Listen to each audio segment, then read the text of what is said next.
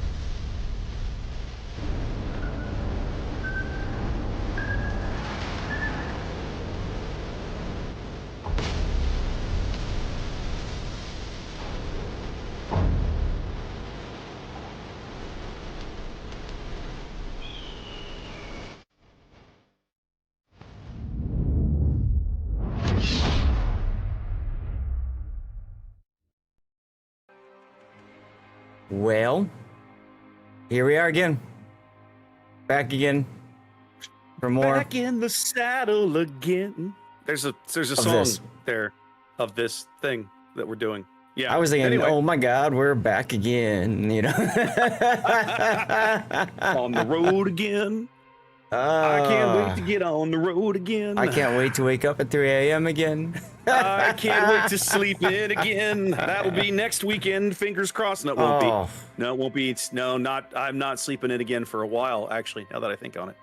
Yeah, no, I don't think I get to sleep in again for a weekend until October, Zaf. I think it's gonna be a while. Yeah, September's busy. I got a whole bunch of TCG streams to start the month, so it's gonna be a busy month.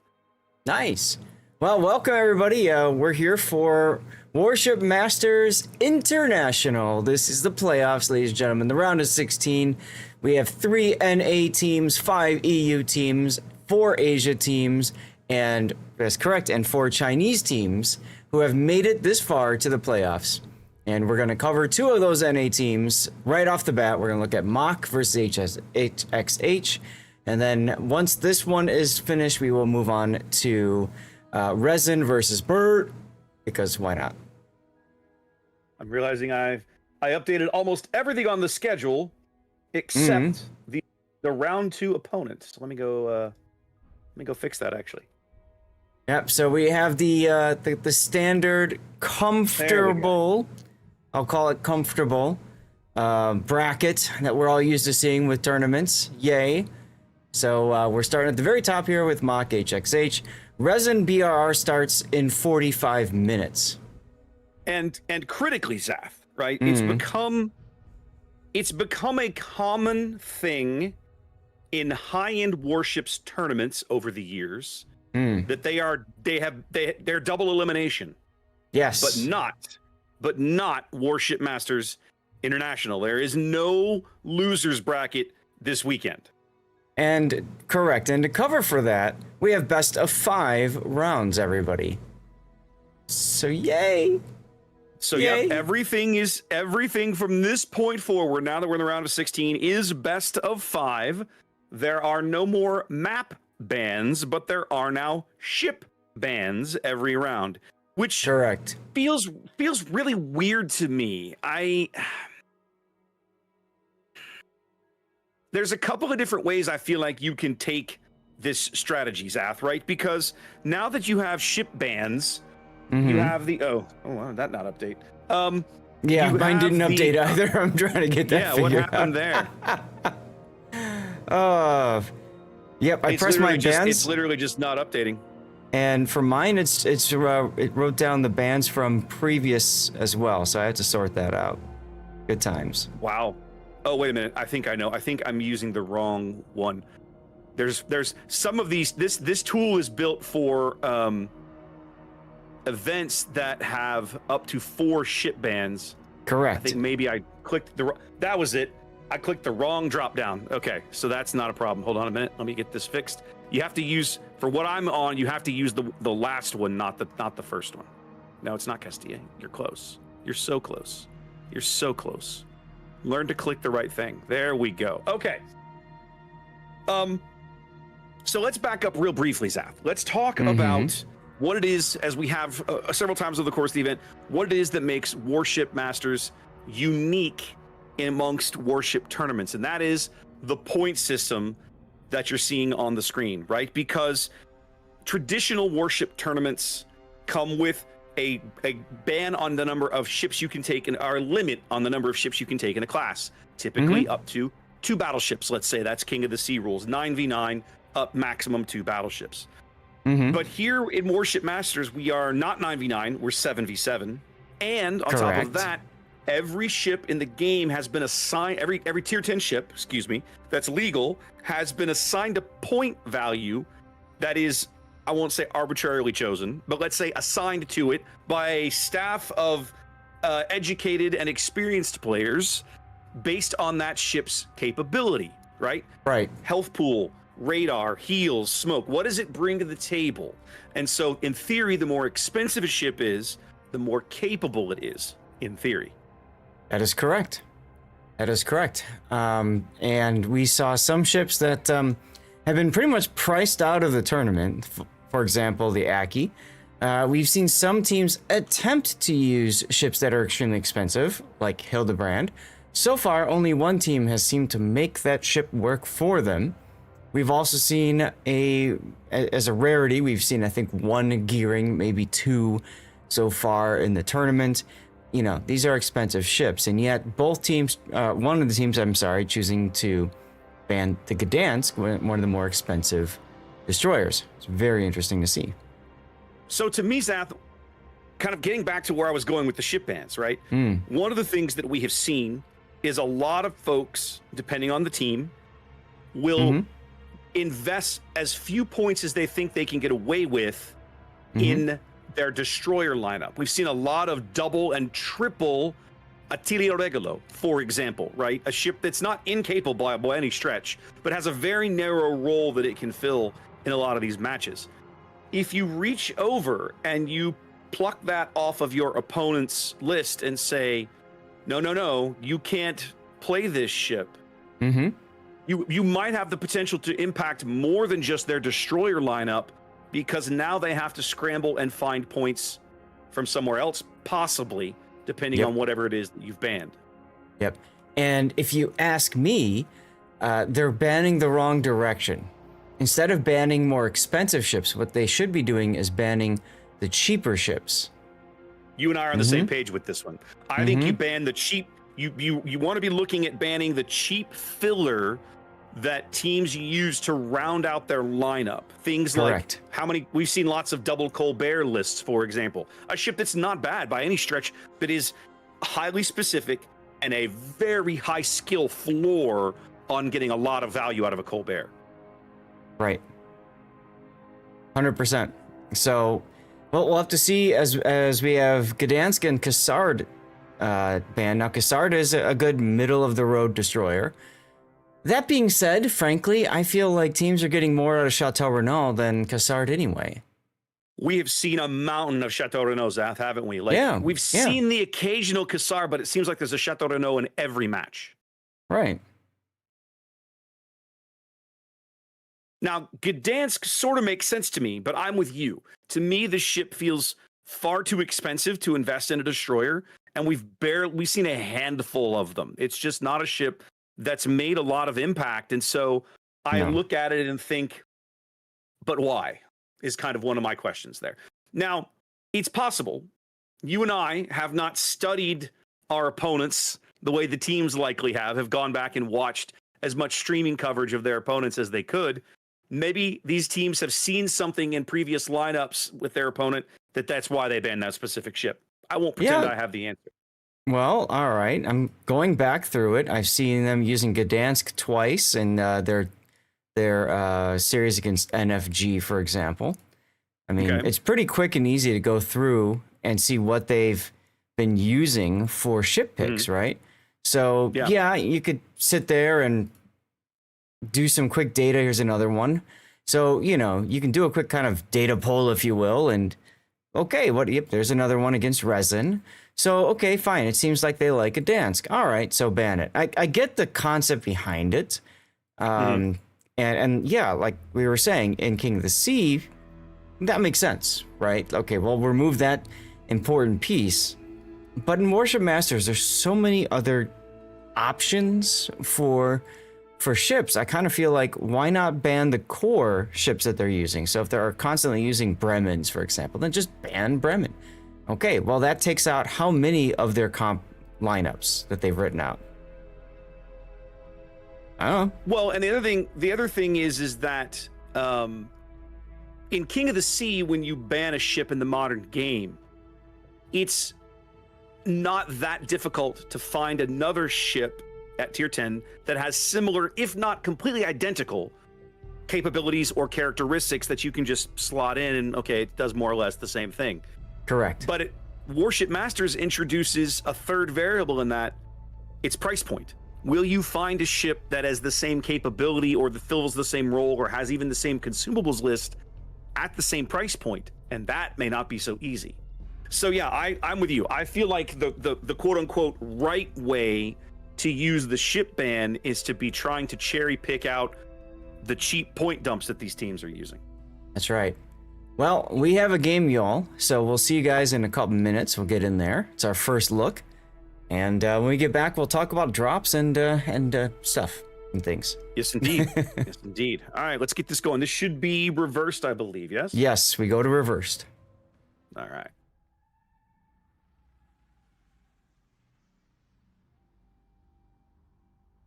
All right, welcome in, ladies and gentlemen, boys and girls, warshippers of all ages. It's time for the international playoffs here in Warship Masters 2026. We are bringing you HXH and Mach. This is Asia or China, Zaf? Help me out. China. This is Chinese China. team. All right, HXH from China. Mach, of course, one of the 3 NA teams that's made the playoff bracket. Let's take a look at the HXH lineup in green as we spawn into Sleeping Giant. We're going to start off here with Tamori's Laffy. I love seeing this ship getting some, well, love here. Running the Dazzle. Brawny and a Vamp Deuce. Nice build there. It's a 4-cruiser lineup for HXH. We're looking at Lemon Eagle's Prince van Oranje, one of the more popular cruisers. HZ's Marseille. We have Homura's Zhao and Denya's Prince van Oranje of their own. And then one battleship, Kokomi, and a Bungo. Zaf, Mach, hashtag hope for NA. What do we got down here in red? Yeah, so down to the south here, we've got Mach wearing Team AMD colors. We've got Sherbridge's Chateau Renault heading up the 910 line, along with Drobot Primus's Jinan. And then heading towards mid, we've got Just Dodge's Attila Regalo, followed by Just a Math Teacher's Castilla, making looks like he might be going all the way to the 1-2 line. We got Shikishima's Thor and K-Bomb's Montana, making more of a traditional double battleship lineup. And then we have got Patton and the Prince van Oranje. Now, we saw Mach on this map with Prince van Oranje doing dirty things to Republic, but we also saw them lose that game. That's true. What's interesting to me about the immediate look we're going to get here, Zaf, is that Mach's going to have to react to the push that's clearly coming down the 910 line. But what I like about it is they have a mountain of torpedoes to shove back at these guys. To their credit, HXH has brought a Hydro Destroyer and the Vampire Deuce to run in front of this giant push. Yep. So we'll see how this all shakes out. But Jinan is exactly the kind of ship you want to have in this position on the receiving end of a big push. Oh, for sure, 100%. Big question is, are we going to get a bump between the Chateau Renault here and the Vamp Deuce? You absolutely are.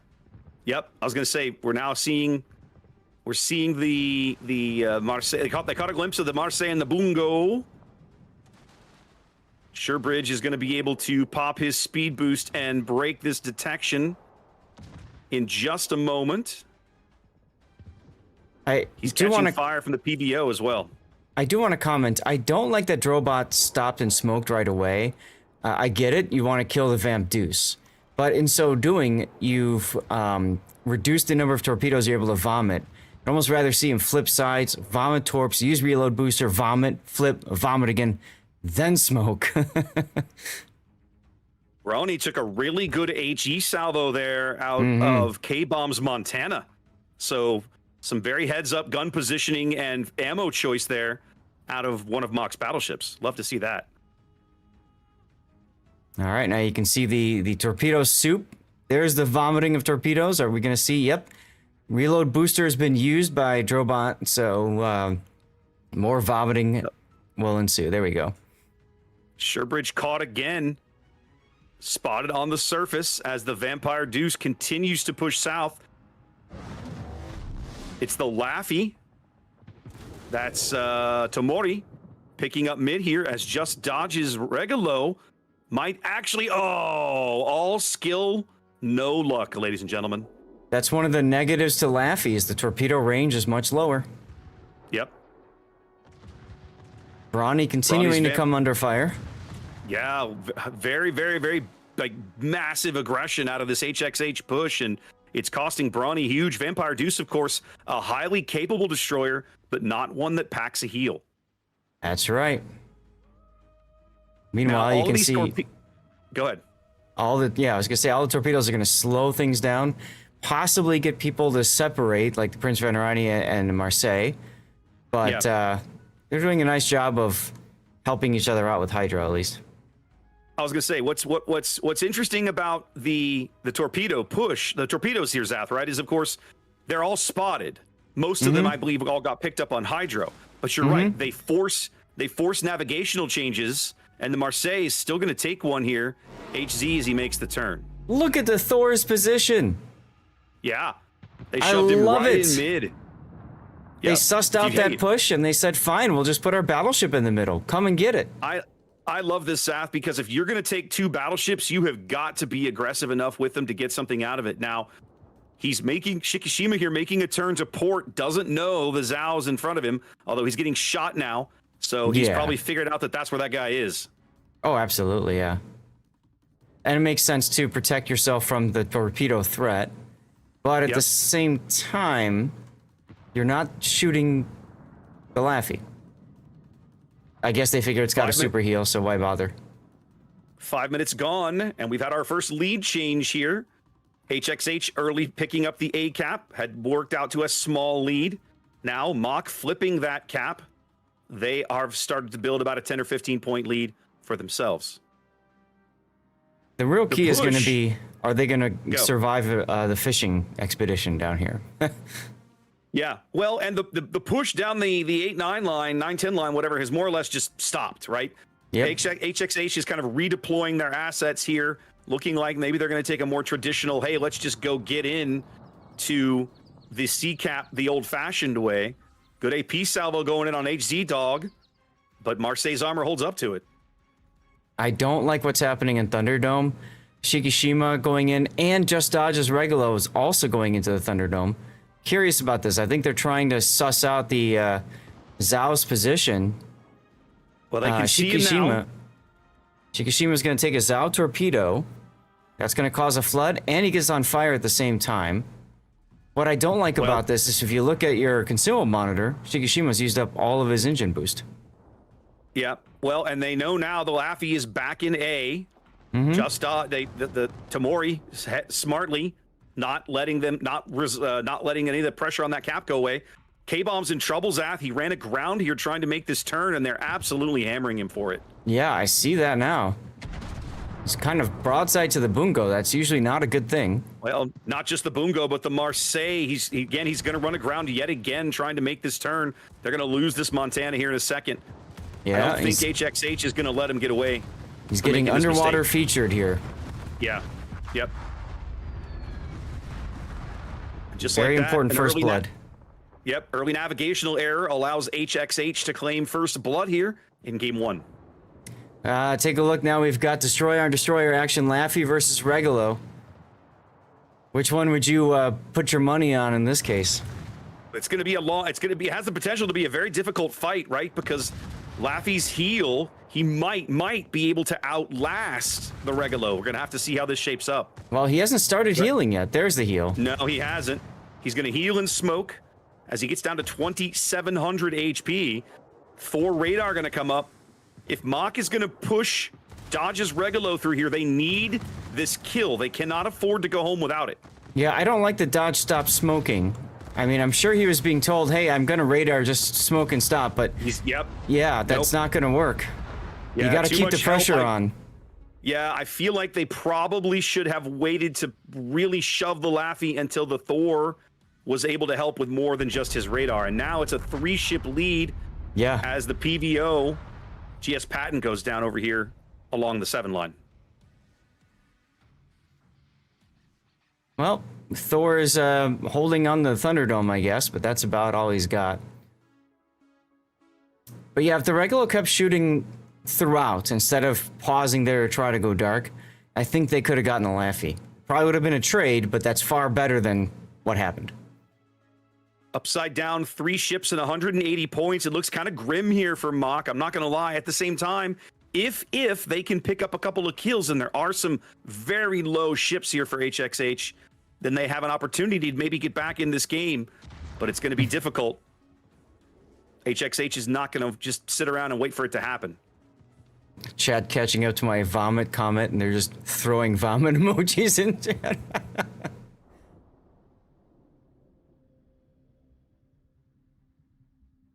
Okay, hold on. They're telling me that Zath is you are apparently way higher on volume, so I'll have to fix that in a minute. No, it's all right. It happens. Yeah. Here, I know. Oof. Shikishima is quite low in the Thor. He got a torpedo hit in Lemon's Prince Van Aranye. That's exciting, but not enough. Yeah.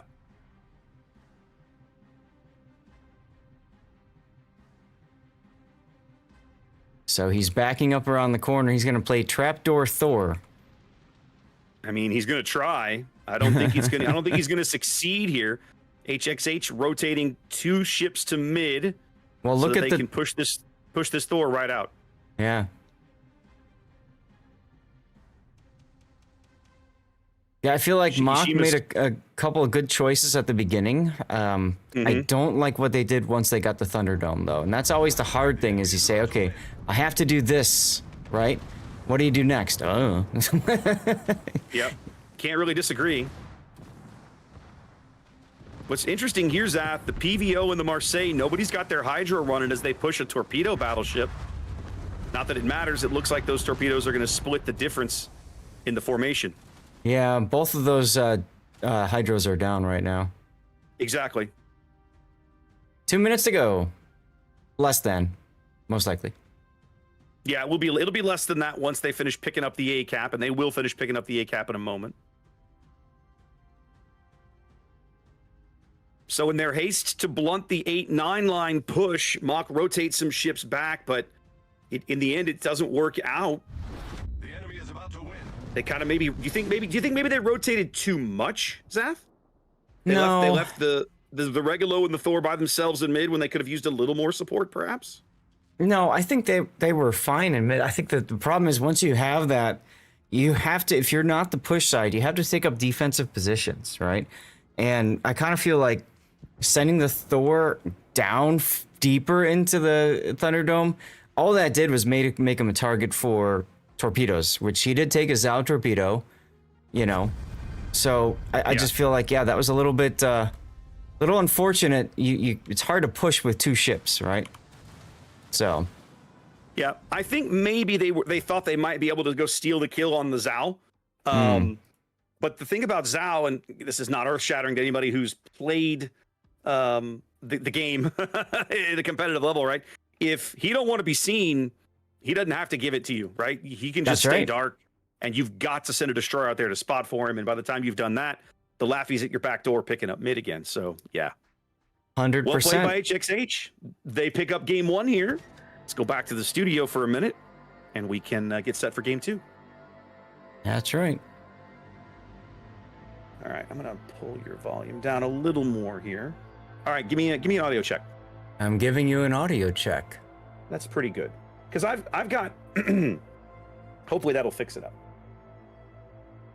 That's fine. I have to figure out. So I had fixed my best of 5 scene, but apparently it's not working with the stream helper when I set Team B as the winner. Is it working for you? Works fine for me.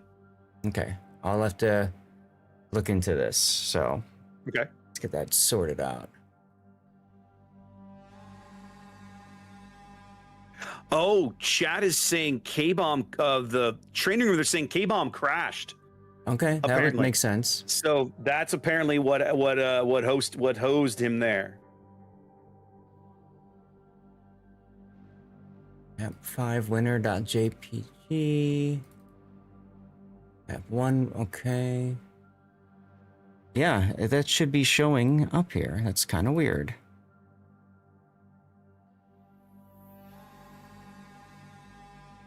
So did not generate our winner. Team B. HSH. Okay, why did it not do that? That's kind of strange. Sometimes when all else fails, turn it off and turn it back on again, right? A reasonable assumption. Yeah, so let's see. Let's do that versus that, and then let's set up, let's say they won. Yep, that fixed it. Okay, that's weird, but whatever. So I just have to go reprogram everything in. Not a problem. Okay then. Yeah, y'all just got a nice behind-the-scenes look at the work that we have to do to make this stuff look good for y'all. It's a lot. It's a lot, folks. There's a lot of balls to juggle, but what's funny is that, you and I have been doing this long enough. Wargaming has developed this system and this little tool that we use to help manage the overlays. It's been the same tool for like 6 or 7 years now. Yeah. Once you've used it a few times, it's like, no, this is pretty good. Like it's pretty intuitive. This is more behind the scenes baseball if you even care. They sent us a streamer pack of all the overlays and everything for 2026. And I looked at it and was like, it's literally the same as last year's. I'm just going to use last year's. Right. And that's what I've been doing. I'm literally using all of the same overlays and everything from last year with last year's tool that I updated on the back end with all of the data and everything. And it's like easy peasy. Yeah, exactly. It's the scary thing though is what happens when it breaks. I mean, it can be awkward, to put it lightly. Ay caramba. Ay caramba. Zaf, let's talk about drops today, drops tomorrow, and the prize pool for the whole event. All right, so drops today. You have, let me get the article up for you guys to see. It was posted a couple of times now. One, there's the Warships article about the finals. The prize pool is $10,000 with distribution being $6,000 for first place, $1,800 for second, $1,400 third, and $800 for fourth. This is the same prize pool as happened last year, as Raptor had mentioned. The different thing for us, though, was we had no idea there was a prize pool because it's in the appendix of the rule set. It's not made very clear. When you actually click on in the rules, there's a button like prizes, and you click on it, and this is not listed. So yeah, okay, sure. Yeah, so I don't quite understand why they didn't have that front and center on the prize pool. You would think you would lead with the most valuable prize stuff, right? But hey, whatever. It's not my show. We just cover it. So for today, you guys should be getting progress for drops. I'm getting progress myself, it seems. Let me refresh my stream and make sure. You watch for 90 minutes, and you get yourself a mystery drop. Yay! Now the mystery drop. So they did get us added for drops, did they? Yes, they did. Okay. Originally, today's drop was only going to be for Warship's official channel. Only going to be Warship's official. A few streamers took offense to this and took umbrage. essentially threatened to quit and walk away from the tournament. And so Wargaming has acquiesced. And now, today, we get the first drop. Which is, as you can see, correct. But as you can see, that's the mystery drop. You got a chance for some bonuses, community tokens, ships. Tomorrow's drop is the St. Vincent permanent camo. You do not get that from watching either of our channels. However, if you already have St. Vincent camo, there's no compensation anyways, so you literally just get one of each red booster. Woo! And that's all that is for the drop there. Okay. All right, Zath. Game 2 is loaded and ready to go, shall we? Yeah, we shall. Let's do it. This time we use the standard spawn. Indeed. Take us in, my friend. All right, well, this is a best of 5, remember y'all, so we've got at least 2 more games covering, or this one and 1 more. This is Northern Waters, Mach up to the north in green with an Attila Oregolo, that's just dodge. Sherbridge in the Chateau Renault, Justin Math Teacher in the Castilla again. Drobot Primus now in a Stalingrad, Shikishima in a Salem, Patton in a Prince van Oranje, and K-Bomb is now in a Preußen with your standard battleship build Lutyens. That's going to be a lot of fun to watch. Tell us about the South, please. HXH in red up a game here in this best of 5. They are also bringing a 2-destroyer lineup. We'll start to the west here as we look at Tomori's Shimakaze. Full torpedo build, as you might expect, although he has managed to pack... it's not brisk on the destroyer tree. What's swift in silence? That's what it's called. Silence. That's there right. There we go. Swift in silence and some radio location, paired up with a Lemon Eagles Bremis, which looks like he's running top grade gun. Is that top grade gunner or outnumbered? That is outnumbered. That's outnumbered. That's outnumbered. It's a 3-4 split. The last ship headed to the western flank is Homura's Bremen. The other 4 here for HXH, led by Broni's Småland. Again, a ship we mentioned last weekend. You don't see a lot of in events like King of the Sea anymore, but right front and center here in Warship Masters. Backed up by Denia's Defense. This is HZ's Marseille and Kokomi's Marseille. Double Marseilles here over at the Sea Cap for HXH. Interesting, Kokomi choosing not to take a special captain. Honore would make... turret traverse and adrenaline rush better.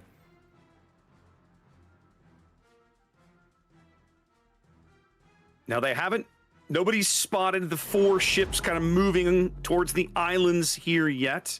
The Chateau Renault, that Sherbridge, had moved out here. We've seen Mach do this in previous rounds on this map and possibly catch a glimpse of things moving across mid. They tried the same thing here. Nothing doing. Everything was far enough back that they couldn't get eyes on any of it. Yeah, unfortunately, that island he ducked behind blocked the vision he needed to catch the stuff to the south at sea. Notably, Drobot's Stalingrad hanging mid here, basically in a position where he can't even shoot anything, just holding and waiting here. Whole bunch of positioning games for Mach here, surrendering early control of the A-cap as they move all their pieces on the board where they want them to be. Well, I mean, a Shimakaze is just simply going to be faster than anything else, right? So, you've already given up the A-cap if the Shima goes that way. That's not a surprise. I think the bigger question for them is, what exactly is HXX doing for their deployment? That's why the Stalingrad is in a very safe position right now.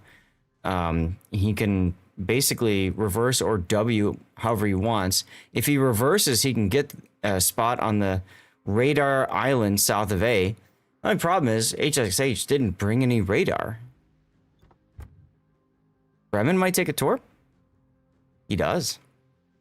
Chateau Renault torpedo. Math Teacher's Castilla headed all the way to the 10 line, but doesn't have radio location to know that there are ships to his south already. The lead he's already detected. Building here. Sometimes the best way... So he knows somebody's down there. Sometimes the best way to get spotted is to be shot at. And then you know where your enemies are and who they are. Math Teacher knows there's somebody over there, and he pretty much knows it has to be one of the destroyers. Oh, yeah. They're catching a glimpse now of Shikishima's Salem. Looks like they're going to try and run him south with the Regalo smoke. Let's see if they can pull this off. It's not going to be easy. They're a little off on their timing. Yeah, and the Shimakaze torpedoes are already coming in, and nobody has hydro to see this. This could be disastrous, Saf. Yeah, this is the risk of taking Salem because you have to choose Hydro or Radar. You can't take both like you can in a Des Moines. So they're going to spot this. They're going to say, oh, no. crap.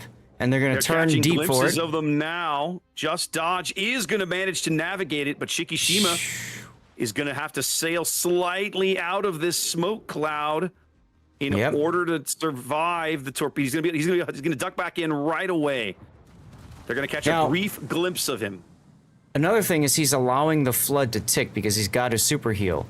Yes, normally that makes exactly perfect sense. However, the negative is it slows him down. So it's going to take him longer to get to this island that he wants to get to because he's choosing to take that flood. The engagement begins on the 10 line. Double Marseille's pushing north. Just a math teacher is going to be just fodder for these guys without help. Yeah, both of them are using the reload booster. Mid. Yeah. As the small and torpedoes go by, and I think he took one. Looks like he did. Yep. Now, K-Bomb going mid is because he's trying to look for broadsides on the two Marseilles as they push north. Now he's a long way from that. He's turning now. He does, you're right, he does have his guns looking that way. But that's a 25-kilometer shot.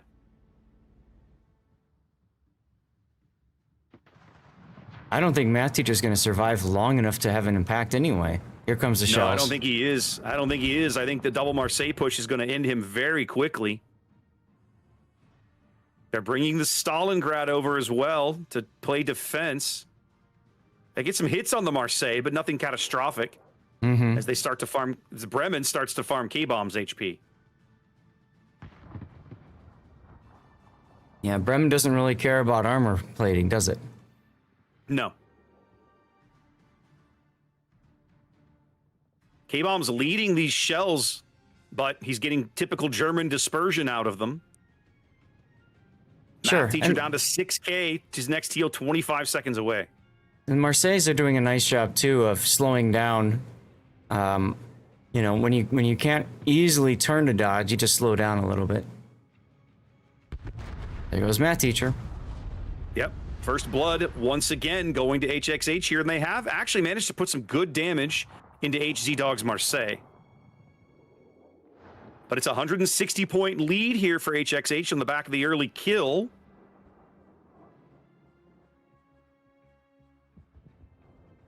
Mock narrowing the gap. Torpedoes coming in on Sherbright's Chateau Renault, but he dodges them as now looks like Patton is going to be the pick target for this Marseille push. Yeah. The destroyers bump into each other. The nice thing for Patton is he can just W and cut behind the island if he needs to.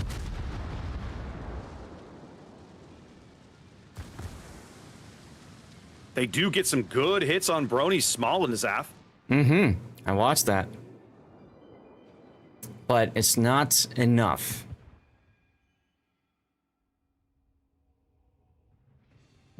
Very patient positional game now. Mock trying to hold back the pressure on the 9-10 line while retaining control of the A-cap. HXH doing really well fighting over it. Shikishima's Salem Zath is just chewing up Lemon's Brennis on the 1 line. Check out these fires. Well, that's exactly what needs to be happening. That's why you take a Salem, right? You got the DPM and you got the super heal. Lemon gets to a DCP and finally manages to go dark, screaming south on only 5,000 HP. And takes another fire. Sticky fire. He'll burn out. I was gonna say his next heal is 48 seconds away. I think that's gonna end him.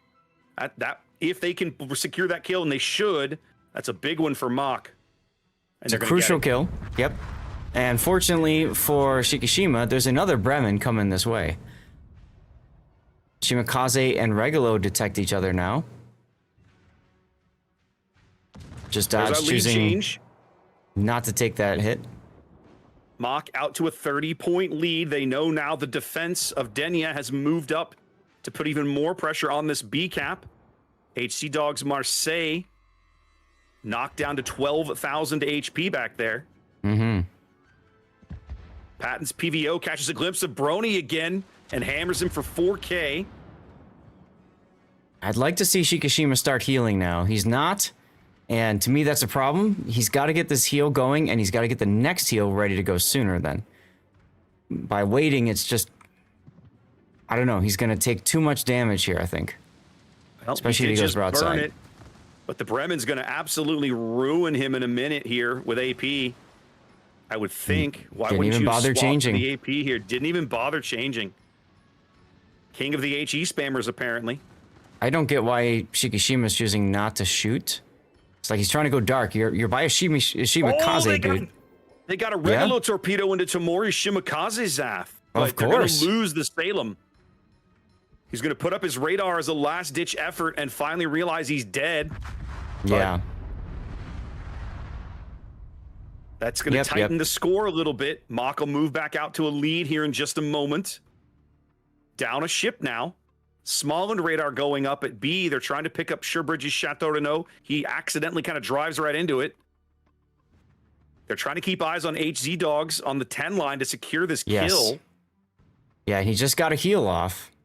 It's going to cost Surebridge some HP, but nothing catastrophic here. Smallland radar expiring. Looks like HZ Dog is on a fire. Yep, he's on a sticky fire. He's 20 seconds from DCP, 3,300 and falling. 20-point lead here for Mock. Game 2. And they do shove the Shima into A. They know now they cannot stay here. The Regulo has got to go. And HZ Dog saves the ship at 97 hit points. The fire burns out. Jeez. Wow. Never call a ship dead until it's dead. But they've put so much pressure on HZ that even when he comes back with his last heal, there's probably not much he's going to be able to do. This is true, but crucially, that's points that Mock needs in order to get the win. Bingo. We're now 70 seconds from a win here for Mock. Sorry, for HXH. HXH now with that cap, yeah. Yep. Just Dodge trying to dive the Shimakaze and pick up a kill, but Tamori, either sensing it or getting detected, smokes right away so he doesn't become a pick target, and they do step the Smallland on for even more pressure, Zath. 45 seconds here as the PVO, that's Patton, is leaving. I'm not sure I like this. I don't either. I think they're trying to go south and maybe get behind Denia or find the Marseille, but there's not enough time. You don't have time for fancy maneuvers. You've got to bag a kill. You've got to push something and get a kill. Well, but they're going to lose the Stalingrad. Yeah, and that'll be game. That'll end the game. Denia takes a torp in the bow, waiting for the defense's guns to reload, and when that happens, the Stalingrad should go out. And there he goes. And that's the game. Oh, that was heartbreaking, Zath. I feel like Mock had some really good options there. They could have won that game, just not able to pull it off. Yeah, I agree. Some interesting plays for sure. I think Shikishima did a great job on the first Bremen, but then didn't on the second. So that was unfortunate. But hey, it was a much more competitive game than the first, and there's at least one more to bring you next. Stay tuned. Indeed, as we'll be headed soon, Zath, to everybody's favorite map. Woo! Tears of the Cruisers. Man, HXH is looking really good this morning, Zath. Mock's got their work cut out for him. Yes, they really do. Now, remember, Mock won 3-0 during the Swiss stage last weekend. So they won all 3 of their matches on Saturday. They therefore got to actually sleep on Sunday.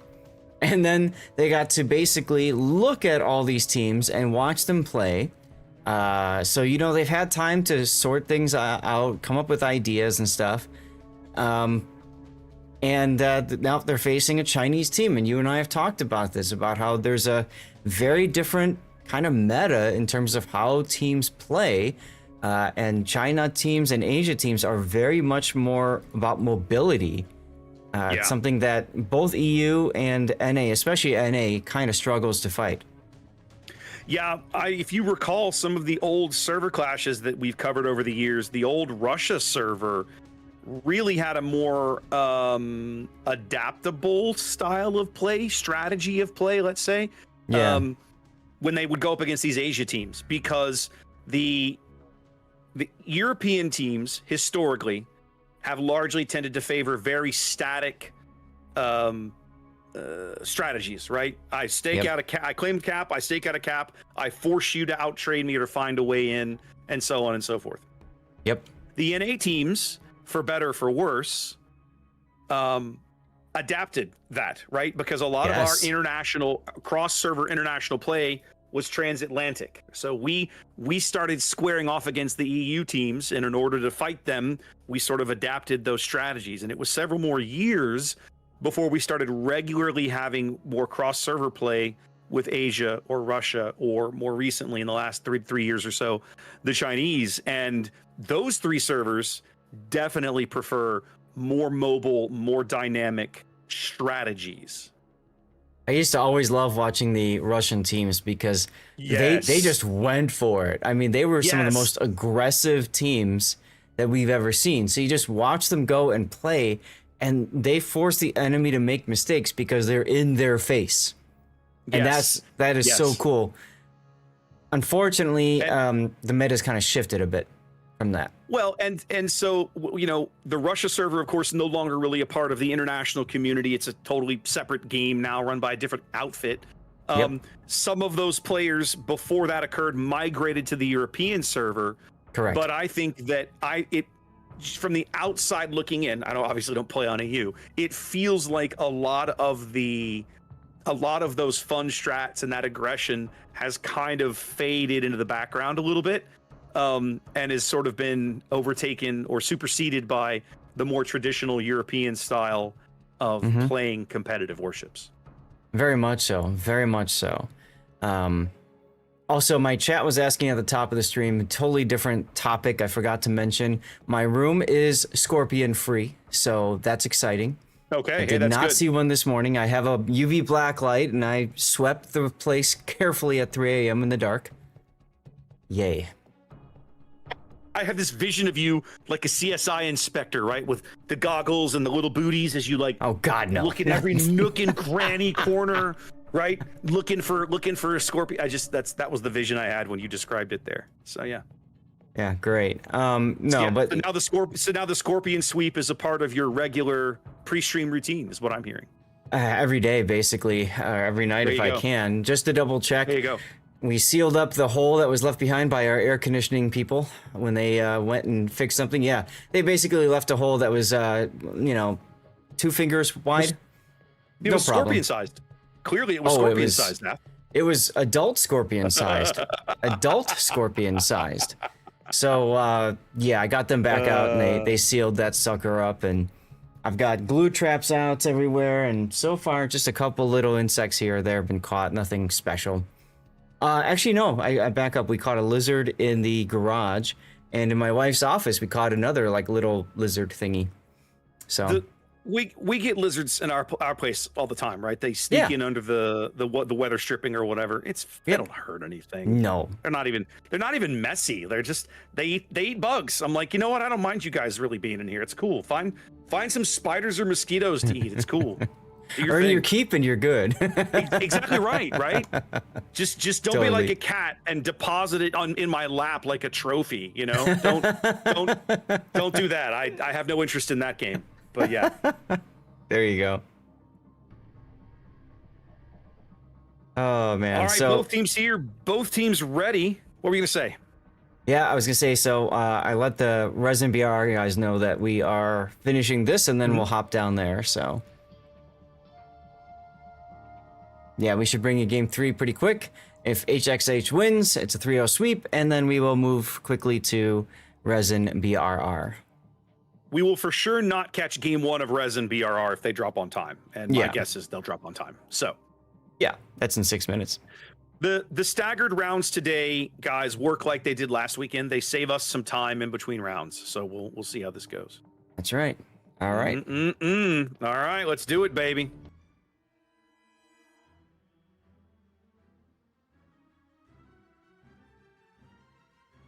Okay, here we All go. right. Pivotal game 3 for Mock. They got to get this win. What do they Indeed, got? it's do or die time for Mock here. Go ahead. All right, well, they've got Just Dodge CV in a Lucian this time. Interesting choice. We've seen that before, actually, on this map. Surebridge and the Gin Chateau Renault. Just a math teacher in the Venezia with unique upgrade. Drobot Prime and a Prince Adalbert. Shikishima and another Venezia unique upgrade. Patton in a Janan. And K-Bomb, again, in the Montana. Now, what's interesting is we've seen this before from Mock, and I mean, I don't believe it's worked. We've seen this twice. I know one time it definitely didn't work. They take the two Venezias, they push along the push side with them, and yeah, they just can't seem to make it work, but we'll see what they do. Sorry, we got to talk about Team AMD to the red, don't we? Let's have a look. We're back in Smoland is Tamori, paired up with Broni's Habarovsk.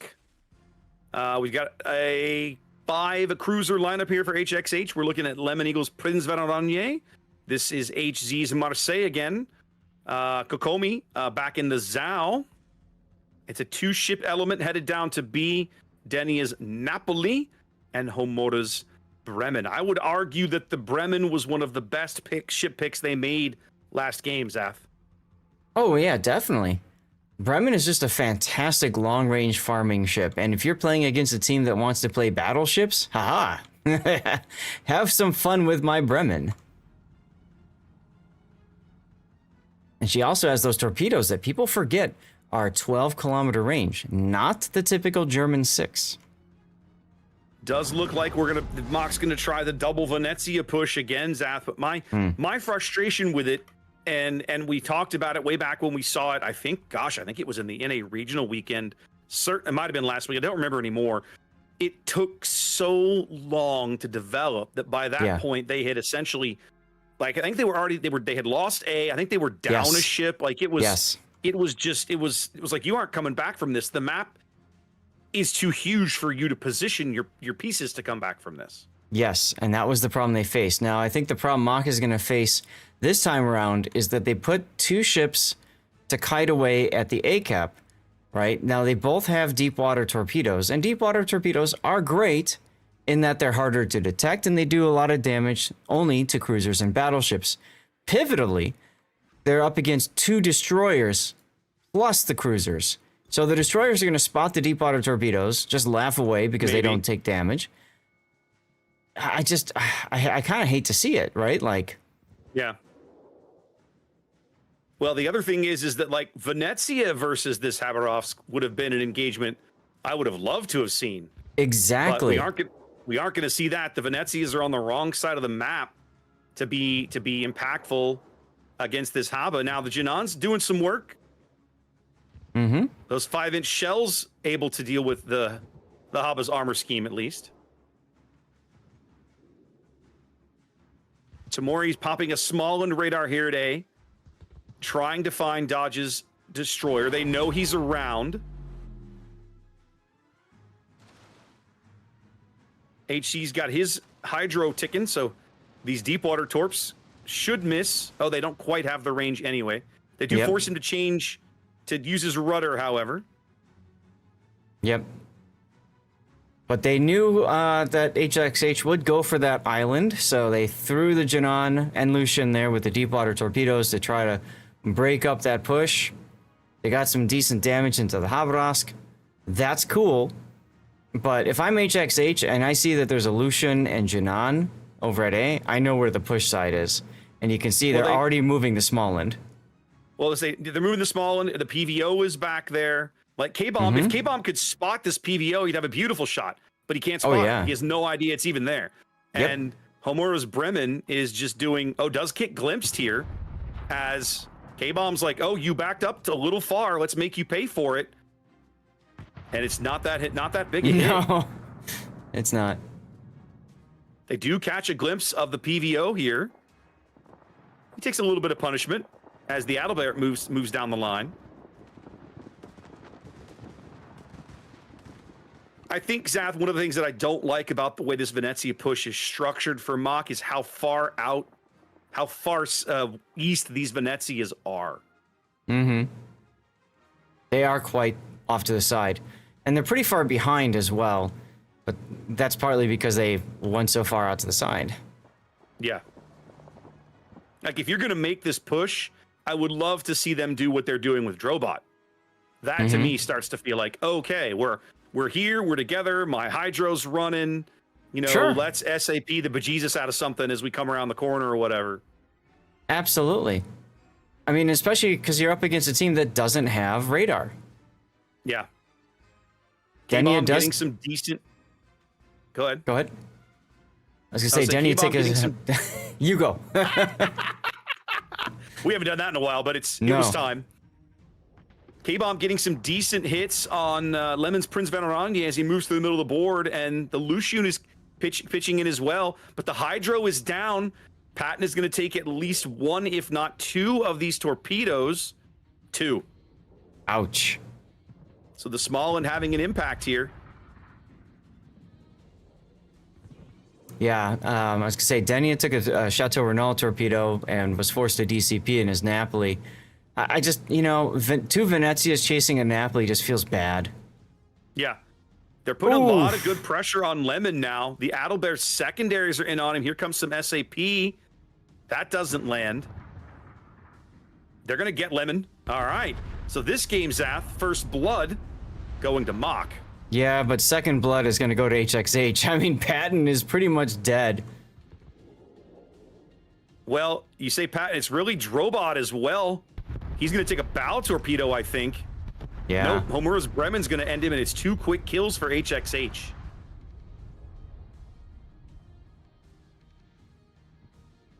That is one of the disadvantages of the Janan engagement, Zath, is that the Khabarovsk AP can probably Citadel you if you're not paying attention. Oh, for sure. I mean, you're in a Janan. Anything can Citadel you if you're not paying attention. That's a fair point. It's a fair point. I'm being a little too general. But here we are, 7 minutes into the game, and finally, at long last, Mach units are starting to arrive at the B cap. The Adalbert had made it, but died. K-Bomb taking like a cross-map shot at HZ's Marseille.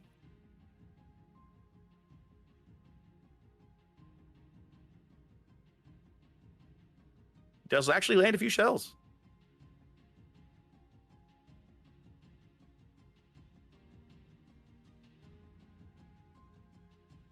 The other thing I love about what HXH is doing, Zath, you know, they rotated the small one through mid, and now that they know that the Lucian is dead, they're like, let's go pick up the C-cap.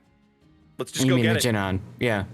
Janan, thank you. Yeah, once the Janan is dead, they're like, let's just go get the C-cap, be done with it. Yep, and you can see just dodge, putting the Hydro out, trying to suss out if the small one's going to do that. There's the spot. Small one could radar. There he goes.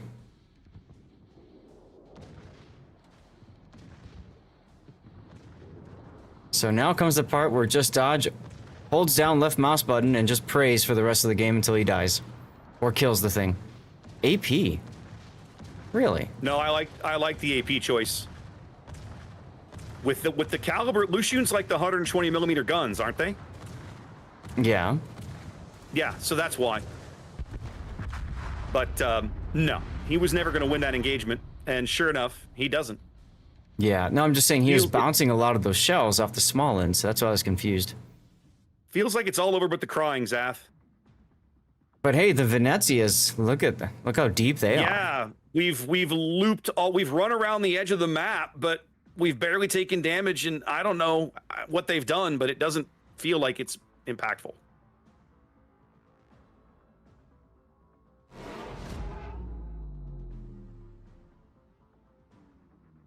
Yeah, and the interesting thing is we've seen this, like I said, we've seen this at least twice before. So, I don't know, maybe that's just what they got. You know, we talked about this before. The tournament had pretty much no warning for people, so very little chance to sit down, come up with strats, and figure out ship choices and whatever else, and who even's going to play. So on top of that, you try to put together practices and scrims and stuff like that. It's a lot of work to come up with even one strategy on a map. Oh, big hit there on the Bremen from K-Bombs Montana as he takes some torpedoes. I say it's at point blank range. He kind of has nowhere else to go. As Omoro's just going to lazily turn and out the other torpedoes. There they go. Yeah. I mean, look, I'm pretty sure K-Bomb knows he's dead and the game's over. Yeah. Right? Like, you know. Well, they might still get a time extension. Yeah. Let's see. The SAP shell's coming in. Nope. They do not. They miss it by a split second as they do finally claim the kill on the Bremen after time expires. It's an HXH sweep here in the round of 16, Zath, and sadly one of our NA teams is going home. That's right. We've seen one of 3 NA teams knocked out in a 0-3 sweep. Let's go watch another NA team. Well, they'll be in the middle of game 1, so we don't have to be in a massive rush to get over there. You know? I know. Just saying. In the meantime, I've got a fun graphic to share with you all. I shared this with Sea Raptor yesterday. We do our best to avoid the World of Warship's official channel. So marked safe today from World of Warship's official cast. Oh yeah, I remember that one. Yeah. We can't use that tomorrow because tomorrow we're all going to end up stuck together. Now you say that, but if you go look at the schedule, we are slated to be with the EN official cast the last round of the day. I had a feeling that would happen, and I'm okay with it because it's the last cast. And there's only 4 matches, so there's only so many places you can go, right? Like it is what it is. Yeah. You're eventually going to get caught up. The important thing was the first couple, and so just so you guys all are aware, understanding why we do that, why we kind of meme on it a bit, is because the official cast is the only entity that has the authority to stop a match and hold it before they're ready to go. So we oftentimes try to avoid it so that we don't get stuck sitting there doing talking heads while they're doing whatever is that's more important than watching a battle. Whole lot of thumb twiddling, right? Can go on in those instances. Yes, exactly. But we do have the ability to at least program in our handy dandy stream helper tool and show you guys what we're going to see for our best of 5, our next best of 5 series. Game 1 in progress right now. I know. I saw what you did there, Mr. Garibaldi. What did I do? All right. The handy dandy micro helper? I know what you did there. I know exactly what you did there. If anybody needs some help, just say it. All right, let's see. I'm actually going to put this drops graphic up. There we go. I'm stealing it off the main site. Oh yeah, that's what I do. Yep. So there's your best of 5, y'all. Again, we're going to be covering at least 2 games from this series. Banned ships are Gdansk and Nevsky. Okay, so we're sticking with Gdansk again and Nevsky, you said, huh? See, again, your teams, these guys banning the stuff at the top end. I'm just like, but why? But why? Hashtag don't understand. Sometimes I feel it's because they want to play with those ships too. And so they don't want to ban the ships they want to play with. Fair. It just seems weird to me. In personal opinion, I would expect to see Prince Vanarani banned because that is by far the most popular ship pick from last weekend that also has a pretty high win rate. I personally feel like a team that was able to put together a PVO free lineup and then continually ban it would absolutely impact somebody's lineup choices. Yeah. Yeah, see, Prince Vanarani, by far the most picked ship so far in the tournament, followed by test ship Zhao, Regalo, Chateau Renault, and Henri IV. So ban one of those ships and say, okay, our comp is better, right? Oh. Chat catching up saying, it looks a little grim for Mach. Yeah, It did. Yeah, it was. Yeah, it was. On the bright side, they can go back to bed, those lucky bastards. And on top of it, I can only dream of such a utopia, Zaf. Right? On top of that, they get to take tomorrow off. Yeah. Yeah. I could only dream of such utopia where I could be back in my nice, comfy bed.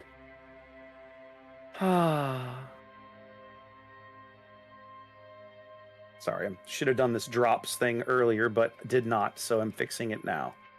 There we go. No problemo. All right. No problemo. Okay. So now then, let's make sure these things are working the way they should. Pretty close to it. Is that an A starting to stand for? Not again. Oh, that hurts. That hurts. I mean, where's the lie, Zaf? I know. Well, where's the lie, my friend? CL and Tivat are tied up 1-1 as of a few moments ago. TSYMQ and Throw tied 1-1 as well. Eris is up 2-0 over AMCF. So that's a China Eris AMCF. China TSYMQ. China CL Tivat. Jeez, I can't English.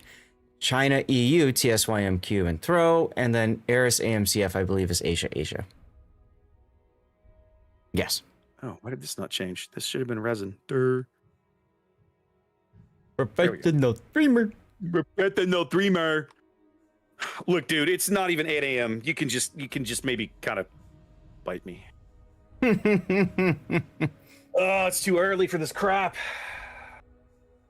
Last weekend I had so much to deal with on top of having to deal with the new friend in my casita on Sunday that I was off the whole day. I just felt like my brain just would not brain. Sometimes you're trying to focus on something and then just there's that one little thing that just pushes it over and all of a sudden everything just falls apart. That's kind of how it felt on Sunday, unfortunately. You've just described someone having what's known as a mental breakdown, Zaf.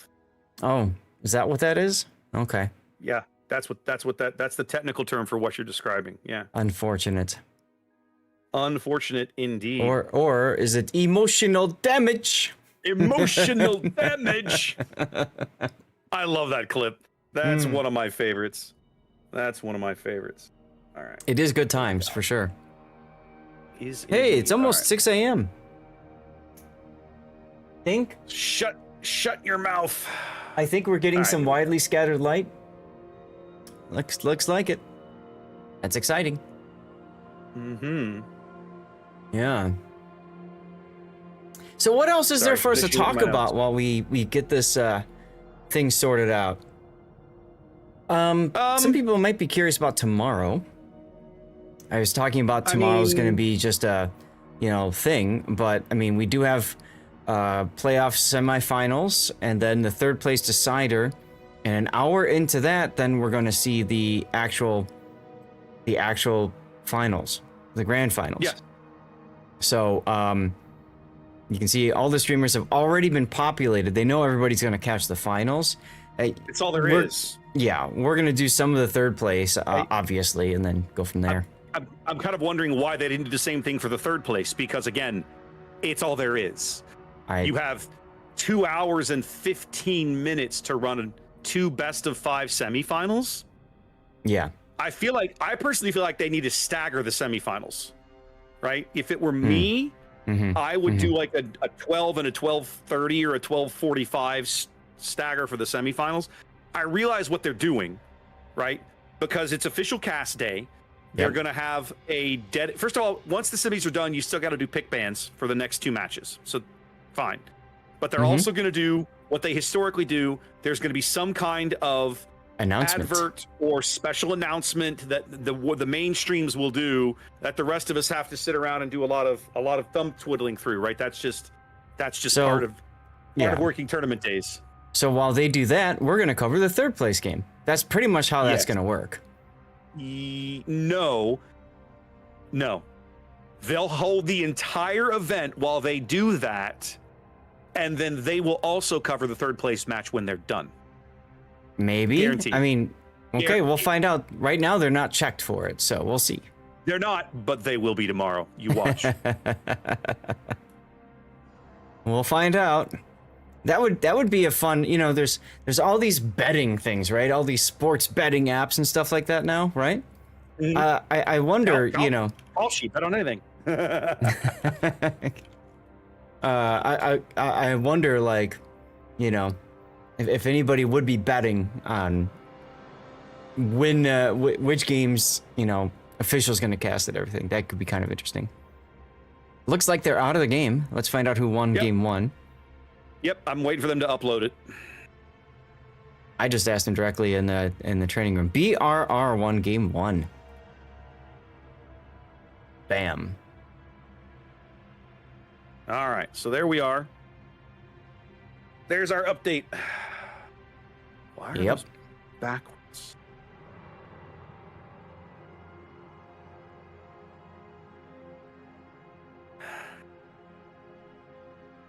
You okay over there?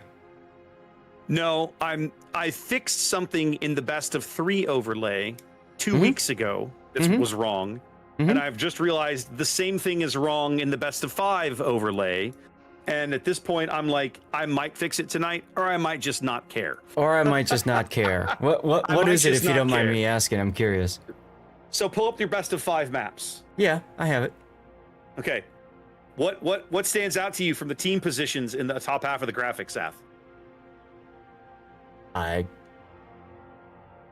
they reversed for you? Compare them to the bottom half of your screen. Okay, mine are correct, but maybe yours are not flipped. Okay, mine are not. And it's one of these things. It's like when you go into the back end of thing, it was an obvious error, right? And it was done in both the best of 3 and best of 5 ones. So, anyways, I fixed it in the best of 3, and I'm like, I guess I could probably screw with it now. I'm just like, do I really care? Do I really care? Maybe. Yeah, I sort of care. All right, let's see. Hard maybe? It's definitely a hard maybe.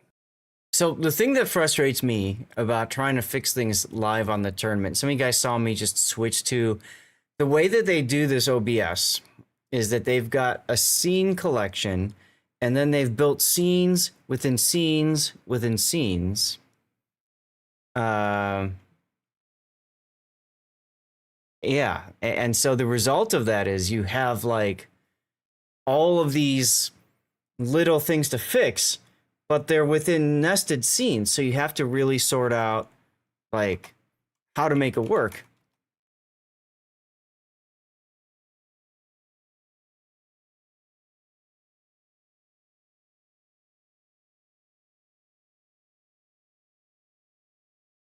On Earth.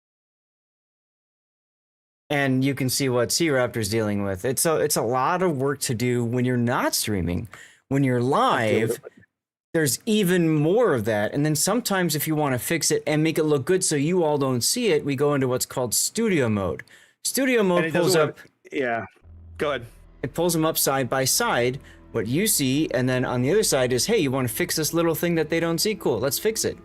The problem is when you pull up studio mode, OBS has a history of becoming unstable. And then it crashes. And then with the 5-minute delay, that just hurts. So, it is what it is. The other thing is that sometimes when you fix things in studio mode, they don't actually work, right? It's not actually correcting. OBS is fun in that there's certain things you can only fix in a live scene. I'm done. I'm not screwing with it. It can just be wrong. It can just stand there and be wrong. Especially since the ship bans actually don't matter right now. I'm going to try and find that. I will try and fix. I think I can hide those. Can I hide those? Ooh, I can. There we go. That's at least more correct now. I had a viewer. Now that I look at it, I'll take the bands out. Hold on, keep going. I had a viewer that was really upset once because my spawn reversed scene had the wrong overlay colors for the teams. And they're like, fix it. I'm like, I can't fix it, because if I try to fix it, there's a chance that everything breaks. And if everything breaks, y'all are gone, and I'm trying to make a 5-minute delay back up again, which means I'm gone for an eternity on a tournament day, and y'all just go find someone else to watch, and then it's like, what's the point? That's kind of what happened with you the first weekend. What was that, Sunday, when you were trying to fix your camera, right? And then you ended up blue screening. Well, right, the camera died, and that wasn't OBS failing. That was my machine deciding. That was Microsoft Windows deciding, you're done for the day. You're just done. And you're right, because I'm trying to stream the last game of the day. Yeah. That it just sucks. And what was even worse was, and I didn't catch this until later, but because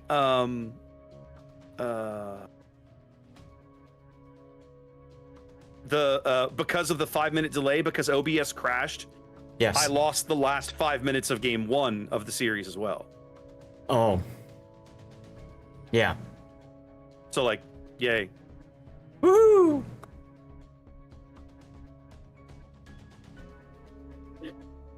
Well, lots been going on in the training room. They've been told 4 minutes to start, so they are taking the full 10-minute break in between. I'm not surprised. Remember, Resin is one of the NA teams. BRR is an EU team. We watched as BRR fought a tiebreaker in the regionals. This is the team that was playing against SIA when SIA lost. Remember, they were a Polish team, and all of Poland lost internet or power or whatever at the same exact time. So the entire team of SIA disconnects. They've got 6 ships. BRR's got 3. BR just walked on in and shot them all to pieces and won with, like, I don't know, 7 minutes on the clock. And so they decided, well, we'll just replay that if it comes to needing to do that for a tiebreaker. Shocker. Turns out they did. They needed to do it. And Putin and I sat around, waited an hour and a half for them to wrangle everybody back into the training room. And BRR said, we are going to just show that this doesn't matter. We win no matter what. And they did. And that's what they did. So I'd say that BRR has probably fought the hardest of all teams to be here today. And we'll see what happens against Resin. We caught some of them last weekend, Zath, right? We saw them play. I'm going to have to go back and look it up. ZZHL. They looked really good in that series. 2-0 sweep. Yeah. I remember thinking, hey, these guys are fun to watch. Yeah. Absolutely. Absolutely. They are still waiting. Oh, that's so cute. My watch is telling me good morning. 3 hours after I wake up. F you, watch. Say, you're nicer than I would be. I would take the thing off. I would take it and throw it across the room, right? I'd be like, get the hell out of here. My favorite is when I'm like in a plane or something and it tells me time to go for a walk. Yes. Yeah, those are always good. Yeah. Let me get right on that. The smartwatch and smartphone don't like it when you get on long haul airplane rides. They really don't. They can't. It's one of those does not compute things, right? Back when I used to back when I used to wear a traditional watch many moons ago, I would always, when I climbed on a long haul flight, I would manually set it to where I was going, right? So that I could always, I mean, because what time it is on the airplane is kind of irrelevant, right? It's like, who cares what time it is? You can't go anywhere. Just worry about what time it is where you're going, right? So that's what I would do. And I like that because it helped me know. I could look at my watch and say, oh, it's 3 a.m. where I'm landing. I should probably go to sleep now. You know, that kind of thing. So. Oh, sure. Absolutely. As a matter of fact, my lock screen, I have that. I've got local time back in Chicago, and then Prague time. One of my favorites, I used to have it was a separate app that did this for me when I lived in Canada, but Google has it baked in now. There's a clock widget, right, that you can put, well, let's see, what do I got on here? I have 24 time zones.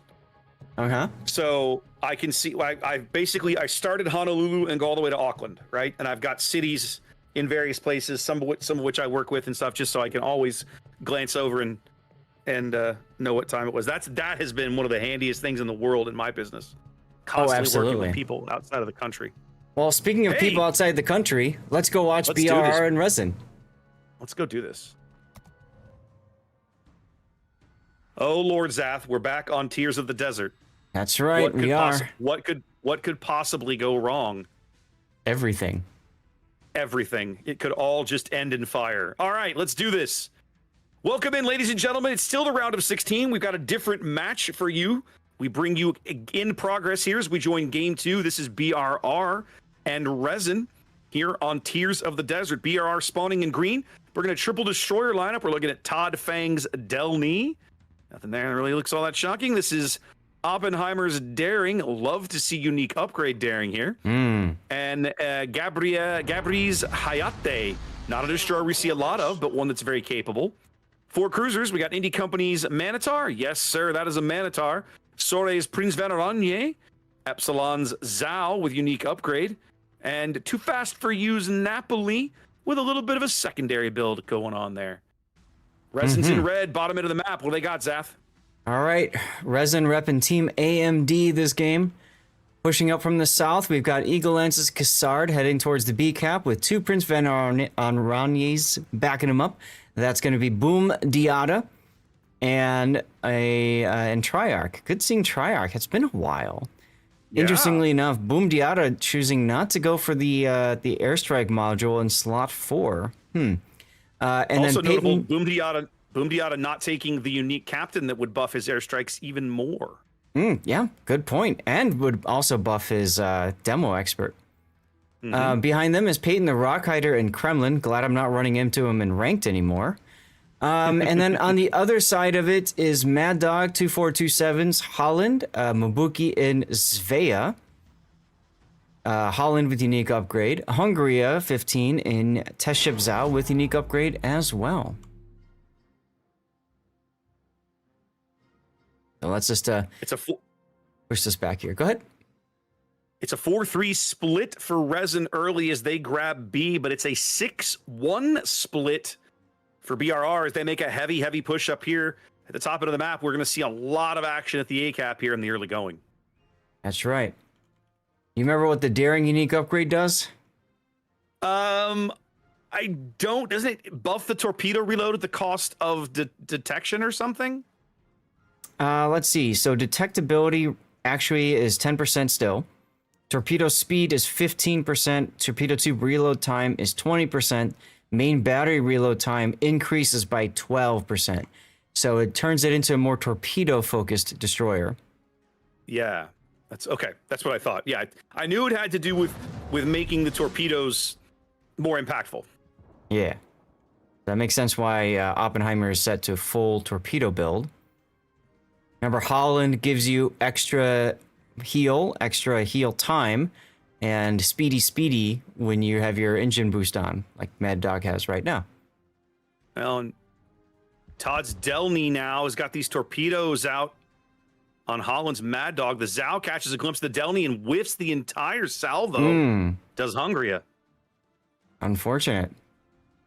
Delny Torp's coming in on Holland. We'll have to see. I think Mad Dog's actually got a brilliant little gap there. Yeah, he should be fine. Zal's follow-up salvo does catch a little bit of damage there. All right. They step the Daring onto A. That should draw the Svea radar. There it is. But Hungary's guns are looking the wrong way.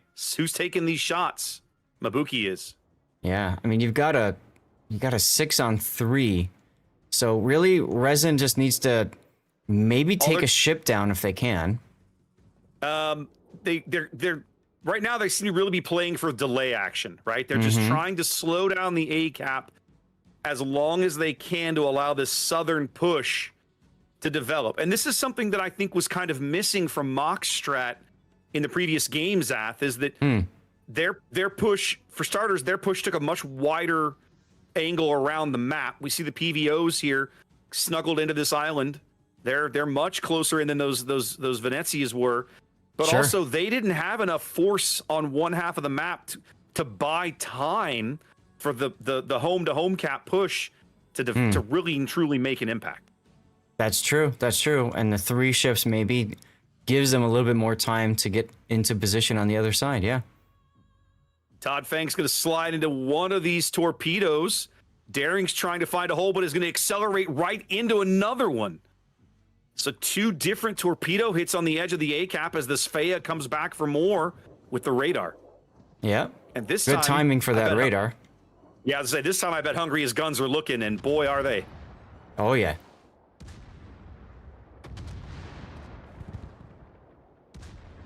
Yeah, if they can take down that, there's a fire. There's the DCP. Yep, Oppenheimer puts that fire out right away. Mad Dog's Holland trying to work in, knowing that he outspots this Delny. Still not able to see him, though. Big hits on the Minotaur. Yeah, and the I just saw that. BRR's trying to rotate the Hayate and Minnow back across the map. That was Peyton's Kremlin that smacked the Minotaur. Yeah. As Prince Vanderani detected, look, he's already down to 3rd. Wow. And they're working over Epsilon. Zhao over here on the 9 line as well, Zath. Yeah, that's what I was just saying. Yeah, double PVO.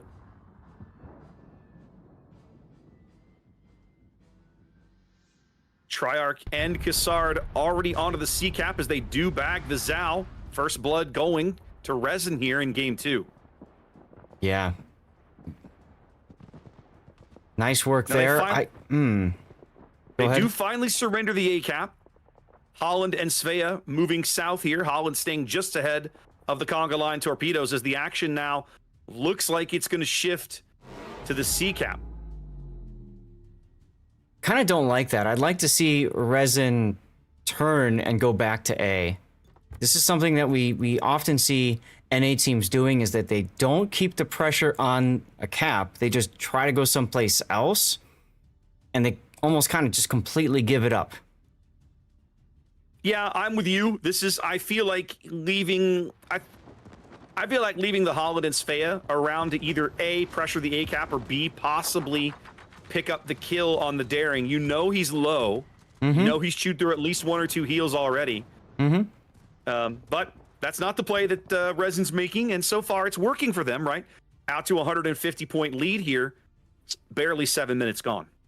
Yeah, I mean, Peyton's in position along with Triarch to just hold C for the Dominion.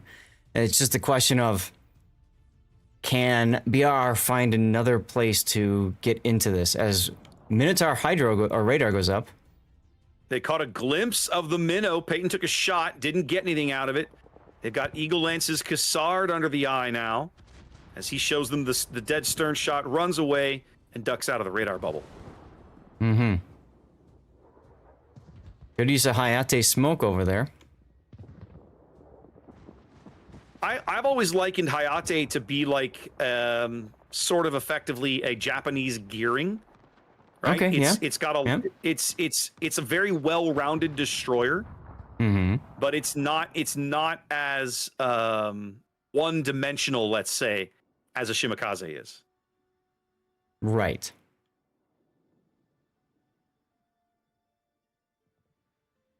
Minotaur trying to get some of his own back here, steadily chipping away at Peyton's HP with his AP shells.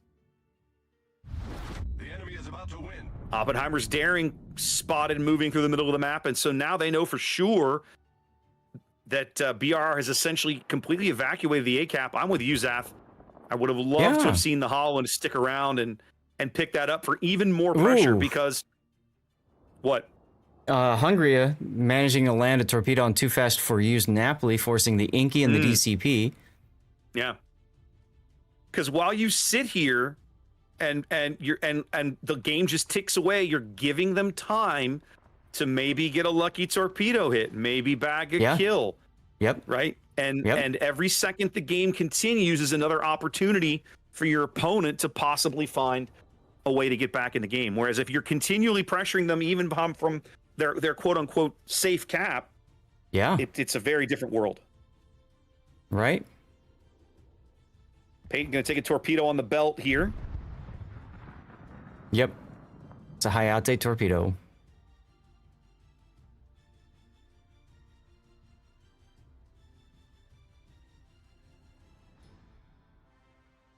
Very static game for the moment. 270-ish point lead for Resin. About 90 seconds from a win. Oppenheimer's daring is about to change that math, though. He's going to duck into the C cap. Mm-hmm. And you can see, I think Resin has kind of said, oh yeah, we can go to A. Mabuki just going straight for it. Yeah. Well, and I mean, they know the Napoli's up there. Yeah. And by himself. Yeah. They know for sure that pretty much everybody has evac'd. They're trying to pick up this kill on Sore's PVO now, who's burning through his second heal. I think they might get it, depending on the drop. They might. It's going to take a little longer. Here comes another round of bombs.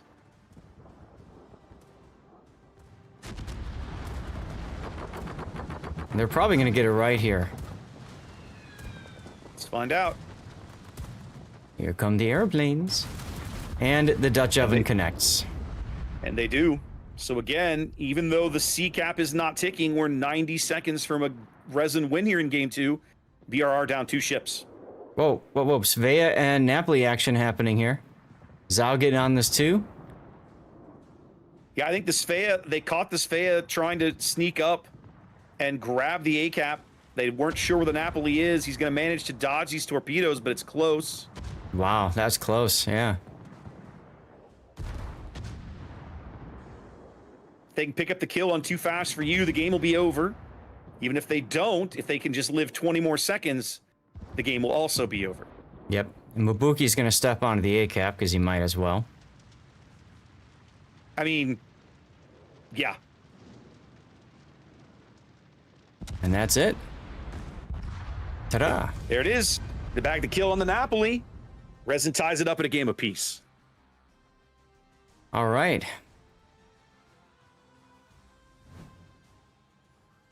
Well played. You know, Zach, it's interesting to me to watch that game immediately on the heels of Mach and HXH. Mm-hmm. Right on the same map. Mm-hmm. Now, Resin even here, so both NA teams spawning on the South Cap on that map.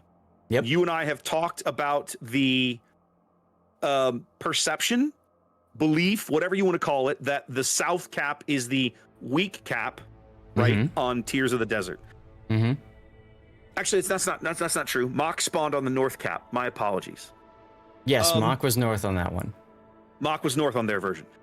Both teams trying the home-to-home push, but Resin's executed, I would say, organized better from the get-go and executed better, in my opinion. Well, so far, interestingly enough, the Bravo team has won far more frequently than the Alpha spawn on Tears of the Desert. Out of 36 games tracked, Alpha has only won 13, Bravo has won 23. So maybe, Zaf, what everybody knows about Tears of the Desert is wrong. I think the key is the nice, big, chunky island south of the A cap gives you a good amount of cover, and you can still radar things and shoot things and stuff like that. Whereas to the north, there's an island there, but it's not as good, much smaller, and it's not as high, so shells can still dunk on cruisers from long range. So, yeah, I think that's one of the big differences between the two there. Yep, big time. Big time. Where are we going next? Northern Waters. Okay, Northern Waters is much more even. Slight edge to the Alpha spawn, which just happens to be where Resin's going to be.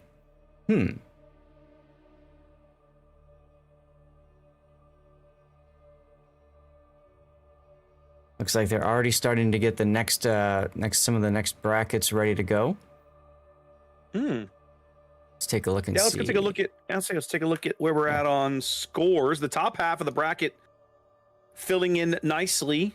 Throw falls to TSYMQ 3-1. Tivat and CL still playing according to the bracket. I'm wondering if it's still the same over here. Let's pull up the correct stage. Yes, Tivat and CL still playing. Their game 4 has not reported yet. And of course, earlier we watched HXH defeat Mach, and Eris defeated AMCF. So TSYMQ and Eris is our first quarterfinal match that we know of. A pair of China teams squaring off. Yes. No, Eris is Asia. No, Eris is TSYMQ Asia. is China. Apologies. Yeah, so Asia versus China in that one. And then HXH is China, and they'll be looking at CL, or so there will be an all China match in that top half of the bracket. So we know where the official China cast will go. Correct. CL Tivak, by the way, is tied at 2 each. They're going to game 5. There we go. Excellent. Yeah. Somebody's getting a great show. I love it. Yep. And, you know, it's unfortunate E-Rare down 2 games against Hybro. Oh, man. E-Rare, the only team we were able to see really utilize that Hildebrand. Yeah. I really wanted to see them in the quarterfinals if we could, Zath, because their Hildebrand strats absolutely remain some of the only ones, as you pointed out, that I've seen work. Yep. Now, I think I signed us up for the bottom for Eris AMCF. Yeah, I did. Which we could do, or if you want to watch the China throwdown, it's fine too. But my guess is TSYMQ Eris is going to start earlier because they've already set it up. We'll see. In the meantime, thanks everybody for tuning in. Just a reminder, we have a 5-minute delay, so our apologies if we're not responding to you right away, because we can't. It's very challenging for us to do that. So, and I do want, good. Want to take a moment. It's fine. I just want to take a moment and thank Trendless for the raid. It was great to meet him at the CC Summit. We all got to hang out, actually in Munich, right before getting to Belgrade. That was a lot of fun.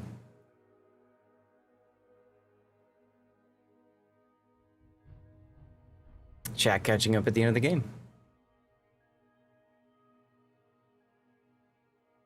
You okay over there? You look like you're really focused. I am good. I'm trying to figure out how to load some things in my bot. So, because we got codes to give away, Zath. Yes, we got codes. We got codes. Now, ordinarily the codes that we get for giveaways are, well, they're kind of small stuff. It's containers and flags. But they did something really cool for us this weekend, Zath. We have tier 9 and tier 10 bonus packages to give away. That's really sexy. It's very sexy. It's also extremely rare, y'all. So make sure that you are hanging out on both of our channels, doing the things that require you to get in for those giveaways. For me, it's just being active in chat and following. I'm sure you have something similar for you, C-Raptor. Well, I do my giveaways on Discord these days so that everybody who's watching, regardless of where they're watching, can be oh, I see, I did that wrong. Or they could not even be watching, right? If they're just active on Discord? Technically, yes. Technically, yes.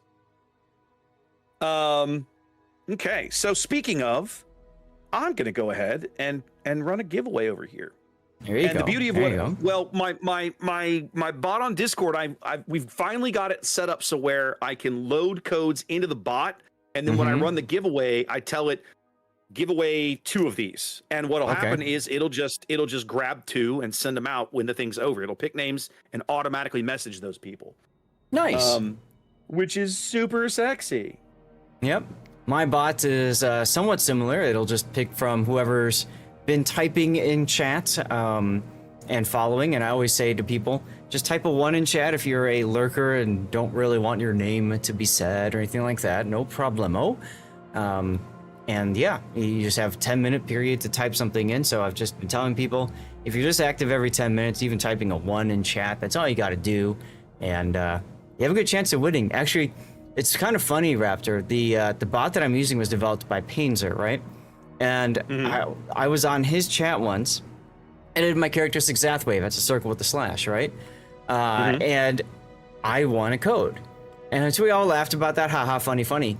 And then about 30 odd minutes later, same damn thing happened. I won a code again. So you know what happened? Everybody in Painter's chat started doing the Zath wave, hoping that that was what would get you in the code. It was hilarious. I'm not surprised. So, Twitch chat is nothing if not a demonstration of the herd mentality. oh, hell yeah. Hell yeah. And of course, there's nothing necessarily wrong with that. No. It was really funny, actually, Sea Raptor. I raided a friend of mine who I met at TwitchCon, and she said, you know, is Zath a good player in World of Warships? And the people that community that raided in were like, oh yeah, he's good, and stuff like that. And she commented about how she's surprised at how nice my chat is, because usually chat will tear apart a streamer whenever they get a chance to do it. That is true. You're not wrong about that. but some of that is the community of the game, right? Like in general, like over the years, Zath, I've had so few bad interactions with Warships viewers. I'll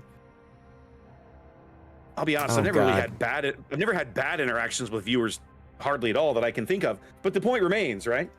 Like it's just not a thing. Okay. Hey, Sea Raptor. Done now. Yo. And guess who's coming to dinner? I mean, you can't be shocked by this. You knew this was going to happen to you today, my buddy. Okay? Don't give me this woe is me garbage. It was always going to happen. Well, we could always do an audible and catch Ares AMCM. You're here. Let's just suffer. I'm kidding. We will suffer together, my friend. We've been doing that for long enough, haven't we? Okay. That's right. For those of you guys not in on the joke, Wargaming Official is coming. And so because they're coming, I can no longer mark myself safe from the cast today. So I'll close that tab. Sadness. Yep. That's not a thing anymore. And that also means that most likely we are going to be delayed by a good amount of time. So very possibly. Just be ready for that one. How is E-Rare losing to a gummy company? I got nothing, kids. I got nothing. So, yeah, I'm curious then. We might just have to forget about the second round altogether, because the second what? The second round, the quarterfinals. We might just have to forget about that altogether. We'll see. What? That's set to start. What? If this goes to game 5, when you factor in all the delays, it very well might be that the quarterfinals have all started, except for obviously what we're looking at here. So we might miss the bottom even. We'll see.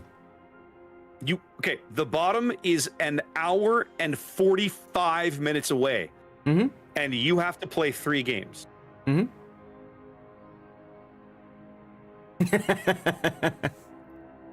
The math on that doesn't work, man. The math on that doesn't work. I will tell you though, there have been times where the math did work, which is really sad. It's really sad. So anyway, we'll see what happens here.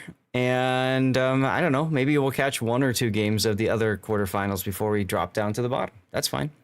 Or we just, I don't know. We shall see.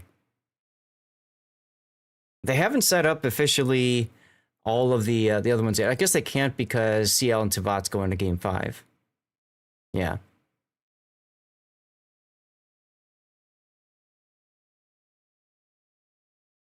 Sorry, I'm trying to get this giveaway started. No, it's fine. It's a pain in the arse on a good day. My bot is hilarious because sometimes I'll get it. It'll trigger twice. Like if I get a raid, I typically trigger a giveaway. We have a hype train, I'll trigger a giveaway, right? Just to celebrate. And sometimes the bot will just auto trigger on its own anyways because I have it on a timer. And so if it does it twice at the same exact time, it'll oftentimes give away the same exact code, which is quite frustrating. So I've had to get in the habit of just killing the bot and starting it back up again. But it is what. See, there we go. All the ones in chat. Perfect. Love to see it.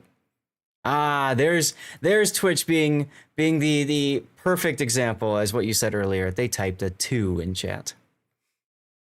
For what? If you streamer. When I said if you're a lurker and you want in on the giveaway, just type a 1. So we had somebody that typed a 2 in chat just to, be a cheeky.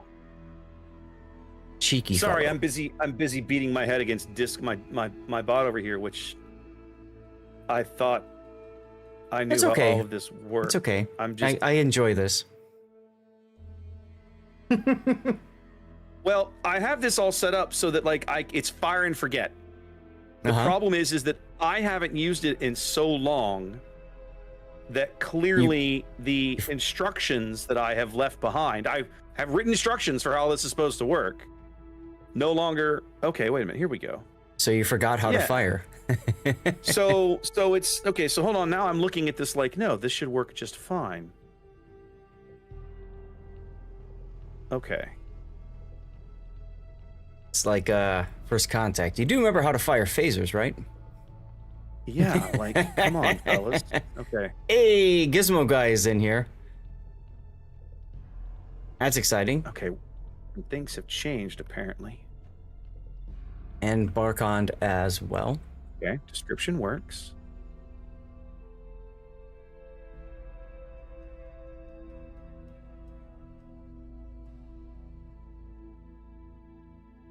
Whoa, what the heck? Thought I was typing, and suddenly I was not. That's exciting. Okay, looks like something has changed here. Hold on. Let's try that. All right. Oops. Hang on. That part works. That part works. Try that. Hang on. Update. Yep. Did you get it? Okay. Hang on. I think so. I'm close. Cool. Well, you better hurry up because we're still waiting. I'll get right on that. Yeah. Matter of fact, I think I'm just going to push another ad roll now so we don't get ads later. That's actually a really good idea. There we go. I just did the same thing. Ay, caramba.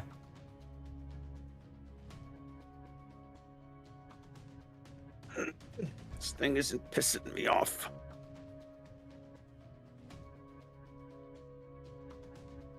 All right, so we have Resin versus BRR. And, yeah. Guess I'll just do that one. There you go.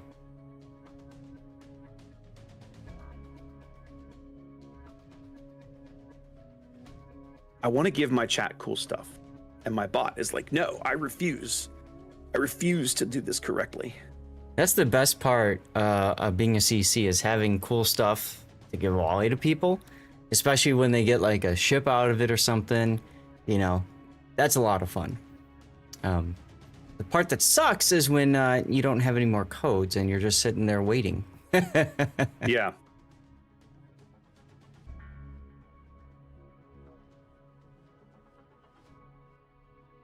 Okay. Oh.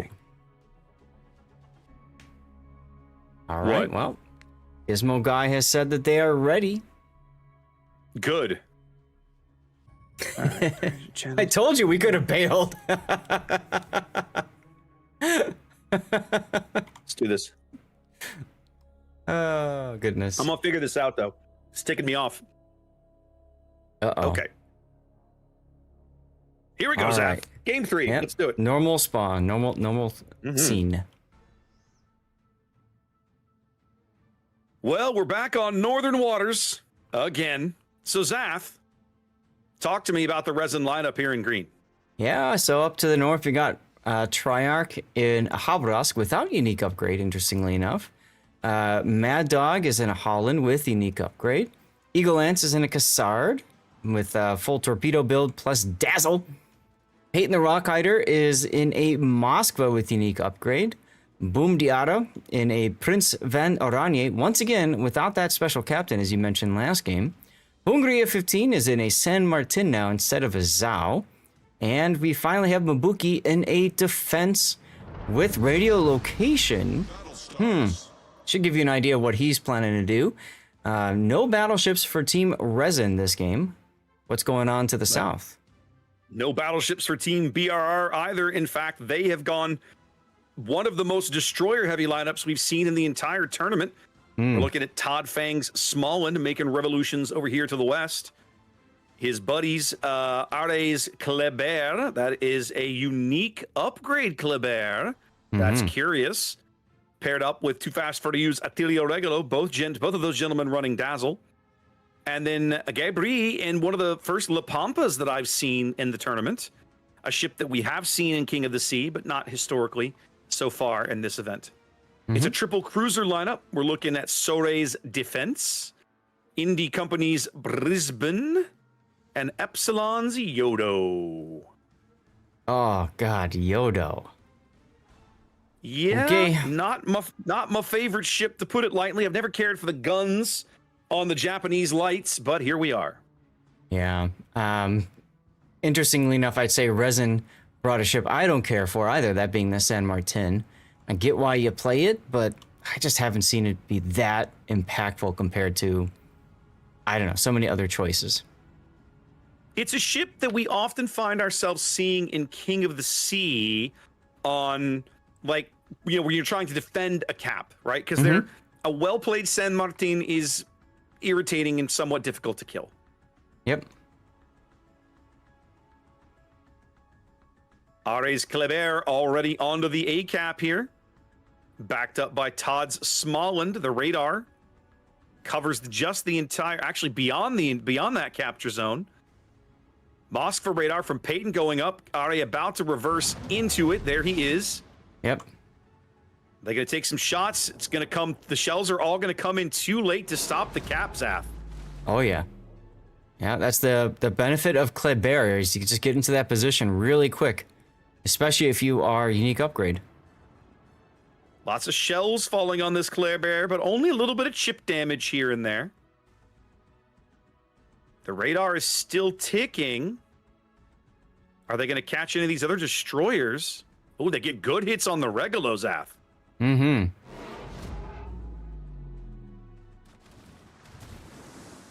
So the La Pampa, Gabri had moved out to mid just to take a look around, seen nothing, and now he's moving back towards A as well. Very interesting to see a La Pampa. That ship just absolutely vomits torpedoes, and they're not deep water torpedoes, so definitely worth watching out for it. And it's got a heel too. He's kind of a bit of like almost a Pan-American Shimakaze in a way. So what I think BR has done, they've grabbed the A cap. As soon as that's done, okay, Kleber, we don't need you anymore. He's Go out. somewhere else. He's out. And then they rotate La Pampa in to just sit and spin torpedoes like crazy and say, come and get it, Resin.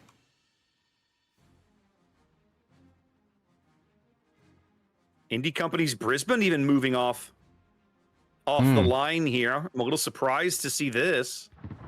They've got eyes on Boom Diata's PVO back along the one line. They've got eyes on the Moskva. That's Peyton. And now, yeah, they're bringing the Kleber back across the middle of the map so they can try and play some more defense. Yep. They're going to look to spot whatever is approaching the Yodo. You can see Yodo just luck-chucking torpedoes in the general direction that they think the enemy's going to come from.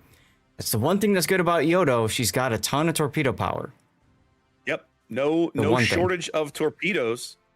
Eagle Lance's Cassard is about to have a potentially very bad day, Zaf. Speaking about torpedoes, woo! He has a tremendous amount of torpedoes as he goes broadside into the next La Pampa wave here. He'll be fine as long as he doesn't slow down. They do catch a glimpse of him. He'll be able to turn and find a gap here. He's on Smallland radar now. Yep, Smallland radar is going to pick him up. Is the Smallland firing? He's not. No. They're waiting on the Regalo shells to come in. 3, 2. Are they going to get the reset? They're not. As the Smallland is going to step on the cap. Now, does that draw out the Moskva radar? It does.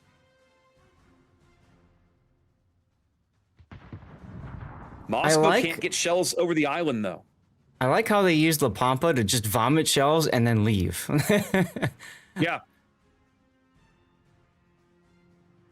Well, I mean, let's be honest. If you're going to bring a torpedo destroyer, using it to blunt a push is exactly what they're good at. Mm-hmm. Holland versus Kleber here now in the sea cap. Kleber spotted easily. But the Holland is also going to find himself coming under a tremendous amount of pressure, as now they can tell the Brisbane is coming back as well. Look at that. They're using La Pampa to smoke up the Brisbane. Yes. Nice. Uh-oh, torpedoes on Mad Dog. Yeah, Mad Dog's in trouble. Those Kleber torpedoes, they knew exactly where to land them, and sure enough, he takes one as the radar expires. Oh, no, he was never under radar. No. Good thing he's got a unique upgrade there. All right, might go down. He's dark. Yeah. He's got 2 fires. But the double fire should end this. No, nope. They finally expire. They burn out, yeah. Wow. But Ari now in a position where he can't really get spotted again. Mad Dog will be able to recover some of his HP. Mm-hmm. Ari doesn't have that benefit. Well, and in theory, Resin doesn't need to push here at C because they have B and they have A. So I think it's more of a situation of now you're the hold side, not the push side. Right, and you see them redeploy. They're pulling back, Zath, and I think it's exactly the right play. Yeah, right? Yeah. BRR has redeployed to blunt this push. They've done it, but now we've had a lead change. Resin in the lead, the Smoland here in the cap, and look at the Haberosk. Triarch now in a position. Yeah, I like to dump shells in on the Smoland if they can spot him. They know where to look for the Cassard, but Eagle Lance and Smoland can both sit in this cap. Actually, Eagle Lance, the Cassard outspots the Smoland? Yes. Wow, he does. No, they're maybe by a couple of tens of meters. Maybe. 6.1 for the Cassard and 6.0 for Smoland. So yeah, Cassard doesn't outspot it. He just backed into him anyway. Wow. Might as well. Big game of chicken going on, but it's the superior destroyer play of Eagle Lance right now that's making the difference at A. As now BRR is forced to redeploy yet again to try to figure out how they're going to get back in this game. Looks like they're going to try going up the middle. They're moving some assets to mid. Boom Diata taking some torps. He's quite low. Yep, and those torps were spotted too. Those torps went right by Eagle Lance earlier, I think. He's on a sticky fire. Yeah. I don't think he's going to live. He's flooding too. He's flooding and on fire. Yeah, Boom Diata is going to go out here in a minute. So first blood is going to go to BRR in just a moment. There it is. I'm a little confused because I could have sworn those torpedoes were spotted. Those were Smoland torpedoes from Todd Fang. But it's entirely possible here, Zath, that BRR might lose his ship. Pregolo spotted in the smoke as the Haberosk of Eagle Lance trying to get shells on him. Too fast for you. Into the... Go ahead. I'm wondering why he backed that way or turned that way to the right. That's just going to get him killed. I guess they're trying to do as much to the Kaba as they can. They are going to beat the Kaba up, but they are not going to bag this kill. No. The Kaba's lit. The Claire is spotting him right now, but a kill for both teams now keeps the score level. 100-point lead and growing for Resin as we approach the halfway mark of the match. Yeah, Triarch's going to have to back off now. Which he's doing. They see the smoke cloud and they know what that means. They know the Brisbane's in there. Mm-hmm. He and the La Pampa have been kind of melded at the hip for a while. Mabuki's taking some fire over on the 8 line, but he should be fine for a while. Look at Sori's defense. He's like, all right, I'm going to go take this island and prevent you guys from having the A cap altogether. He's certainly going to try it. You better hope he doesn't get spotted. He was spotted a moment ago. Because if I'm Peyton, I've got some AP in my barrel. Okay, he's spotted now. And they catch a glimpse of Todd Small, and that would be a big kill if they can pick it up. Oh, and you can see immediately all the focus fire on Todd Fang Smallland. Yeah. Well, they know they've got an opportunity here.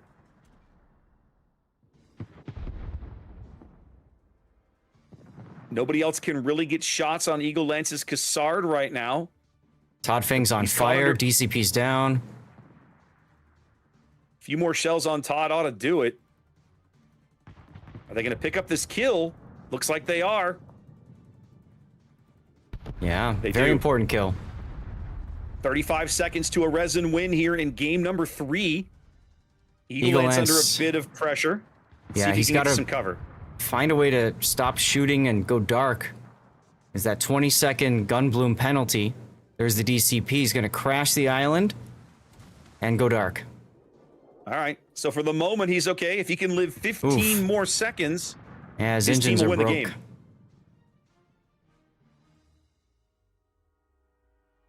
His engines are broken. Spotted. That's right. Radar is down on the Brisbane. 5 seconds, and there it is. They probably would have been able to pick up Eagle Lance in the next 30 seconds, but they're not able to get it in time here. Resin picks up game 3. Yeah, GG to Resin. Means we're going to game 4. So, Zaf, you know, we've talked several times over the course of the event, certainly over the course of the morning, about the more mobile play style, right? Now, BR is a European team. We typically have been talking about the mobile play style in the sense of the China and Asia teams. But in that instance, right, the mobile play style, I won't say it backfired, but it didn't pan out, did it? Right? Yeah, it didn't. And I think that the key difference here was Resin didn't leave A, kind of similar to the previous game, but they were in a much better position to stay and hold and grab because they did the traditional, I'm going to sit here and, you know, win the attrition fight and blah, blah, blah, blah, blah. And they managed to pull that off. And it's because of that, BRR said, okay, well, we'll put our other forces someplace else, try to make it work.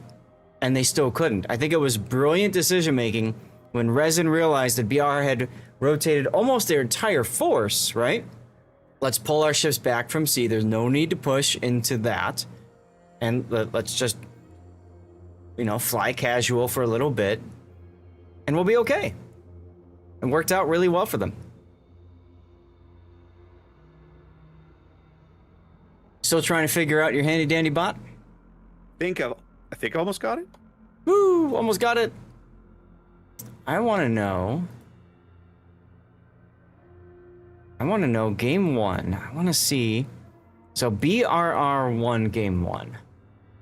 I want to see something here. It was this narrow win. It was like 1,000 to 820.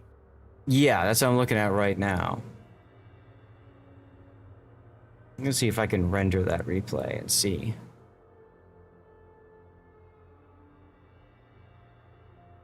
I've been working with a really awesome developer to put together a replay render tool.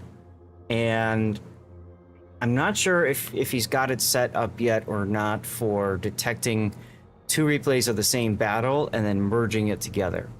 He's been messing around with it. So maybe it'll work. I don't know. But I pulled them both down. It's in process now. We'll see what happens as it gets rendered. I'm just curious how that managed to work. So, okay, so Nevsky, yeah, we forgot to talk about bands, but Nevsky band and Gdansk band. I think we mentioned that way back when. We talked about it for sure. Yeah.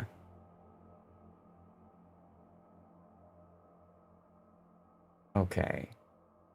All right, so it looks like it's done on 2 different perspectives. So let's take a look at the winning team's perspective here.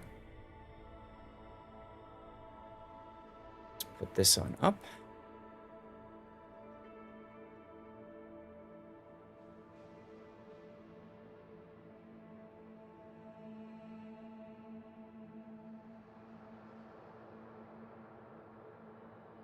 Yeah, so that was on Sleeping Giant. VR went hard to the 1-2 line.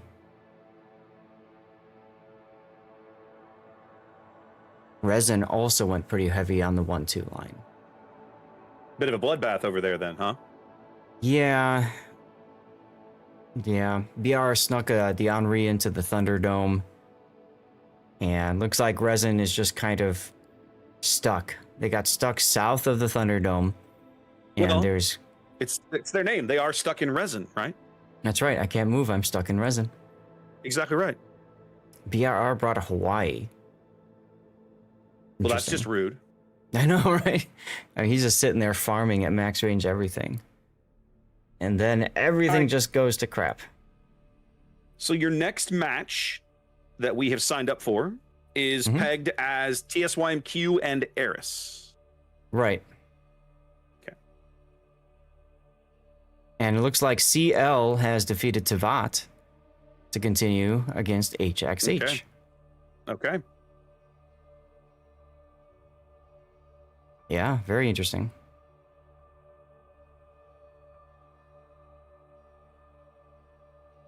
Let's refresh the tournament results here. Apparently the official stream was on a Be Right Back screen for a while. Interesting. What did they do over there, I have to wonder? I don't know. People were just telling me we're waiting for them and it's just BRB. I don't know. They do their thing, we do ours. That's how I see it. That's true.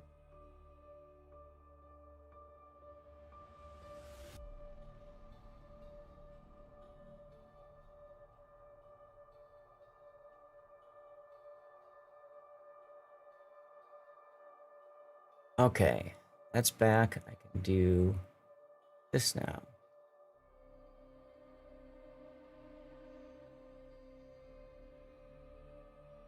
Chat bet hard on Resin that last game, and they bet correctly. Oh, are you doing like channel points? I mean, I got time. Thanks, that's true. Thanks That's to true. official being here, you know. Official's not here, Zaf. Did they leave? Gizmo Okay, guy's so there's here. people in. Right. What are they just doing? I'm not looking at what they're doing. I don't ever pay attention to this crap. I'm not either. I'm used to them showing up with a camera crew. Is it just one guy with a camera and he's just streaming it on his own? Like, what's happening over there? I don't know. All right. Well, now I got to go look. Well, they're on Le Sofa right now. So, Well, so obviously you were looking. I just looked and they just finished the game, so I can't Okay. tell you. Can't tell you what they were doing camera crew wise, but I agree with you. I'm used to seeing. I think they've got Barcond in there and Gizmo guy, so they have two people maybe who are covering it. Okay. Okay. It feels weird because yeah, they have the traditional camera crew where they've got like 8 different people in, all with different angles and queuing things up and making a really nice production out of it.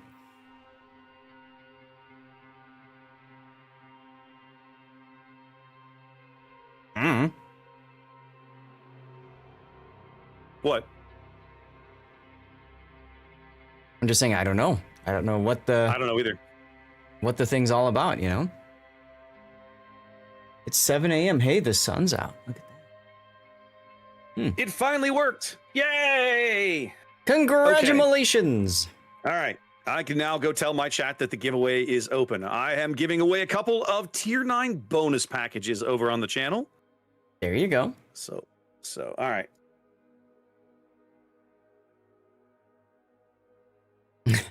Watching these matches while only having a tier 5. You'll get there soon enough, and then when you do, you will understand the pain that is the rest of us. I gotta say, Zap, so this week I am incredibly lazy when it comes to certain things in Warships, right? And I have never completely, I know, who could have predicted it? I have never completely finished some of the old campaigns, notably the 5 Epics of the Navy campaign. That one is the hardest to complete for most of us because it got added after we progressed well past tier 3. Exactly. And so that one has, I literally have to go back and I had to play like, you know, low tier stuff. Now, because of the pre-release for the Pan American Destroyer line, I found myself playing some low tier games and was like, hey, while I'm down here, why don't I just finish this? So I took a look at the couple that I had laying around, and one of them, basically there was some overlap, and I wanted to be playing tier 6 Battleship. And I was like, okay. And I needed shell hits and I needed potential damage in tier 6 battleship. And I was like, okay. So I played quite a few games in Renown this week. Okay. And was reminded how good the ship can be when she gets good matchmaking, and how bad the ship is when she's bottom tier, right? Oh, sure. Absolutely. It was like I had a game where the opposing Enterprise and the submarine, and it was just like, oh, this is why people don't play boats right now. Like, this is enraging. I love how my chat is responding to that person saying, "Don't rush." Yes, exactly right. Look, seriously, take your time, enjoy the journey. Make it about the journey. The journey is where the fun is, right? There you go. Don't be in a rush. Don't be in a rush to get to the top of the food chain, because the top of the food chain is not all it's cracked up to be. Well, are you ready to go with our next game, sir? I mean, should be. All right. Why not, anyway? Let's take a look at BRR up on That's the the thing. northern spawn of Land of Fire. We've got a Z-42, that's Todd Fang. We've got Gabri's Grozovoy using that anti-air replacement consumable right away. Why? Because it gives you a 10% buff to torpedo reload. We got RE-150 in the Kleber unique upgrade again. Sore in an Henri with unique upgrade. Here's our more traditional Des Moines play, Indie Company with the unique upgrade Des Moines.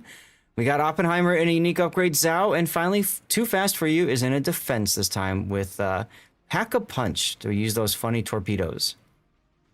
That should be good. What's going on with Resin? All right, Resin enters with a lead in the match. Haven't had one of those until now. Up 2-1. Eagle Lance leads the group over to C with his Cassard, backed up by Mad Dog's Delny, Peyton's Petropavlovsk. Peyton on a Russian cruiser kick these last couple of games. Pregnant's Sveya and Bumdiata's PVO. The last two ships, they have also opted for Zhao and defense over on the quote-unquote home cap. That is Triarch with unique upgrade and Mabuki there in the defense. You know, it's interesting. It's almost like some of them were watching us and said, "Oh, hey, Bumdiata, fix your captain," because now he's running a special captain. Oh, is he? I didn't see it. Okay. Interesting, though, that Mabuki is not, because... Oh, yeah, he is. Look at that. Because special captain helps with 3 skills on defense. Early Petro radar is going to drive Ares Kleber off the cap as they are trying to throw a mountain of shells at him. Uh-oh. Eagle Lance's Cassard swings through the bottom of the cap. There's a narrow little gap there you can drive a destroyer through without touching the cap circle. And that's what he does. Pregnant F taking some American piercing shells. Svea taking some hits, but nothing catastrophic. Still early. And there's a whole bunch of torpedoes going in over there. Now they are well spotted in the hydro, but still. I mean, if you're reversing, sometimes you just don't have the luxury of changing course, but unique upgrade does make it a little bit easier to do that. A lot of good early damage onto the Kleber as they shove him right back in the cap. Like, okay, what are you going to do now? Yeah, he both pops teams. the radar of both teams now putting up radar. Svea radar just barely catching Are. Eagle Lance's Cassard lit on the surface. They don't get some shells on the Kleber, he's going to cap. Eagle Lance firing. Too late. Too late, yep. You've got to account for the flight time on those shells, and they don't. In that instance, Eagle Lance still caught on radar. Yeah, he's going to cough up some HP for his attempt there. Now, Mad Dog's Downey is smoke versus the traditional repair. Worth pointing out. Now, what's unfortunate about this cap, Zath, is it's going to allow BRR to rotate the Kleber out of here completely. He can now go help his buddies along the 3-4 line, which is what I expect we're going to see here momentarily. Oh yeah, he's already making moves to do that, and he just got caught on radar. That's going to be the Petropavlovsk radar. So they know what's happening now. Mm-hmm. Yep. And you can see the result. Mad Dog and Eagle Lance both rushing back to CCAP saying, mine. Mm-hmm. They know now that there's nobody near the cap, and they know the Des Moines radar is offline for another 70 seconds. That'll give them an opportunity to pick up this cap while they keep putting pressure on Indy Company's Des Moines. Hmm. Now, the Z42 Hydro is up. They're going to pick up Eagle Lance's Cassard here in a moment. Yes. But Mad Dog should have plenty of time to cap here. Yep. Mad Dog detected now as well. Wonder why. They do catch Mad Dog, and they barely get shells on him in time. He's caught on the surface. Yeah.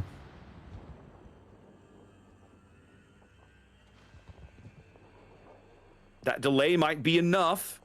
We're now 35 seconds from Des Moines radar as Indy Company comes under the pain of the PVO bombs. They're rotating the Cassard through here.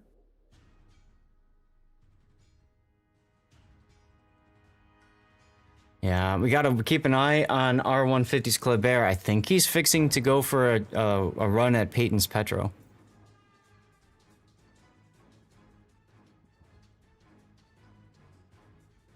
Torpedoes coming in on the Grozovoy Des Moines combo. Those are all going to miss. Grozovoy smoke going back up on Indy Company. The Z42 Hydro remains active as they catch a glimpse, and they now have got the radar up on Todd. But nobody really has good shots on him except maybe Peyton, who takes the salvo.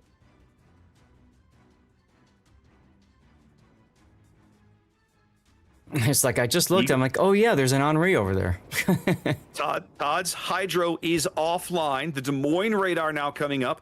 They are desperate to keep Eagle Lance off this cap. Mm-hmm. Eagle's got torpedoes coming in, so he'll have to make some different maneuvering choices anyway. Yeah, they really got to get Indy Company out of here. 10 seconds left to a heal. I was going to say, they're getting close. Down under 6K is Indy, but they're putting a ton of pain downrange on Eagle. Mm-hmm. He's weathering it okay for the moment, as Indy does get to a heal. I like Pregnant's position in this Svea now. Moving up to get a clear shot on Indy Company's Des Moines. Even if he's not spotted, he can just keep taking guess shots in. Yeah. Svea's got plenty of shells, plenty of reload. Oh, Indy Company's on a fire. Indy's burning, trying to get out of here. That's it. He's taking AP salvos into the smoke blind, and they can't find him. Mm-hmm. Very important kill for Resin. That's going to give them the C cap, essentially. Not much BRR can do about it, but push on the other side, and that's exactly what's happening. It's about a 40-ish, 50 now point lead for BRR on the strength of that C cap they've held for a spell, but that's about to change. And so now, let's see how they decide. Oh, goodness, the defense, Mabuki, just got hammered. Yeah, well, he's leaving that really good position. I'm not sure why. I don't know why either. I think he sees the Kleber coming and he knows he's going to get rushed. Yeah. Yeah, that's unfortunate. Some bad trades there for Resin. It's going to force Mabuki on the back foot. And you can see now Mad Dog rotating in the Delny. Peyton moving into position as well. Yep, Resin not sitting idle, reorienting the Petropavlovsk and redeploying the Delny. Eagle Lance's Cassard also moving in this direction as the Kleber and the defense spot each other on the surface. I think they're going to lose the Kleber here, Zath. Yes. Yes, he's trapped. RA is so deep now, kind of behind the lines, for lack of a better way to phrase it. Ooh, Todd Feng takes the torpedo. They get torps on the Z42. A bit of luck there for Resin, as they're also going to pick up the Kleber here in mid. And Mabuki dodges. Whew. Yeah, that's a textbook definition of a trap. You lure the enemy too far south, and then you just close it from 3 sides. Kleber got stuck, nothing he could do about it. You want B? Go ahead and take it. Doesn't matter, we don't need it anymore. They're putting in good work on Oppenheimer's Zhao, too. That's what I'm looking at right now. He's on 2 fires, looks like, and that's sticky for 20 more seconds. Oppenheimer's not going to make it. Oh, the 12. Defense AP is this broadside is just brutalizing him. The Zhao's going to get a secondary kill. Triarch's secondaries are going to pick up the opposing Zhao here. As now Mabuki steps onto the B cap, and Too Fast for You is not picking up, is not going to convert this cap. No, meanwhile, the Henri is making a rush for the Fidget Spinner Island. All the way on the 10 line.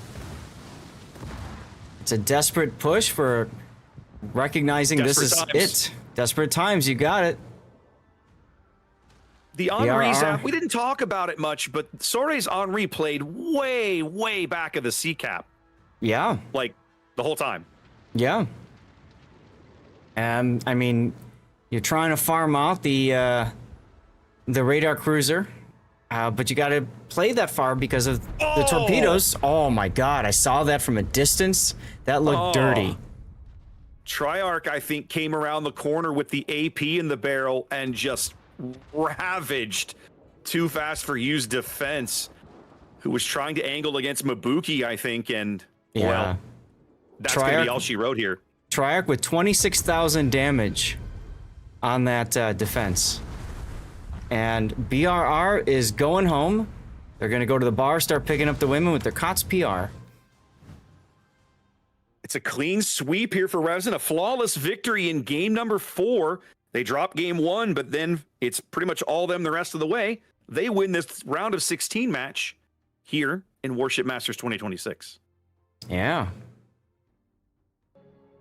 Yeah, fantastic showing by Resin. We'll see more of them probably later. I suspect we'll run into them again. We'll see how the bracket shapes up as we go forward. And we should be... See, I told you we'd have plenty of time. You have 15 minutes now until your next match. 15 minutes. 15 minutes. Well, that gives us time to go on the Be Right Back screen. I'm joking. We're gonna set up. What's wrong with you? It's always a bomb or something. I'm leaving. All right. We're gonna take a look at TSYMQ versus Eris. Actually, I want this tab. So now comes the fun part, guys, where we get our fancy schmancy tool set up for this, as we watch China versus Asia. Hildebrand is banned. That actually doesn't shock me all that much. Yeah? We haven't seen either one of these teams, Zaf. It's possible they have also deployed that ship effectively, and we just haven't seen it. So, that is interesting. All right, this is T... And Marseille.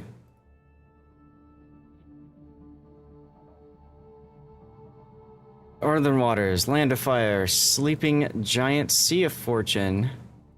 And if we go to Game 5, Tears of the Cruisers. Everyone's favorite. There we go. Okay. Eris.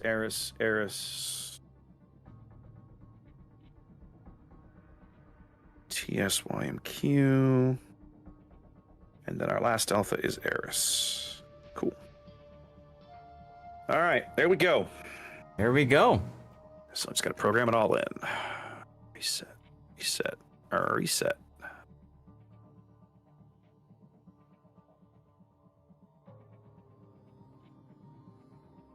Hildebrand being banned is really interesting. All right, Marseille. And then what do we say? Northern Waters. LOF. Sleeping Giant. Sea of Fortune and Tears. There we go. All right, next match is in and ready to go. Let's go see how the giveaway landed. Hey, all right, look at that. Woo-hoo. It works. Yeah, they're just doing. They're just doing work. So, Wargaming official. What the heck? Oh no. What? They're doing. So okay, couple things. They're doing one viewer in the game, maybe two, and then maybe Yeah. they swim back, kind of like what we do. But they didn't fix. They didn't fix their overlay, so their numbers are on the white box, which is where the logos are supposed to be. So you can't even read that it's 2 to 1 right now. They don't even have the font installed. No, they don't. What on earth? And here we were expecting to see like special maps and stuff like that, and artwork, you know, AMD logo. Yeah. It feels kind of bad. This looks awful. Well. And they even have the... They're not even on the right side of the map. No. Like. Yeah. Yeah. Yeah.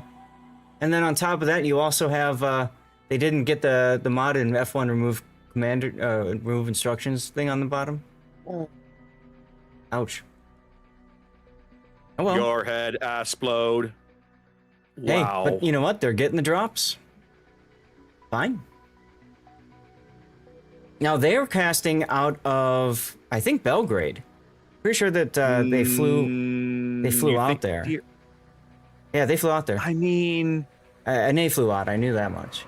So they're either in Prague or Belgrade. that didn't look like Prague. I'll take a peek in a minute when it comes It back in. didn't when they were on Lake Couch.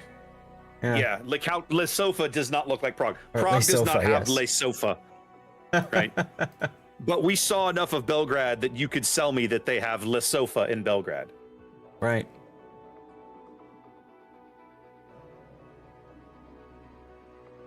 Yeah, don't know. I know one thing I'm going to do is grab some water while we have a break. So I will be right back. Okay. Okay, you do that.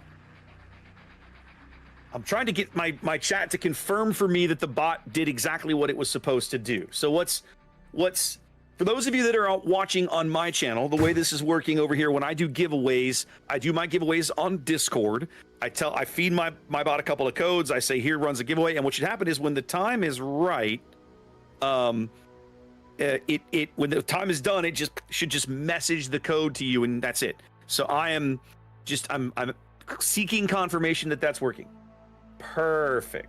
Excellent. It is working. So we're going to be doing some more of that over the course of the next couple of rounds. I have 3 more tier 9 code packages to give away today. I'm saving the tier 10 ones for tomorrow. So hopefully you'll come back tomorrow for some of that shenanigans. Zath, I know, has similar codes. I'm not sure how he's giving his away other than just doing it in chat. So I know he's doing his in chat. I'm not sure what his plan is for giving some away or however he's doing it. It makes me sad. I'm gonna wait for Zath to come back. Okay, he's back. Zath, I'm very sad right now. Why? What's up? I'm gonna pick on Wargaming for a little bit. Are you okay with that? I don't want to put you on the spot. It's all good. Anybody's good. Go for it. What's up? Back when Conway and Chrysantos were running tournament stuff like this, right? Uh-huh. They put a tremendous amount of time and energy and focus on the presentation, right? Mm-hmm. The look of things mattered to them. Mm-hmm. When I tab over to the Wargaming stream now and I look at that, my brain revolts at it because it is so bad. Yeah. For things that are easy to fix. Yeah. I mean, so a couple of thoughts on this. Go ahead, One because is, I could rant for a minute, but continue. and you're welcome to if you want me to hold and let you. No, well, I guess what I'm getting at is why, right? Like, what is it? This and King of the Sea are the last two big showcase events that the game has. Okay. And you do great. They do great work putting together the little streamer kits that give us the tools to make the stream look good. Yeah. Right. And Yeah. we use them because we want the stream to look good. We want the game to look good. Yeah. Why does the game's publisher not feel the same way? Well, I'm sure they do. My feeling on All this. evidence to the contrary, but continue. My feeling on this is one, you've got a new community team on NA that has been picking up what was left behind from the previous people. I'm sure that this brand deal with AMD, the sponsorship, was in the works for probably a good year more. I don't know. And I'm sure that they said, okay, you got to do this. Now you get somebody new coming in, and maybe they knew way in advance and slept on it, or maybe it was kind of just shoved in their lap. But I get the feeling, based off of how rushed everything was, that there's a huge disconnect with whoever's running this tournament. All right, let's be honest, right? Everything has just been, I mean, you know, to the point where there are people that just said, we're not even going to bother with this. So I think on one hand, you've got that. On the other, if they are indeed flying out to Prague or Belgrade, whatever, most likely they just installed the stuff, walked away from it, and went out to dinner, because they probably didn't fly in until yesterday. And you know this is what happened, because it is so easy to see those mistakes. We are used to doing this. Every time we get a collection, a scene collection, we do it. We relink to certain files that are always broken. It's the same damn ones. They just never fix it, right? And we take, you know, my wife knows, if it's time to do one of these tournaments, y'all guys, we spend a good hour and a half to 2 hours per tournament to do setup. Yeah, it's at least an hour's worth of setup, if not more. Yeah, and that's before Raptor and I are on camera. They're in Prague, is what I'm being told. But that's before before we get the cameras, before we get the mics dialed in. All of that happens the morning of, and we show up an hour early. I was actually on somebody's stream, Andy the Cupids, this morning at 3 something in the morning, because why the hell not? And somebody goes, why aren't you getting up at 4 if this thing starts at 5? And the answer is simple, because we don't have enough time to get everything up. If I want to have breakfast, if I want to, you know, be a human for a sec, brush my teeth, you know, and then do all the other stuff, right? It's a lot of work. Sadly, I don't think people understand how much work is involved. The people that are running this tournament probably have never done it from this perspective before, right? I have a feeling I know who it is that is running the tournament. And if it is that person, they've commented on competitive, but they haven't cast themselves. So they don't know how all of these little bits and pieces work within. Getting the overlay set up properly and flipped right, and the font installed. All those little things, again, that takes hours to do.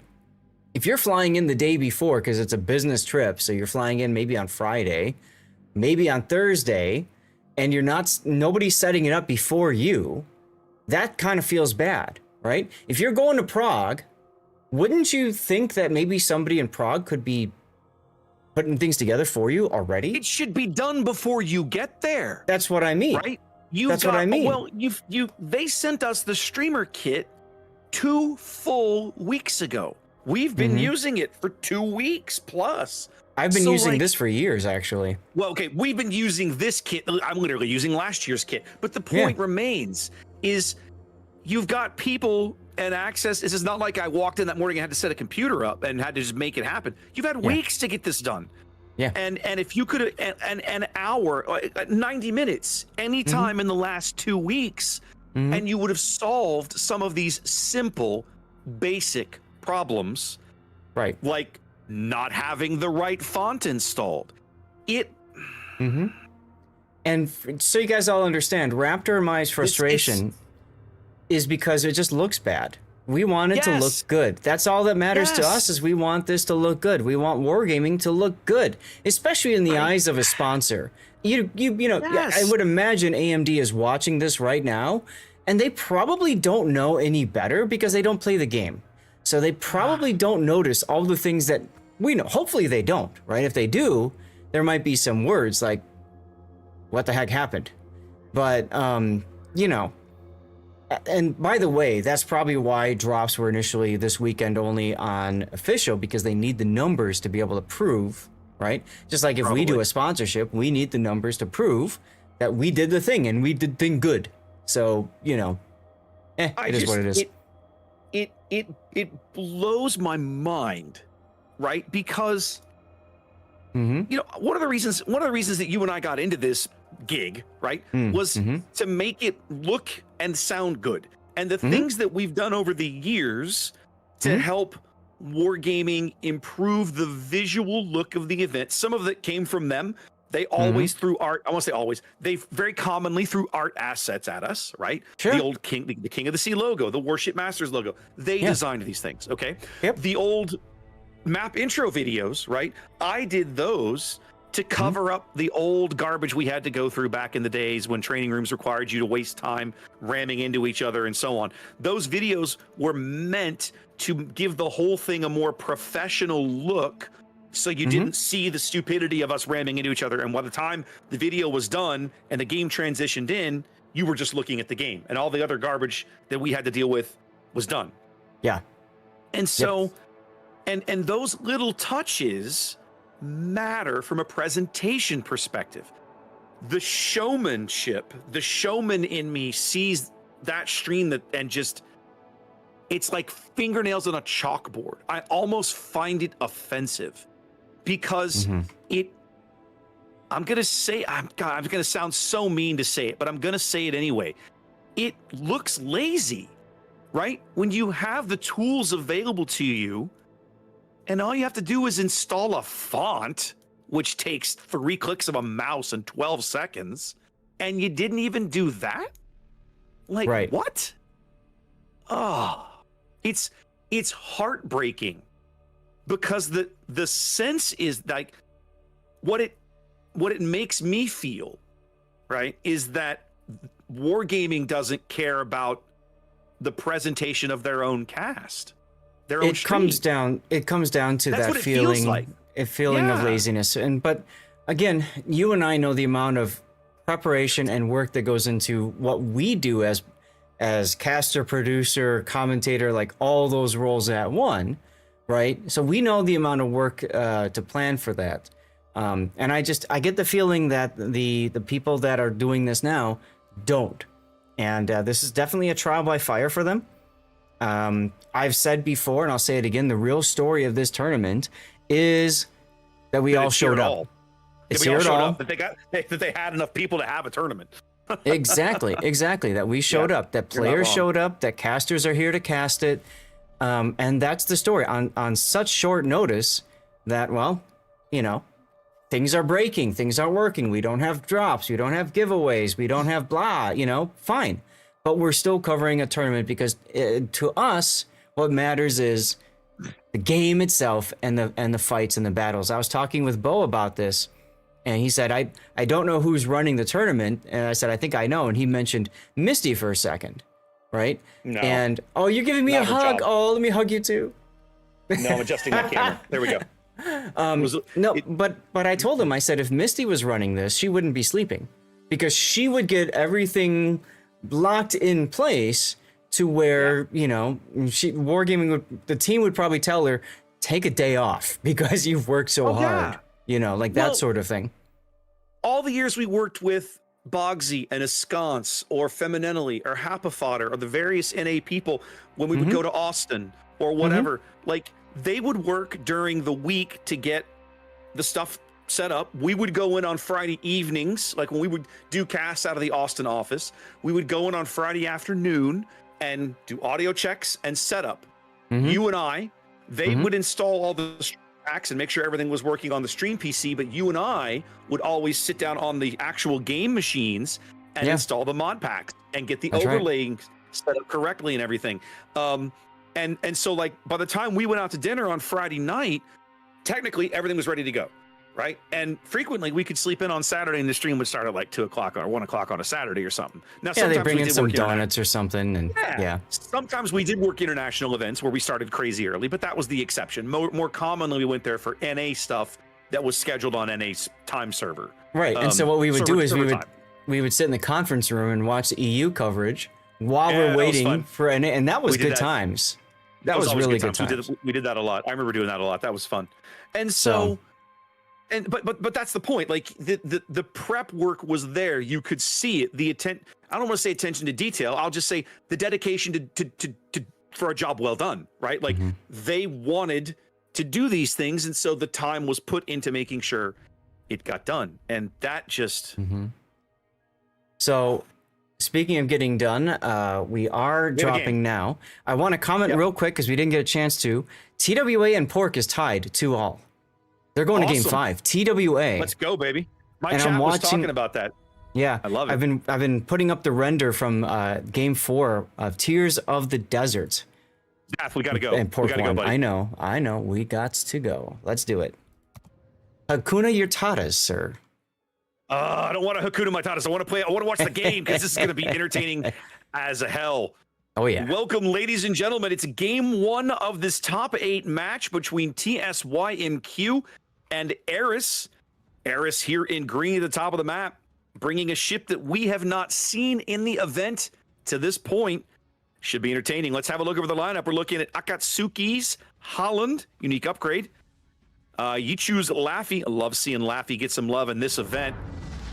RBQ's Prince Veneranye, North Island's Howden Liu, unique upgrade. Torikabuto, there we go, in a Goliath. BYF in a Hindenburg. And Zath, it's our first Louisiana of the event, and that's Prey Q. It's our second. You saw one on EU then. No, you saw one on EU then. I could have sworn there was an NA team that took Louisiana and Hildebrand on the first day. I think maybe you're right. My apologies. I think you're correct. Yeah, it was on Sea of Fortune, and they got wrecked. But anyway, let's take a look at this. I think you're right. We got representing China. We have TSYMQ in the red, also representing AMD. We've got Tiage in a Laffy, Firefly in a Prince Veneranye, Nuali in a Salem. Now, interesting that PVO is a different captain than the standard special captain that we have Renown in. On the other side, heading towards the C cap, is Aikun Laffy as well, and we've got As Waters Salem. And then to back them up is James Triple O in a test ship Zao with unique upgrade. And look at that eye in the sky. I love it. I love it too. I love Eye in the Sky. I think that's one of the better cruiser skills for a lot of different ships. And Zao frequently finds herself needing the range, right? Zao's base range is kind of hot garbage. So So yeah, I love it. I love it. Well, it's going to be a very traditional 4-3 split for both teams. What I find really curious here, Zath, is the early deployment of the Louisiana. This is a ship that Eris has paid a tremendous amount of points for. Run into the back of the map. Going to start off with the bombs here and see if they can get some early spotting. But that PVO snuggled into up next to a Laffy, man. I don't really like the odds of getting good AA work out of either of those out of these bombs. Getting good spotting out of the bombs, let's say. Right. And remember, Louisiana, 25 points. It is the second most expensive ship, tied with Hildebrand in this entire tournament. You choose Laffy, gently stepping onto the cap. Taige's Laffy briefly getting spotted by the Louisiana bombers. The smoke kind of giving him away a little bit.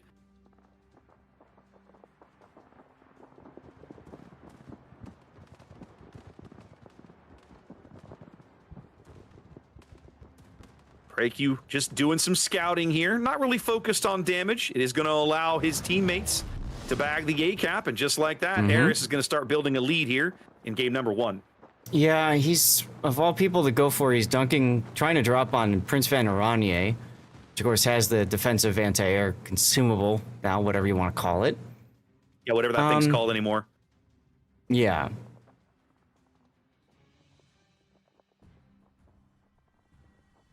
Now, what's interesting, just the presence of these Louisiana bombers seems to have driven Taige's Laffy well back off the cap. He's kind of snuggled up under these big AA bubbles of of his fellow ships. The Dutch AA is, of course, no joke. Neither is that Salem. So Louisiana having an impact here early just by driving the planes around. Yeah. Well, and that's the power of the hybrid, right? Yeah. I guess there's a part of me that is a little surprised. This is going to sound meaner than I want it to be, right? These bombs are not that threatening, right? No. They hurt, but they're not going to ruin somebody. So it feels like TUSYMQ is sort of allowing themselves to be herded a little bit. Now, they're getting a little more proactive here. They're pulling Taige back, and they're going to pair the Laffy with him, and then they're going to use the crawling smoke to try to push up to the island here.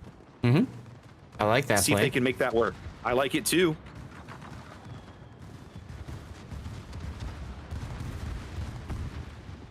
Lots of PVO bombs falling in. The Salem does take a decent chunk there. TSYMQ also putting in some early pressure on Torricabuto's Goliath on the other flank. Yeah, and that's part because you got BYF's Hindenburg chilling in the middle trying to farm out Firefly's Prince Van Aranya.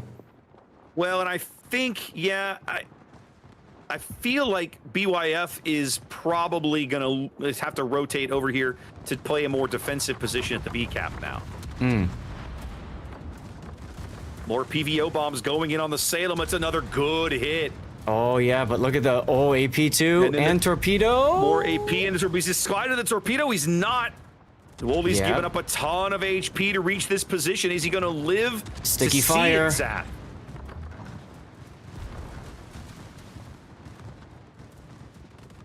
Salem captain's going to make it to the island, Mr. Ryan. He's going to die within sight of it. Most likely, yes. 20 seconds to go on that DCP heal. 110 seconds away.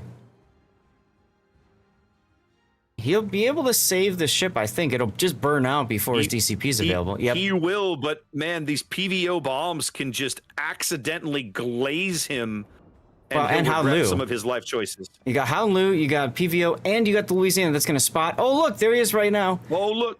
Yeah, the Louisiana did catch a glimpse of him, so they saw how low he was. Yeah. A little late on getting Tiage's smoke up, probably because of that cooldown. There's a slight cooldown for that on-demand smoke. And here come the PVO bombs. They're cross-bombing him with the Howden Liu, and it's going to be the PVO. No, the Howden gets him. The Howden gets the Dutch oven, but those bombers high-fived each other as they passed. They did. They absolutely did. Well executed by Eris here as they go up a cap and a ship. 250-point lead and growing here. 6.5 minutes gone in game one. Yeah, TSYMQ has to hope that their other flank can make it work as the Laffy dodges Holland torpedoes. Kotsky just kiting away, doesn't care. Torpedoes again now on the Laffy. Takes one on the stern. He takes one. Yeah. Forcing to make some inky.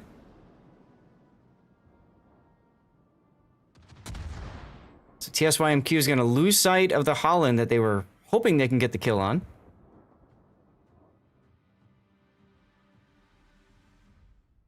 You know what I like about this ship choice for Torricabuto, Zathite? If you want a ship that's got longevity in one of these ridiculous kiting situations, Goliath is your girl, right? The crazy heel. You know, she can just, you set me on fire. Don't care, right? And is this unique upgrade Hindenburg? I have to wonder. It is. And so BYF is exactly like these two tag teaming this. Man, you can light these guys on fire for days and they just don't care. Absolutely. And I will say that's one of the reasons why I don't like San Martin in tournaments. I'd much rather just see a Goliath. I feel like it just does more because it actually has AG. Yeah. Well, Tiage going back into the A-cap with the Laffy. Torpedoes coming in. Just barely dodging those. Little bold here to see this. Very risky, but you're upside down 300 points. I guess they figure, well, we got to make something happen, so to hell with it. Let's just go. worth noting, Tiage is out of smoke in the Laffy. Well, and here come the planes. That's They right. can spot him now. Are they going to get some shells on him? I mean, RBQ's the only one who can, and he's too busy shooting And Renown's PVO. Yeah, he's looking at the other PVO. So Eris surrenders the A cap, but they are still on. Sorry, they're not on track to win now because the other Laffy steps onto the B cap. That's right.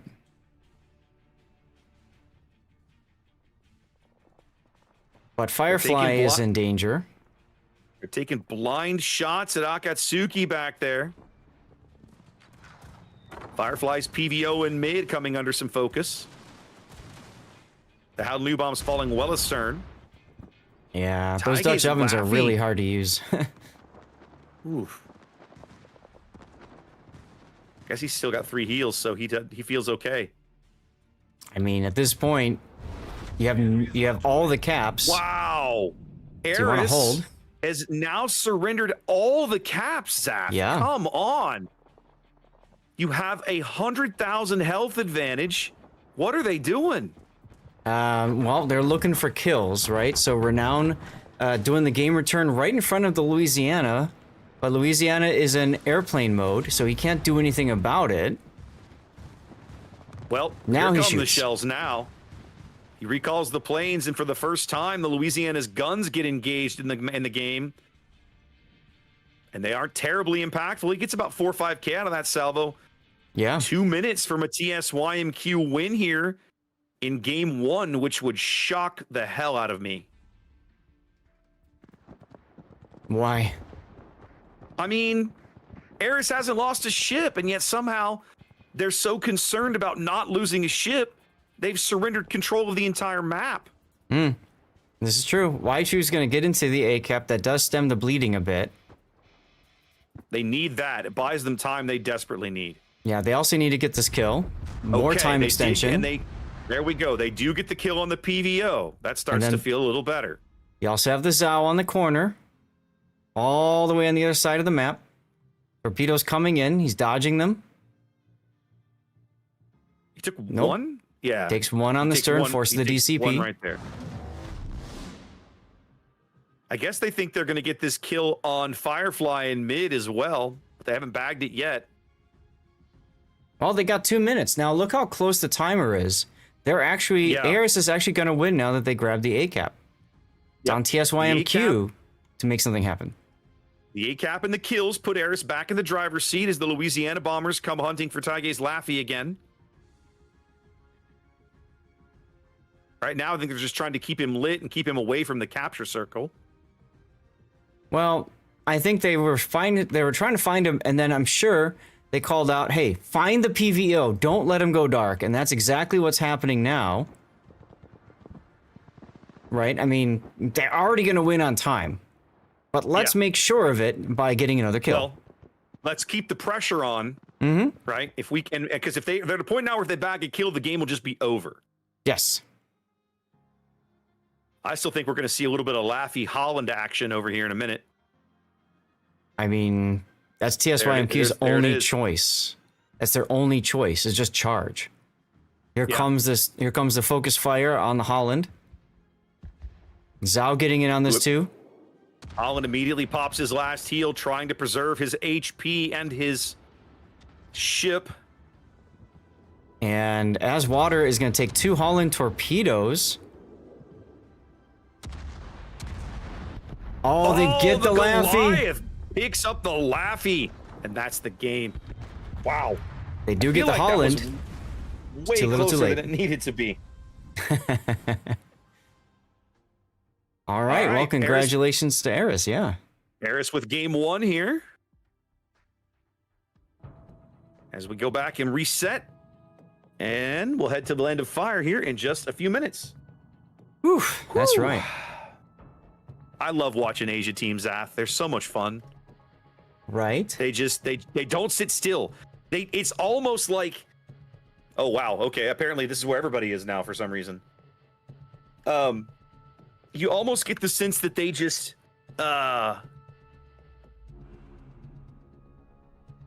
ADHD is not what I'm trying to say. Hyperactive. That's what I was trying to say. Engage hyperactive, right? Like they are just sitting still is for losers, and they can't handle it, so they're not gonna.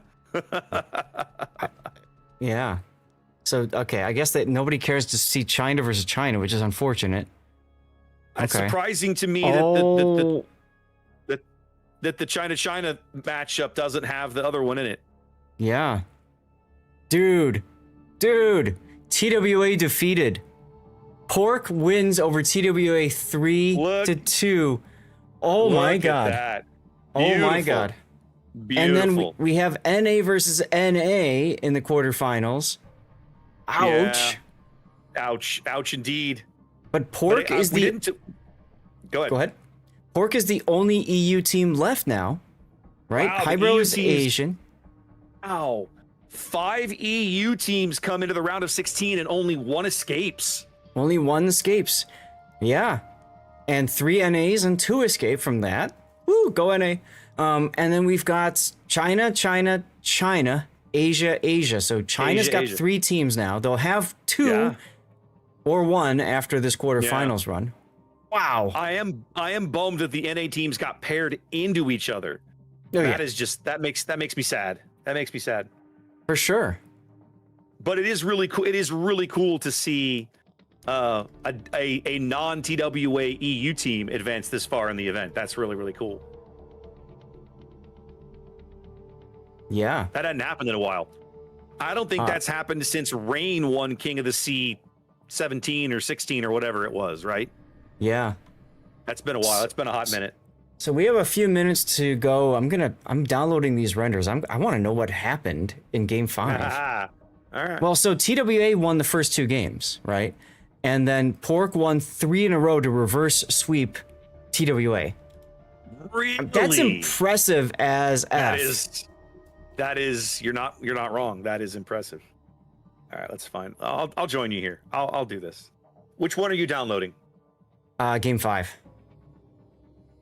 The final score of game 5 is weird. Yeah, 731 to 424, and Pork won. Oh, because they killed the entire team. They killed all of TWA. I gotta see. Now, you recognize some of the names. You've got Elbard Thon. We've seen them before. New Jersey. I think it's the same New Jersey that I know, but you never know. I've never seen any of these guys. Elbard was in a lot of King of the Seas. For one of the Russian teams, I want to say it was... starts with an L. Gonna haunt me now. Anyway. Let's see some fun stats from that game. Where did this thing download? 26 acid. Oh, I don't want the replay. I want the Where's the render? Where are you downloading the render file? I'm generating you're downloading the replay. I downloaded the 2 replays, and then I generated the render. If you go onto my Discord, WoW's replay render, you can download it right there. That's right. They used to have a bot that did this for us automatically, and they don't anymore, right? And it broke, yep. So, you just go out and find one that works. Without the break, it broke. Yeah, so this is generated by an awesome guy, Ryan. I've been working with him quite a bit.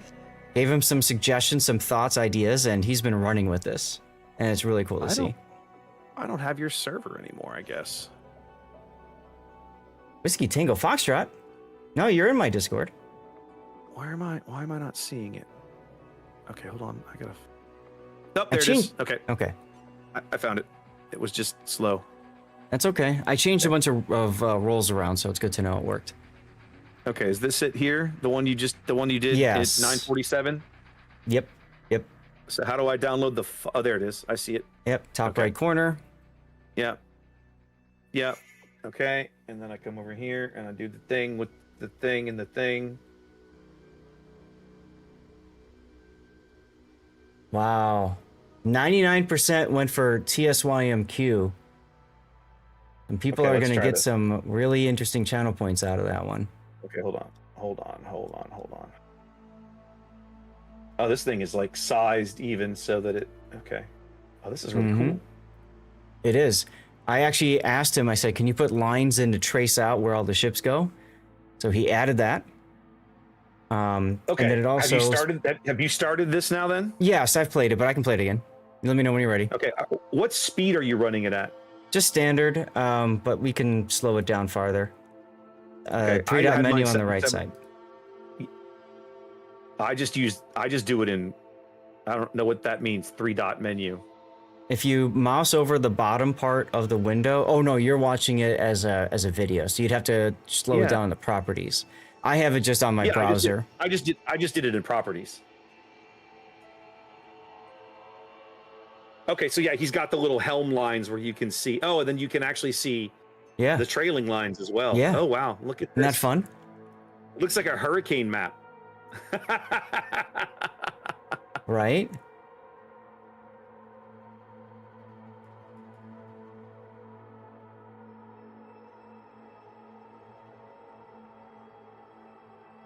Yeah, very interesting. Sea of Fortune is such a weird map to have for Game 5. Gotta move the mic over here so I can actually watch this while I'm watching this thing. Right? Okay. Shriver's Vamp got savaged pretty early. Mm-hmm. Yep, so they grabbed all the caps. I'm at 12 minutes on the clock up on the top there. I'm not even there. I'm counting down. I'm at 13 and a half. Okay. Let me know when you get to 12. So Pork goes down a ship early. Yes. Okay, no, and then the Zhao. They lost the, okay. Elysia goes down on the 10 line. Okay, and so now TWA owns all the caps. And the Petro died with 4 heals in the tank still. That feels bad. Oh, that does feel terrible. Another thing I asked Ryan to do was to keep the consumables available up there, so you can see like Elysia and the Zhao dies with 2 heals. Just fun to see what consumables are left. They're going to finally pick up the Des Moines here. The Ragnar's going to knock him out. There he goes. Yep. And then they're going to pick up Snackman.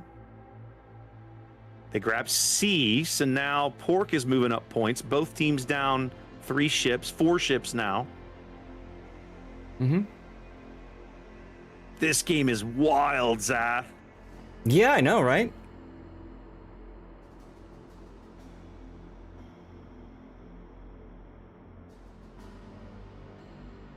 Wow. Oh. Wow. I have a request. Crazy. I have a request to cast the game afterwards. Maybe during the after party, I'll take a look at it. Seriously, but that's crazy. For people who want to see this themselves, all right, all of the replay files are available on the wowstournaments.com site. You can go back and pull up replay files from previous tournaments, although they won't work, okay, because it's a different version of the game. But that's true. You can go on, all you have to do is search for a specific match. So I just go TWA, there's TWA Pork. All right, I want to see game 5, cool, go to details, and then I can download each of the replay files. And we got a game. All right. We do indeed. We're headed into game number 2 here. Ooh my. Oh my. All right, Zath, you ready? I am ready. Let's do this. I was born ready. I was born ready. Take us into Land of Fire. Yeah, so up to the north, Eris, once again, happy with that Louisiana playstyle, bringing him. Let's take a look at the rest of the lineup. We got Ichu in a Regalo again, BYF in the unique upgrade Hindenburg, Tori Kabuto in a unique upgrade Hindenburg as well. North Island now drawing the short straw, being thrown into the Yodo. Kara Atkatsuki in a Manitar, of course, with special captain and all the utility. And we got RBQ's Yamato in a Smolensk Sea Raptor. We have not seen a Smolensk this entire freaking tournament. And here he is now with range, because he's got that short range on there. He's got the smoke and stuff like that. And then we got, of course, PreQ in Louisiana. I did not notice this before, but PreQ actually has secondary range upgrade and secondaries upgrade in slot 2. I guess that makes sense. I don't know. I won't pretend I understand that one. Yeah, I'm kind of confused, frankly. Eris' lineup, especially with that Regalo, seems very dedicated to rush C, cap it quickly, and then never let him back in. So we'll see how they can pull that off. Yeah. TSY and Q in red here. TSY and Q. Sorry, go ahead. Down a game, going for a 4-3 split. Let's have a look. Taige's Holland headed over to the C-Cap, backed up by Renown's PVO, James's Janan, and Firefly's Napoli. It's a triple Napoli lineup, by the way, for TSYMQ. The other two Napolis, that's Water and Nuoli, headed over to the B-Cap. Slightly different builds out of these two ships, but not radically so. And they, of course, are fronted by Ikoon's Holland. My guess is we're going to see a fairly aggressive push up the 4 line from the TSYMQ Napolis. It's a possibility. Now, there's no, they have no radar. Correct. No radar, no radar, no planes, no way to spot this Regalo. I have a hard time envisioning a world where he doesn't grab CZAF. Oh, he's going to get it. It's going to be up to TSYMQ to get it back. As PreyQ launches his planes. Ooh, they caught a glimpse of the Regalo right before he smoked. They might get a reset here. They do get a small reset.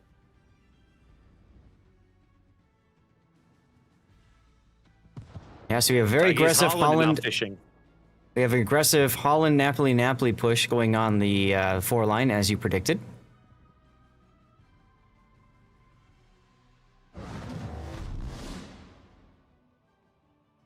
All right, James trying TSYMQ. Go ahead. James trying to get in a position with his Janan to vomit deep water torpedoes in the traditional radar cruiser spot where Akatsuki is. I like it. Well, and the nice thing about having the Janan and the Napoli together is that the Janan's AA is not a joke and can definitely help chip in against PreyQ's bombs when they show up. Yeah. And they will show up eventually. Right now, PreyQ is just trying to find out if anything is going to Fidget Spinner Island. And the answer is no. Niente.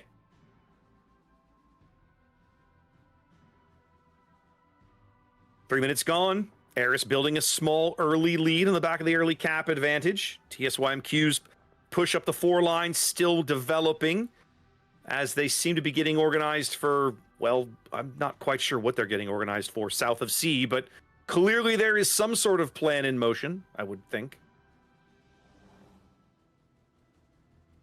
Yeah. Let's see how well Eris is able to hold back this push on the other side. As you can see, PreyQ's taking his planes to go see what's going on with the 2 Napolis on Holland they haven't spotted yet. I was going to say, now that they know where roughly what's over at sea, they have to be going, wait a minute, where's the rest of it? Yeah, North Island, of course, has his radio location. The Napolis have kind of edged over to onto the 3 line from the 4 line, and as you point out, North Island's radio location giving him some info. Ikoon's Holland caught a glimpse of Torikabudo's Hindenburg a minute ago, as now the Napolis open up on the Yodo and remove all doubt. What they don't know is Tori's there. Actually, they do, because Holland has radio location. You can see those torpedoes. They know Torikabudo is there. They caught a glimpse of him on the surface a moment ago.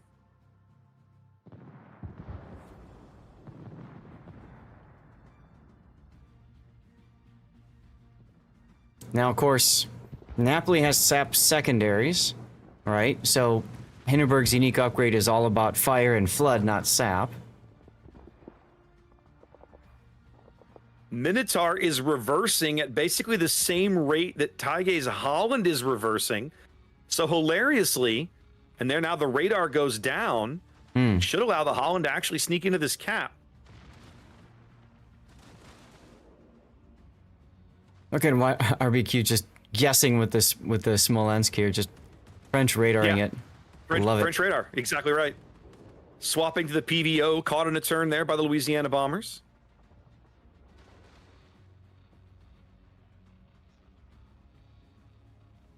Nuoli's Napoli onto the A-cap, locked up by Hindenburg's Hydro, that's Torikabudo, as the Yodo takes some punishment right there.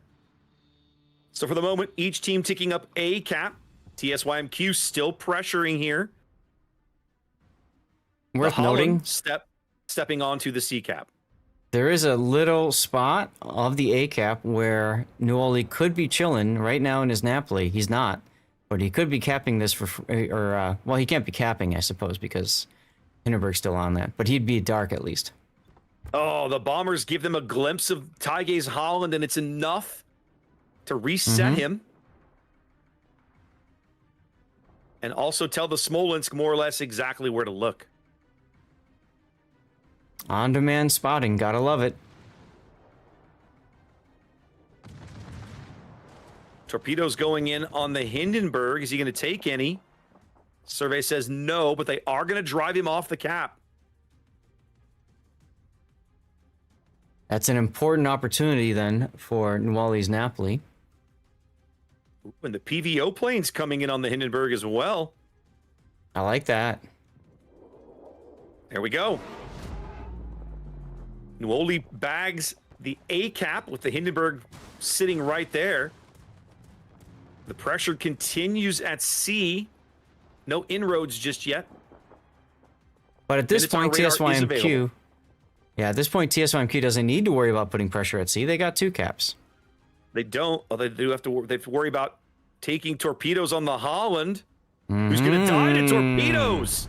Regalo torpedoes take out the Holland at sea, and that pretty much seals the deal over there. They're not going to be able to threaten that cap again anytime soon. Yeah, that does it for that side. Speaking of the Regalo, he's rotated back over here to bring Torika Budo some smoke. Torika is in big trouble here. His hydro is down, and I'm guessing these are Napoli torpedoes coming in on his starboard side. If they have the legs, they probably have the ability to murder him here. Yeah, 12 kilometer, right? And they do. Ouch. No, 13 and a half. Yeah. Big kill for TSYMQ is now it's just the Regalo playing defense close aboard of the A-cap. Yeah, I do like that Regalo tried to just go straight in and even bumped into his friend. That's the best way to get smoke on somebody who needs smoke now. Just like that, the home cap to home cap push actually works on Land of Fire. Don't usually see this. And the cruiser lineup, the Janan, the Napoli, the PVO, all standing out of the area at the C cap. TSYMQ redeploying assets to defend the caps that they hold. No longer worried about trying to get into the C cap. Really not able to, even if they wanted to. North Island is in trouble. On the Yodo, he's got a sticky fire right now. Nope, it just expired. I was going to say he's down under 2K, but it looks like it's quit ticking. Yep. He's also down to his last heal. 15 seconds away, but that's all he's got left. Louisiana planes coming in to spot Ikun's Holland. Fortunately, nobody can do anything about it because, well, Yodo doesn't want to open up. Ichu probably doesn't want to open up. So that just informs where they should vomit torpedoes, and that's about it.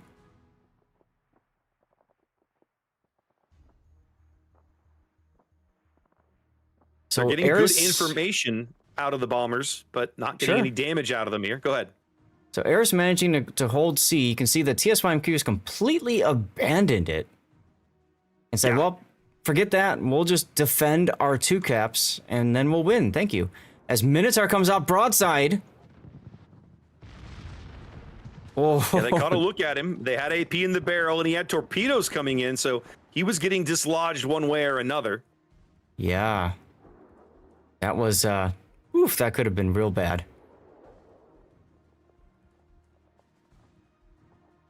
Two minutes now to TSYMQ win here in game number 2. Remember, y'all, this is a best of 5 series. Louisiana's guns finally getting into the action here. Not the worst, but not the best.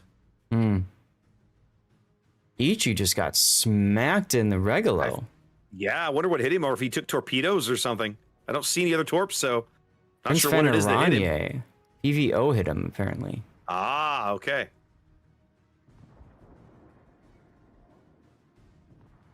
Meanwhile, Firefly's Napoli. Napoli's in trouble. Yep. Well, more like Akatsuki's Minotaur as well, because he just took a good, solid AP hit out of Firefly, who's still lit despite being in smoke. And now Akatsuki's next heal 20 seconds away. They might be able to pick him up as well. Yeah, Lots of deep water torps on the Smolensk. Hirakatsuki was using radar. That's why Firefly wasn't smoking. Aha. There we go. And now he's gone. He is gone, but I think the Minotaur is going to join him in death. I love all the guest shots. Shell. And then they stopped. He's frantically smashing the heal button. He does get there. Amazing.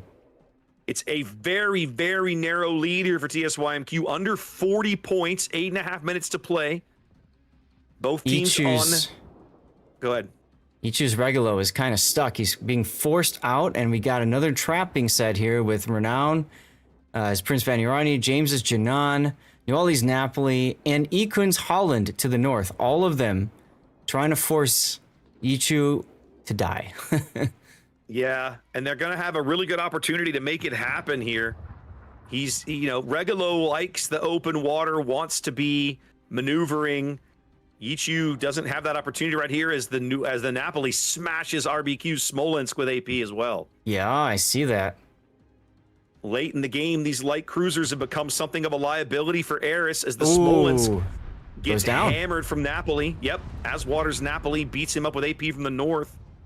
Akatsuki's Minotaur just open watering here, trying to make a play, make something happen, make anything happen. Time ticking away here for Eris in game 2.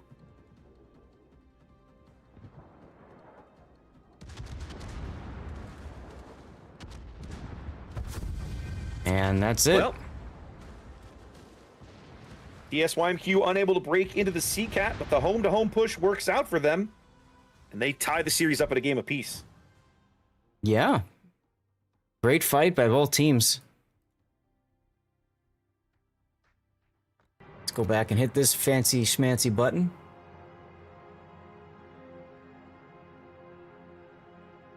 So despite that last battle, despite that last the game 1, I still had 98% favoring TSYMQ there. Very interesting. Yeah. Hey, right, I got my drop. Woo. So here's a question, Zath. Do you want to go cast the in the other quarterfinals match? I think we should go cover the other NA bracket match. What do you think? You mean leave this one? No. Or okay. Swap to the yes. For the next round, not only does it avoid both official cast, it puts us over there with the NA teams. So let's do that. I'll take us clean us up out of the other one if you would. I'd love to. I can't. Here. I just did. I thought I did. No, I didn't. No, see what I mean? Like, you can't unassign it. So let's just assign it to Puddin. Okay. You do that. We love you, Puddin. Whatever. It's done now. Fixed now. Oh, God. All right, so then let's come over here then and set up. I agree with you though. Going Resin HSR would be a good choice. Yeah, so let's do this. So let's just come to here. There we go. All right, we need and there we go. Nailed it. Okay.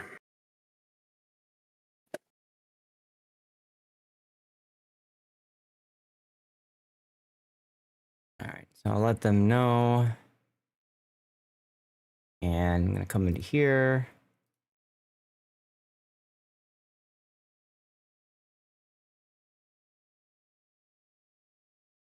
Just so that everybody's on the up and up of where we're trying to go. Not like it matters. But I like your thinking, because then once again we dodge Yes. the EU or the, we're getting away official. We're getting away from both official casts, right? Yeah. And still, and now covering the last 2 remaining NA teams, one of which, blessedly, who will move on. Mm-hmm. So there will be an NA team tomorrow. There will be at least one. Well, there can only be one. There will be exactly one. There will be exactly one. Yeah. There will be exactly one. No more, no less. And there will be at least one China.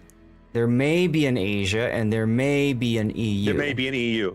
So NA and China are the only people guaranteed to have a team in the top 4. Yes. Everybody else is don't know. We'll see. We have to wait for game results. That's right. Speaking of results, do we have any to share with y'all? CL up a game over HXH is the only result we have right now. Okay.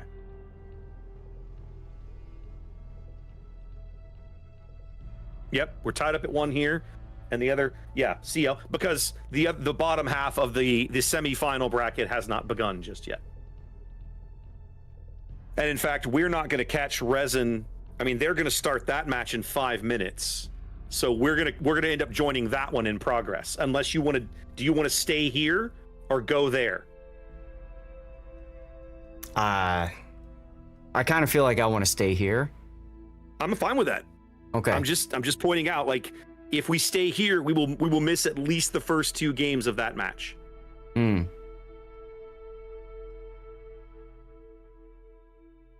Or we could go over there and cast the entire thing end to end. Yeah, that doesn't sound like such a bad idea. When are they starting? In 4 minutes? In 4 or 5 minutes. Okay, let's bail and go do that. That's fine, because they're waiting for the CN cast now over here anyways. Yep, let's do that. Okay. I'll let them know. Okay. I agree that would probably make more sense. Well, if there was another NA team that we might have an opportunity to cast, I'd stick it out. But Yeah. instead, I think this makes more sense for us. All right. That means we have to redo our stuff.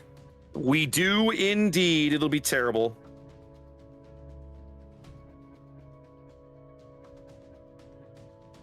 We haven't seen much of Honkai Star Rail this tournament yet, but we've seen them before. We have not.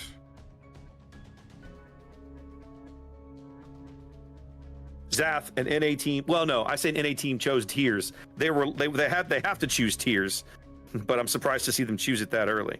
Hmm. Well, is it HSR's pick? It is. HSR is more. Yeah. HSR is more well known for mobility strats, destroyer heavy comps, etc., than Resin. So that makes sense, actually. Okay. I could see them going for that. Okay.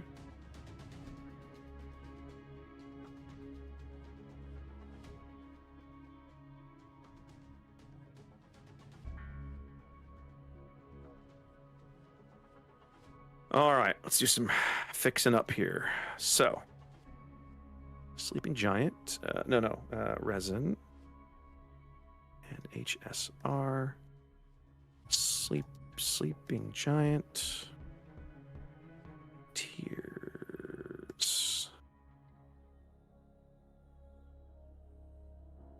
Yeah. And our ship bands, Marseille. Yeah. Finally, Zath, somebody took my advice and they banned Attilio Regalo. I mean, there it is. There it is. You ban a cheap ship. Ban a cheap destroyer. Get it out of there. Done. Make it easy. Yep. All right. There we go.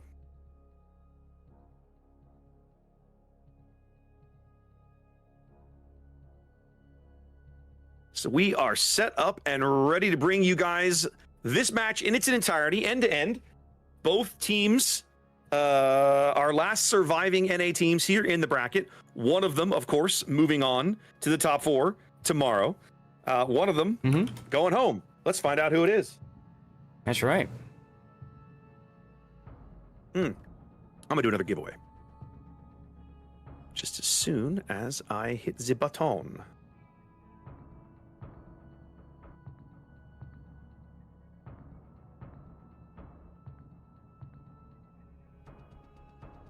Where did you go? Where did you go? There you are.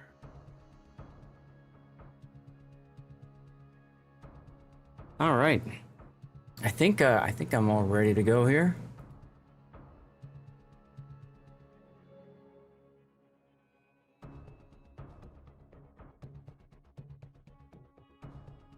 We are missing one player from HSR at this point.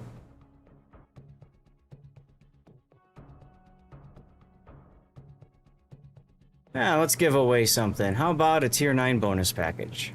Yep, I just started one of those over on Discord myself. Why not? Yeah, why not?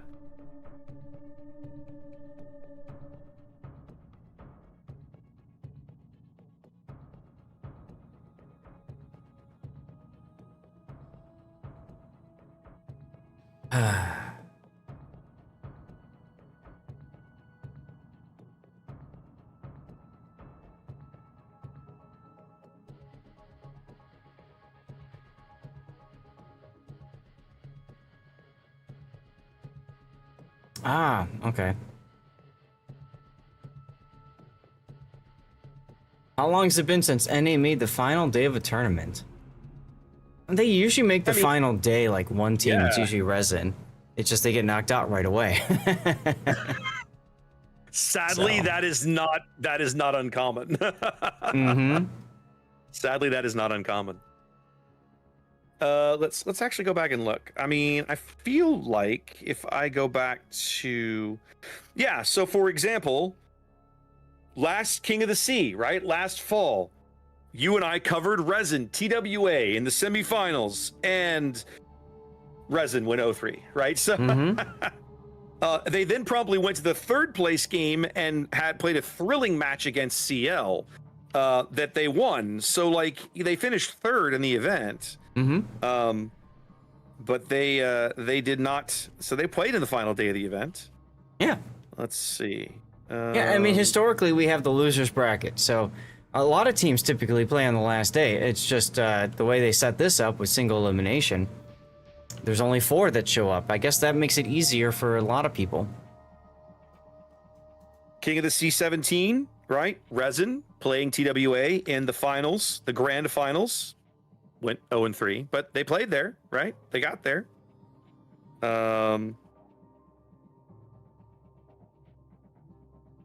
Looking to see. We didn't seem to have many NA teams make it late in the last iteration of Warship Masters. That's what I'm not seeing. Rain. Actually, no, I apologize.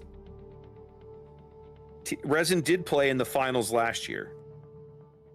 Okay. No, I'm sorry.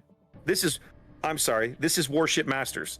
Last year's Warship Masters, TWA and Resin went 0-3 in the finals against TWA. Well, you can put your book away because we have a game to cast. We have a game, baby. Let's do it. I'm trying to keep up. Look, I have historical logs of these things. All right, let's do it.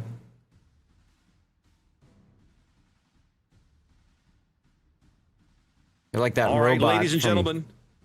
What? Sorry, it's like you're that robot from Robot Chicken over like thousands of years ago. Anyway, go ahead. Ladies and gentlemen, boys and girls, warshippers of all ages, welcome to the other half of the semifinal bracket. Now we're looking at the last 2 NA teams still alive in the event. This is HSR versus Resin. HSR in green as we spawn into the top end of Sleeping Giant. They're running a single destroyer, Arona's Georg Hoffman, a ship that we haven't really seen much of. A 4 cruiser lineup for them. Apex's Utrecht, Skatfarquar's Kushiro. This is Coral Sea's Howden Liu and Ibuki's Castilla. That's not going to mess me up at all. It is a double battleship lineup for HSR. Robin's Rhode Island. I am vibrating to see that. And then Klee's Kremlin. Really? You went there? Come on.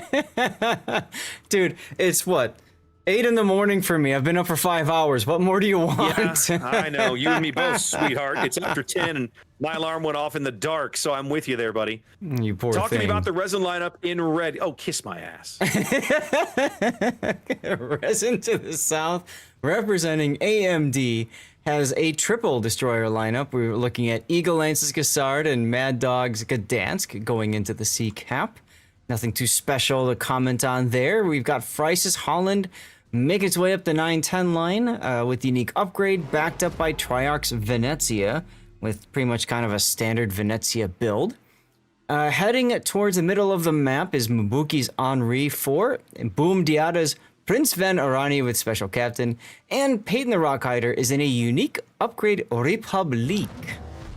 Ooh. Interesting to see Resin fielding a Repub, Zath. We've seen Repub on this map before, but it did not end well.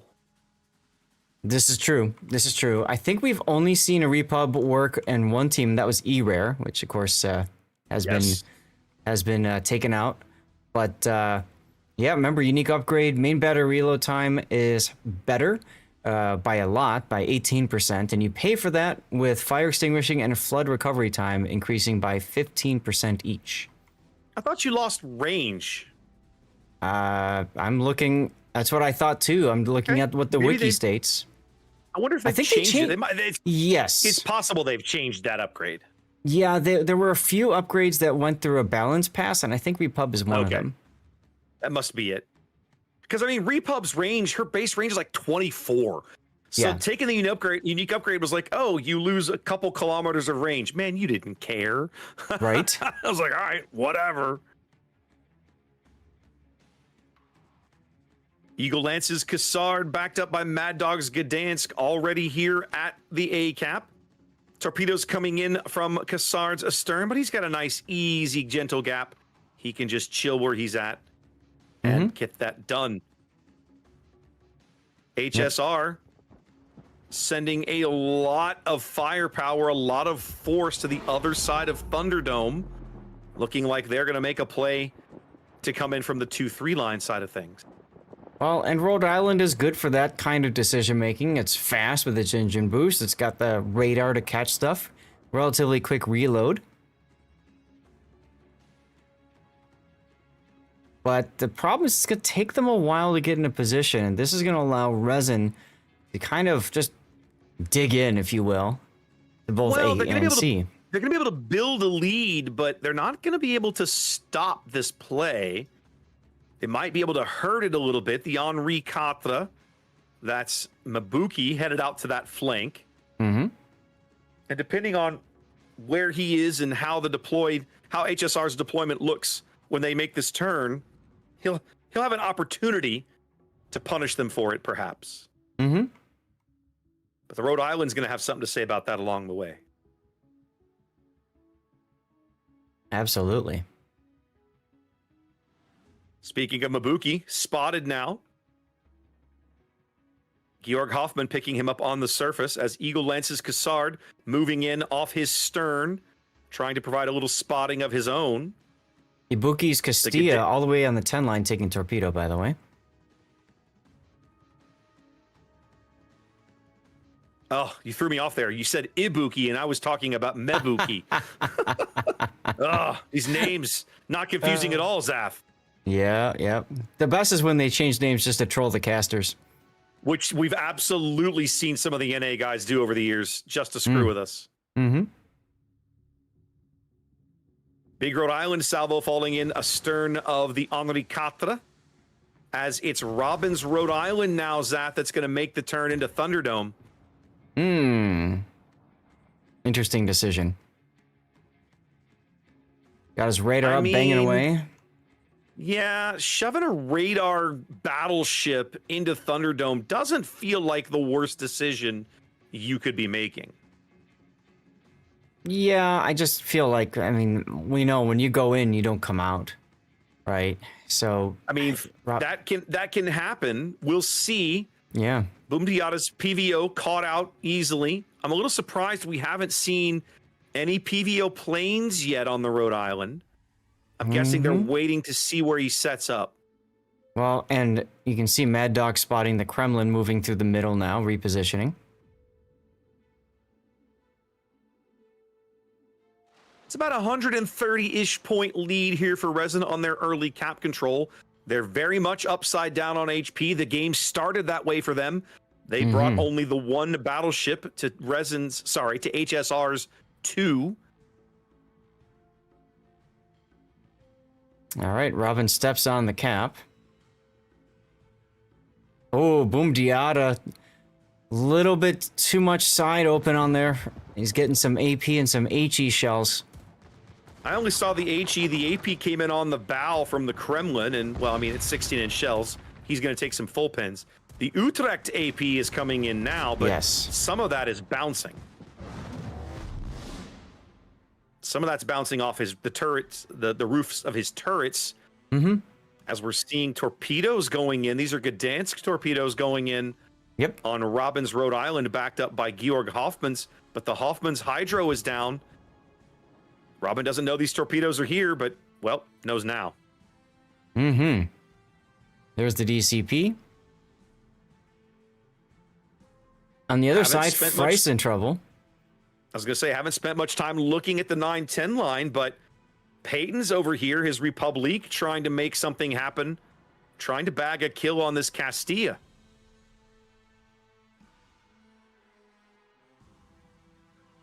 Yeah, they've advanced quite far. You can see now Klee's Kremlin is coming back as well to try to stop this, hold this flank. Oh. Boom Diata. Big hits from the Kremlin, followed up by the bombs on Boom Diata's PVO. I'm not even sure how he's lit. What's spotting him? Oh, Rhode Island radar. Rhode Island radar's got him lit right there in mid, as they're also putting some pain on Mad Dog's Gdansk. They're trying to claim this kill. They can't quite get shells on Boom Diata. His next heal's about 5 seconds away. Well, you see there's this thing called airplanes coming in. Yeah. Doesn't matter. Kushiro is the kill. And Mad Dog in big trouble now. I think they're going to pick up the kill on the Gdansk as well, Zath. Yeah, he's trying to get away from it, but just got spotted again for a second. Here comes the Rhode Island shells, and they do it. There it is. A second is all it takes for the enemy lead to get adjusted correctly.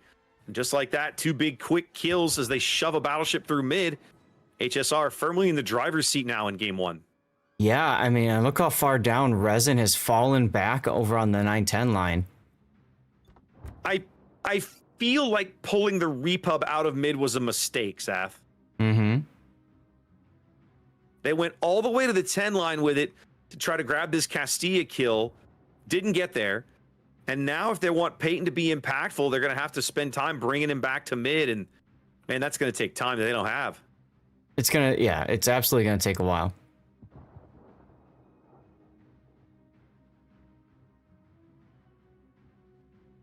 Meanwhile, you've got Eagle Lance's Cassard trying to get some torpedo hits on Scott's Kushiro. They connect. Huge kill for Resin there. Ooh, that is a big kill. Resin needed those points badly.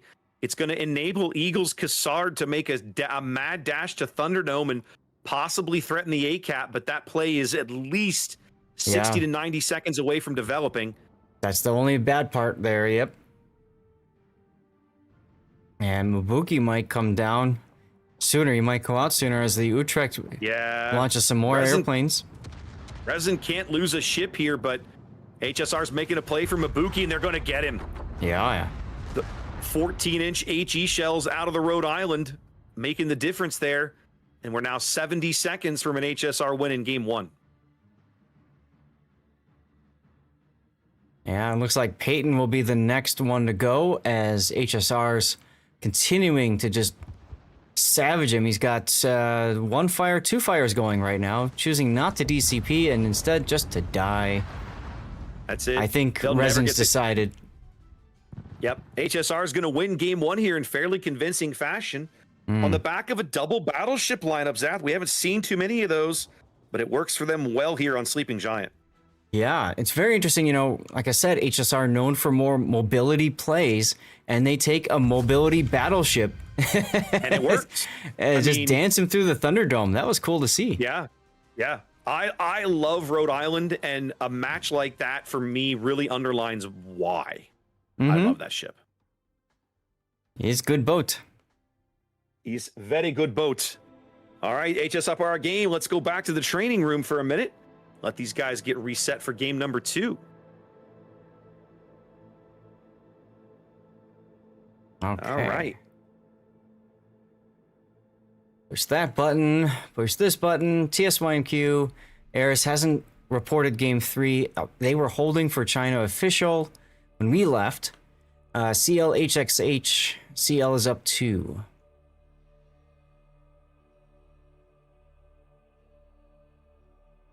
All right. And that's what we know so far. Now, Pork and Hybro is starting soon.tm. Keep in mind that official cast is there as well, so there's a good chance we'll catch one game, maybe 2. We'll see. Depends how things go with this one. I'd say it's pretty likely that because they're going to get held more than we are over here, right? Yes.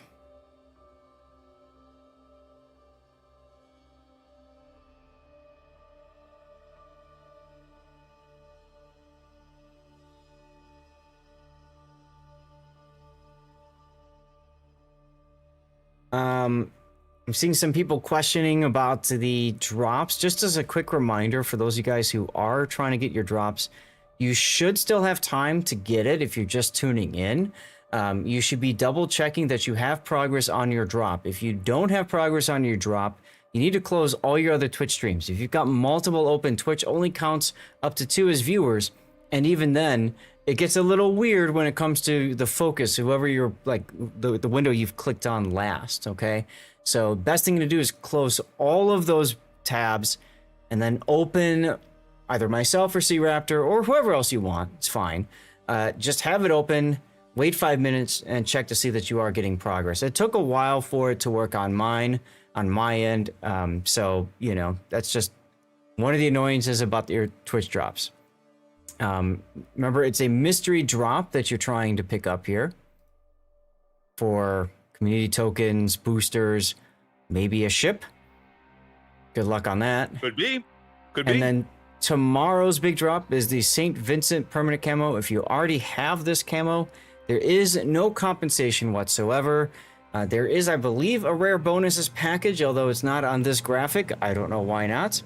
And yeah, so, you know, and you can only get that on Wargaming Official, so twitch.tv/World of Warships.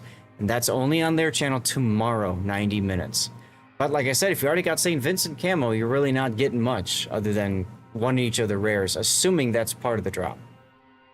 We're gonna be greedy and hope you come watch us tomorrow. But sure. I mean, I feel like I've said enough mean things about wargaming for the day. I'm gonna stop. But man, yeah, yeah.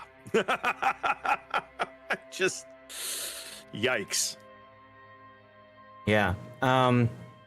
You know, it is what it is. So there's actually a few streamers who won't be streaming tomorrow as a result of that. Really? Oh, yeah. Oh, in other words, because there's no drops tomorrow, they're just walking away. No drop, no stream. That's correct. Wow. Yeah. Now, in fairness, I'm being a little dismissive. If you do this sort of thing for a living and it's your primary source of income, I get it. I get it. Yeah. You need to be maximizing your viewership any way you can. So I get it. Yeah. For me, this has always ever just been like, I do this because I enjoy it, because I want to do it, because, you know, I want to showcase the game. So it's, I have a very different lens that I look through things, and I sometimes allow that to color my reactions and opinions. And I probably need to be better about that, Zath. I need to be a better human. Okay. I need to be a better human. Well, talk to Hepafodder about that. He can set you straight. He can, actually. He's been working on being a better human for like a decade now, I think. I know. Oh, man.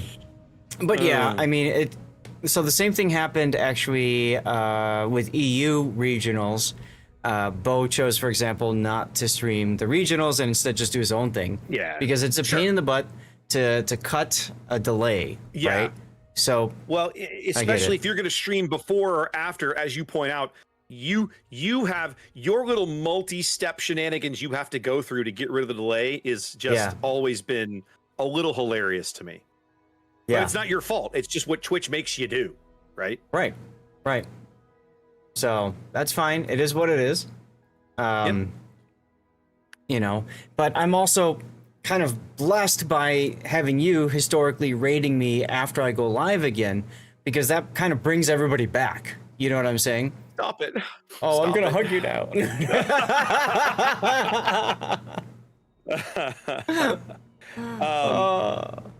We do have our first quarterfinal result, Zath. CL knocks off HXH in 3 straight games. They are moving on to the semifinals. Yes. And the China official is here, which makes me feel TSYMQ took Eris down 3-1. You think so? Well, they were at Eris TSYMQ a moment ago. You say China officials here, there's one guy. China official is like 6 guys. I know, but I just see a comment that says CN cast is ready at 8:32, 3 minutes ago. And there is a CN observer in here. I don't know, maybe I don't know what they're doing. I guess I could be crazy. Usually CN official is like an army of people, right? They use the... You know, where do I even watch that cast? Is it on Billy or something? It's probably on Billy. Yeah, that's my guess. Am I allowed to watch Billy in the US? I think so. I've seen some places. I've seen some streams from that before. So yeah, so you can get to it. I just don't know how off the top of my head. Huh. And you're looking for it, aren't you? I'm actually over here trying to find it. I'm curious. Okay, I don't want to listen to that. Yikes.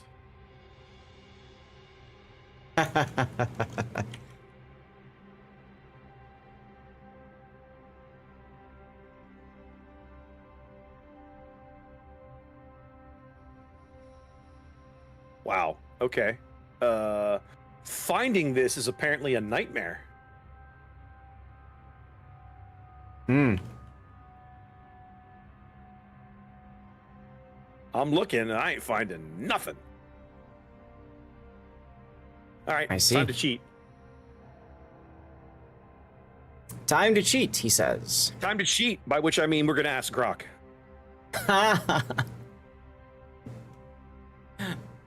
Oh, man.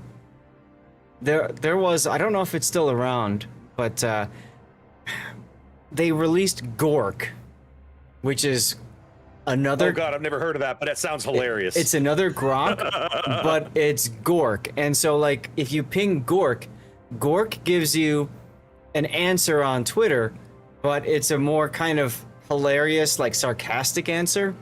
Okay. You remember like Toxic Symphony? Yeah. It is absolutely Toxic Symphony is Gork. Like, seriously, like, the response lines up perfectly with how he would respond to, like, that kind of a question. It's hilarious. I found it. You found it. There you go. Found it. I don't know what they're covering, though. Okay. Well, they're showing teams that aren't actually still playing in the event. It's like they're showing old coverage or something. Yeah. Oh, that's like an old clip, maybe. Yeah, here we go.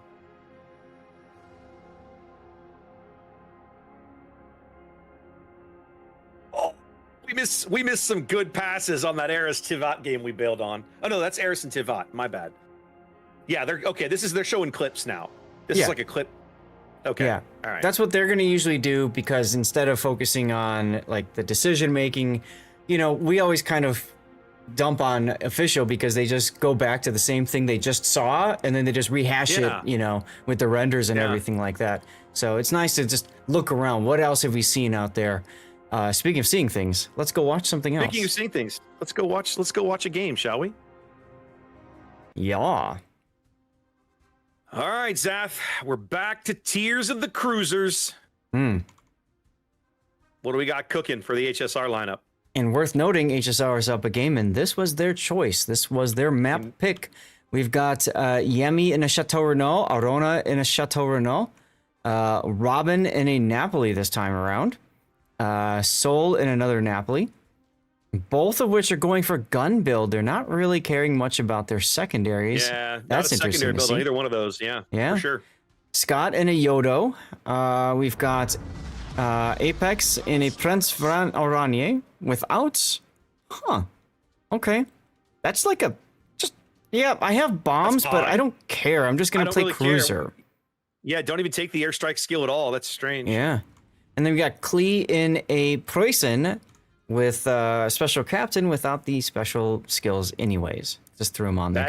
That is a secondary build Preußen, though. We haven't seen too many of those. But he's not full. He's not running the secondary modules, but he is running the secondary skills.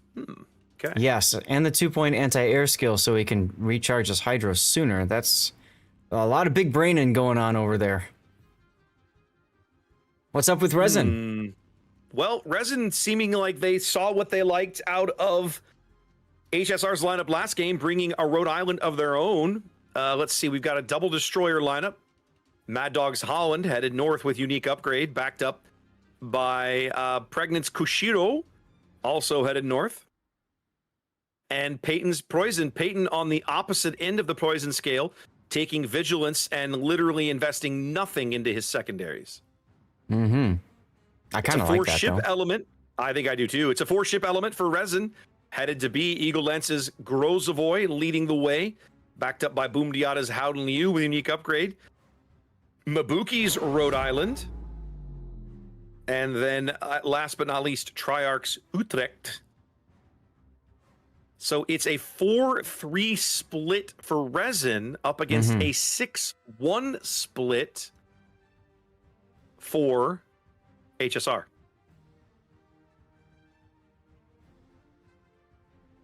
Look at all these Chateau Renault torpedoes. Oh my goodness. Yep. Double Chateau Renault is going to make somebody have to play a fun mini dodging game soon. Because that's just how that works. My God, look at those things just get vomited out. And this is all radio location informed. Both Chateau Renaults have radio location, so they can almost pinpoint where Mad Dog is in the Holland. Or Eagle Lance's Grozavoy, either way.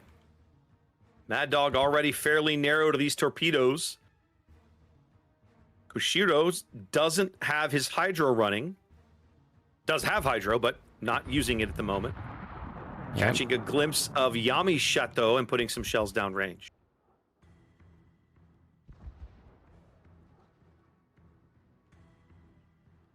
All right, there's the Kushiro smoke. Convenience, large Kushiro-sized gap in those torpedoes, actually. One of the things that's interesting to me, Zath, as we see HSR begin to move up north, right? Very commonly, we see ships trying to push all the way out over here to the 2-line or the 1-line and J-hook this island, and only then do they really push south. HSR's like, nah, we don't got time for that noise. We picked up the ACAP and our double Napolis, we're just shoving. What are you going to do about it? I like that. It just saves time. I do too. Well, it saves time, but for me, more importantly, it denies reaction time to your opponents, right? For them to move a ship back to help slow things down or whatever.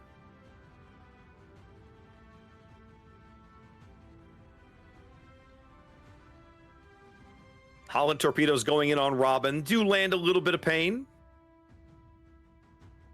Yeah, but Pregnant's about to be in a lot more pain. Oh, I know. The poison shells have come in. The first ones weren't impactful. Neither was the second ones. No.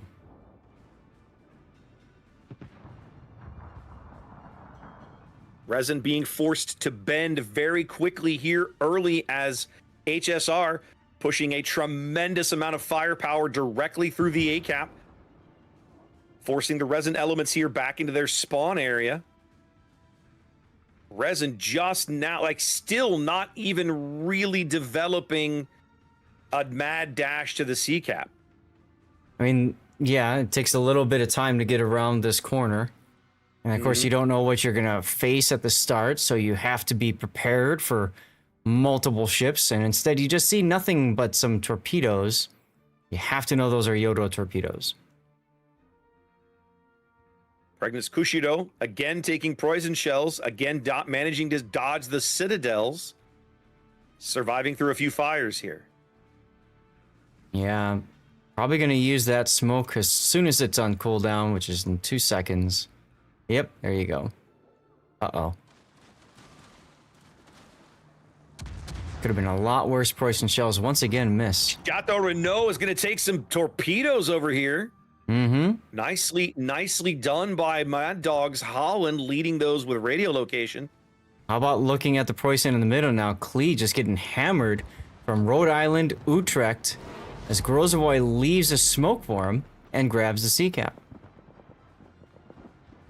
It takes a little over 5 minutes, close to 6 minutes, but the resin home-to-home push does finally materialize as they bag the C-cap. They are on the verge of losing Kushiro, though, as he's in smoke back here along the 1 line. Yeah. Easily the lowest ship on the board. But Klee is also on the verge of losing their poison. He's on triple fires right now, all 3 possible fires ticking, and DCP's down for 23 seconds. It's barbecue time here for Resin in the middle of the map. Let's see if they can finish burning out HSR's battleship. You can see Preussen continuing to shoot at Pregnant's Kushiro. Yep. They've lit Pregnant again on fire again. Preussen shells going nowhere. Imagine that captain of the gunners right now. Hit something, hit something, hit something.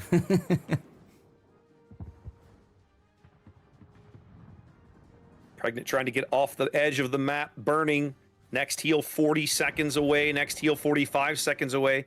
Probably will not live to see either one, as they do get a glimpse of the Chateau Renault of Yami, but that salvo does not land.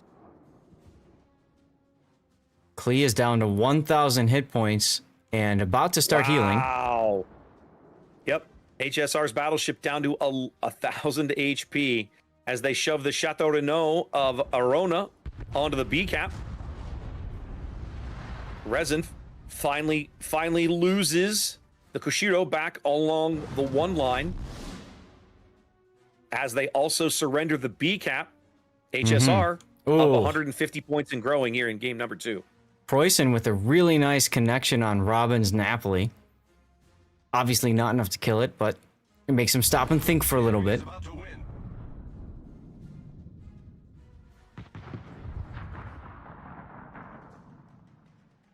I feel like you've got to get the kill on this Preussen, Zath. You worked so hard. You got him down to 1,000. Yeah, there it is. As Napoli goes down. As Peyton does pick up a big kill for Resin on the Napoli. Wow. Holland and Chateau Renault in a gunfight now back along the 4 line. Klee is once again at 1,000 hit points and not healing. Why no heal? Probably an error in my mod. The enemy is about to win. Now check this out. Yeah, according to my mod, his next heal is 40 seconds away. Oh no, he is healing now. He's healing now, Apologies. so the mod was working. It's just strange. I don't know why he would wait to heal. That's all. Yami Chateau Renault down to 3K. Mad Dog's Holland down to 4K. Mad Dog has a bunch of heals left, but he's 40 seconds away from the next one. They do finally bag the battleship in the middle of the map. That's still not quite enough to flip the lead here. Oh, Triarch. Oh, Triarch. Big torpedoes on Triarch in smoke. Yeah. Beautiful Yodo salvo of torpedoes there. Guessing correctly that they're going to start moving to the middle of the map after grabbing C-cap. Those were fired way before the smoke screen was even deployed. So Resin splitting their forces, pulling the Grozovoy and the Howden Liu to the south to help out Peyton, who's under a tremendous amount of pressure now. Down to his last. Well, he's got 12,000 HP, and he's not healing. He is healing. Wow, the mod is messed up. The mod is showing me he hasn't pushed the button, but he is healing at the moment. Yeah, he just finished his heal. DCP is available. Mad Dog is healing now. Eagle Lance's Grozovoy out here trying to probably try and bump up against Yami's Chateau Renaud. Oh, big hits on Coral. Yes, Peyton just getting some really good shots in with his Poison. Coral still detected now. Comes the next salvo. Mad Dog with a torpedo kill in the Chateau Renaud. Mad Dog picks up the Chateau. Mabuki's going to burn out here.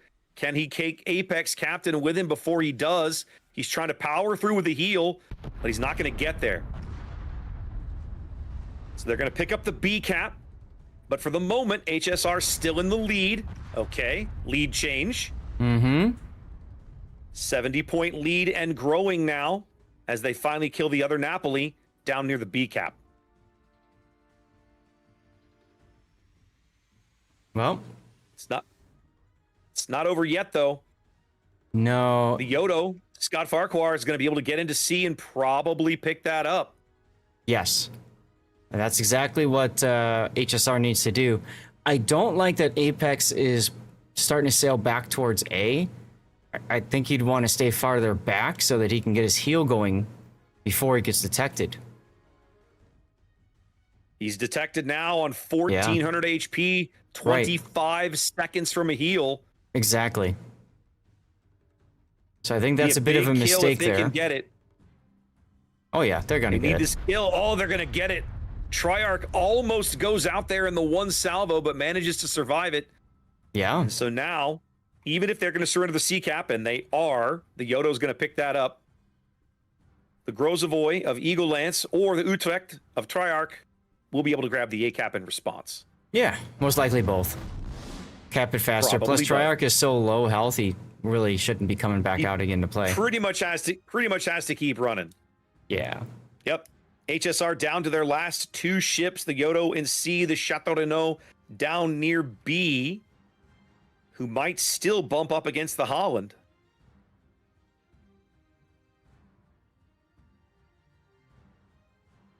Yeah, there's the spot. All right. Mad Dog going to open up.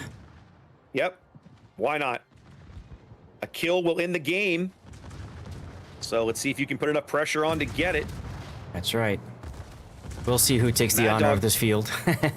Mad Dog 5 seconds from his next heal. He may not survive to see it if enough of these Chateau Renaud shells land.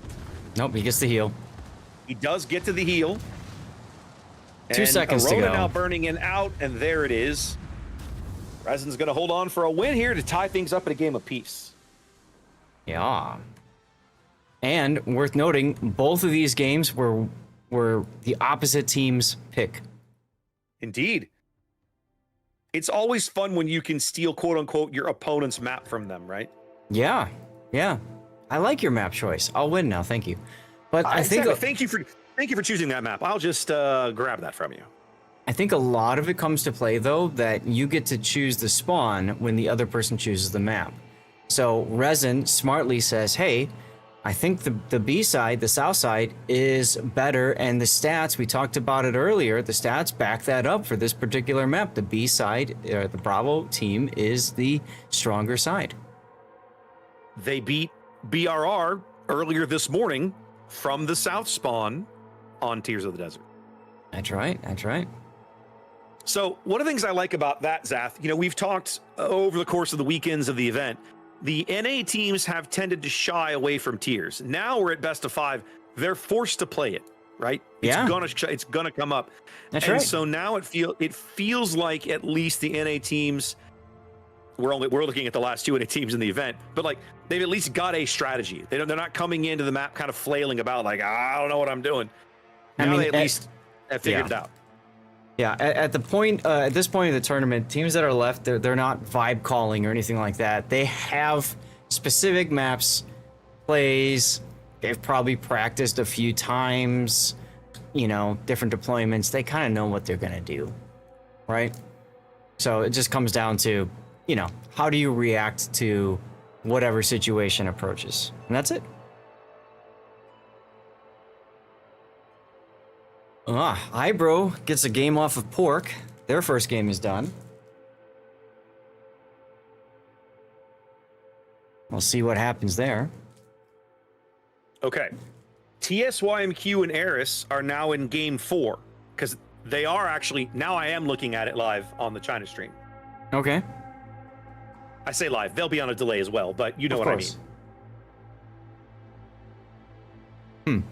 So TSYMQ picked up game 3 and is not leading game 4 yet.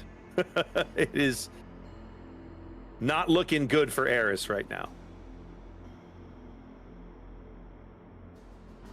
How I say that? We'll see how that shakes out. Their game just ended.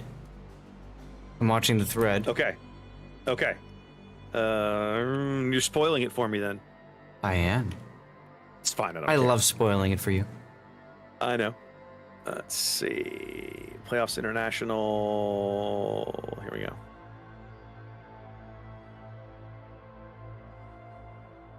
Okay, so TSYMQ then wins that series 3 games to 1. Mm-hmm. Cool.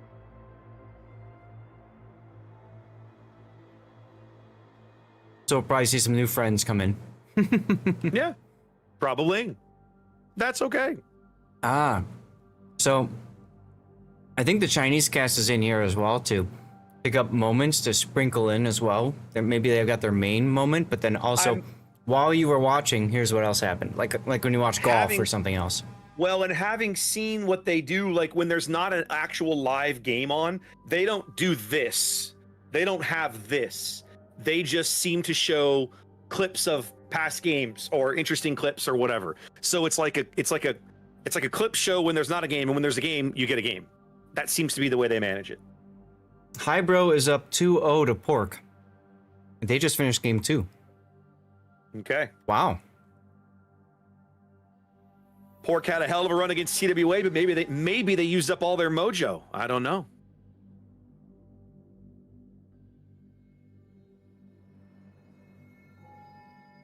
That means we might see a lot of friends soon. Yeah. It are what it are, kids. It are what it are. Now remember, again, for those of you trying to get your drops, I will be doing an after party. You're welcome to stick around. Maybe get your drop that way. I don't know exactly what the timings are for this drop. I could probably look it up if I really cared. By the way, what do you mean the timing? In terms of how long you need? How long it's gonna run for the drop itself? Oh, that I didn't look. I'll look it up for you. Let's see, it was. Or no, that's listed on the 1800 UTC 1900 or 1800. 1900 UTC. So it runs for 7 hours. So it runs until that's 1 p.m. U.S. Eastern, 2 p.m. U.S. Eastern. So assuming this is correct, 3 p.m. U.S. Eastern. It's just 7 hours after we start. So assuming this is correct, then y'all have still going to get your drop, and then even people that show up after the tournament when I'm doing my after party can possibly get a drop. They will have an opportunity. That is true. Mm-hmm. They will indeed. It's one of the reasons I like doing it. I want to give people their drops, give them opportunities. Right, and if I'm with you. I've never done it, but it makes sense, and I'm always happy to raid into you because you usually keep going, and I'm like, if you want drops, if you were still running drop, go see Zath, right? I've got to get offline. Right. No, I appreciate that, man. It really does. It really does make a difference. So thank you. Good. 3. I was talking to Raptor actually in between. One of the things that I'd like to do is try to get my averages up. My average viewership for World of Warships, for example. That has an impact on certain things in the CC program. So getting that average up over 100 to me is very important. Since I stream a lot of warships, it kind of works against me in that, my averages are overall a little bit lower, right? So events like this help me to keep that average number higher, so. And I just love the hell out of playing the game and streaming it, so why not? By the by, since we know we're going to see an NA team in the morning, do you want me to go ahead and sign us up for the NA team? Oh yeah. Okay, then I'm going to do it right now. Somehow we're already signed up for the other match, even though I didn't sign us up for that. I don't know why. I just grabbed a bunch yesterday because I thought it'd be funny. So don't worry about it.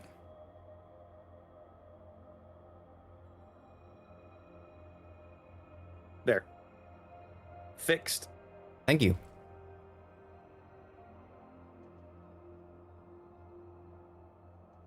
Okay. All cleaned up. Good. Yeah, so you're looking over at day 4. Okay, I see. Yeah, they're starting to populate it already. Yeah, we know exactly which match the NA team is going to be in. We just don't know which NA team it's going to be yet. That's right. That's why they put NA here. Yep. But if hybrid, I mean, whoever wins that one, I want to see whoever wins that one anyway. So I think this makes perfect sense. No, I do too. I want to see. We haven't seen either one of those teams. So and whereas we've definitely seen TSYMQ. Did we see CL up to this point?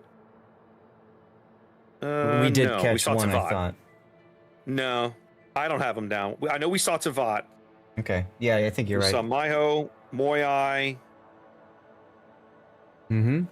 Yeah. Now, okay. Yep. CL is the team that our good friend TN is on.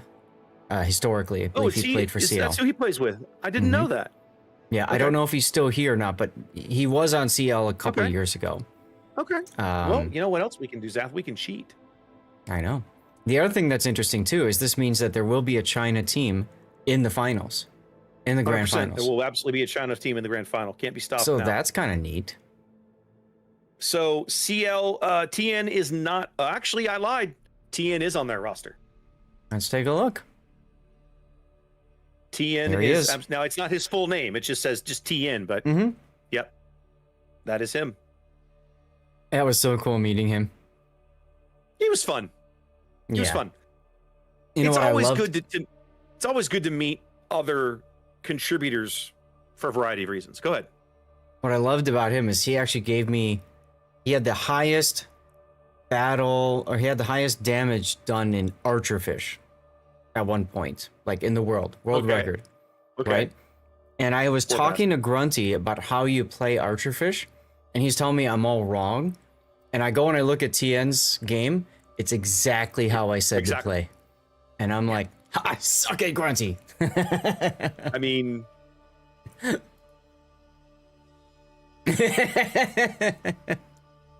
It's all good. But it's fun when you have an idea and then you see it actually work out. And there were certain factors that made it happen for him, of course, in the game. But speaking of games, we should look at this one.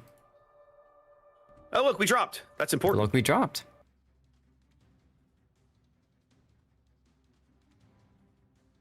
All right, here we go, ladies and gentlemen. We are back once again today on Northern Waters, bringing you this match between Resin and HSR, the last two surviving North American teams in the Warship Masters 2026 bracket.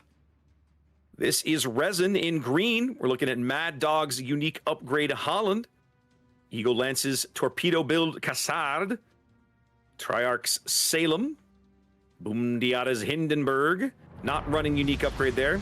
I has a sad. Pregnant now in a Napoli with a little bit of secondary power added. I say a little bit. Nope, we got a module and a skill, so definitely leaning into that. Mabuki back in a defense, and Peyton now in a St. Vincent. I love it. Yeah, interesting HSR's choice. in red, Zath. What do they got down here at the south end of the map? Yeah, let's take a look. We've got the Delny. That's Yummy, working his way towards the A cap. With smoke behind him is Robin's Minotaur. That's, of course, a Manitar. So those two are going to play games together. Looks like they are It looks like they are the defense hold side. So the rest of the team is heading towards the C cap, fronted by two Henris. That's Cleese, Henri with Pack a Punch. Interesting to see that. Followed by Souls Henri with more of a kind of a standard build. We got Ibuki in the Delny with Smoke as well, making quick runs to the C cap. Behind him is Arona's Lucian. And behind them is Apex's Utrecht. And that, interestingly enough, Apex's Utrecht is not using concealment module, instead going for open water funsies. Or banking on the Delny smoke. Yeah. Possibly. Yep. Interesting. All right. Well, it's a 5-2 split for HSR and a kind of a 4-2-1 split for Resin right now. The Salem, that's Triarch, kind of hanging near mid just to see what they can see how the game shapes up a little bit. Yep, and then you've got, so the nice thing about Yami's Delny smoke, as you're about to mention, is it's so long, it makes maybe Resin think there's a couple of ships in there. There's only one. Well, and if nothing else, it simply denies them information, right? They know they're just not going to have good information on what's down there. All right, there's the radar, they know where the minnow is now. Now, crucially, if there's no other ships shooting, they know it's only the Minotaur, most likely, plus a destroyer. And I almost feel like they're trying to get Robin to go to this island over here. No? No. Doesn't feel like it to me. They're going to use him to back into the A cap. That feels odd considering you just burned your radar. And yet I think they're going to get away with it just because they're on the quote-unquote offside, right? Yeah, but you can see Eagle Land's already... He knows the radar is going to expire after a certain amount of time, and he times it perfectly. He's just going to continue backing in. So maybe they're going to spot the Gassar with the Delny? See what they do. Oof. Oh, look at Peyton. I was going to say, I'm waiting for you to shut up, but HSR has been just mercilessly prosecuting Peyton here. And of course, it's St. Vincent. It's pretty soft. He's now having to pop one of his super heals. He's going to recover a notable chunk of that damage, but a lot of work going in on his hull early. Yeah, he should be all right for a while. Who may not be all right is Mad Dog. He's going to take at least one of these amidships. Oof. He does. Big hit. That's a Delny Torp. Salem radar coming up at A as Triarch moves in. They are going to get a reset on Yami. Very, very close, but they did it. At this point, Resin has to know it's only 2 HSR players down there, so they got to know, let's just push. Well, and that's one of the reasons, like, Triarch was hanging mid, and now they're like, okay, let's end that charade and bring him over. Yeah, I like it.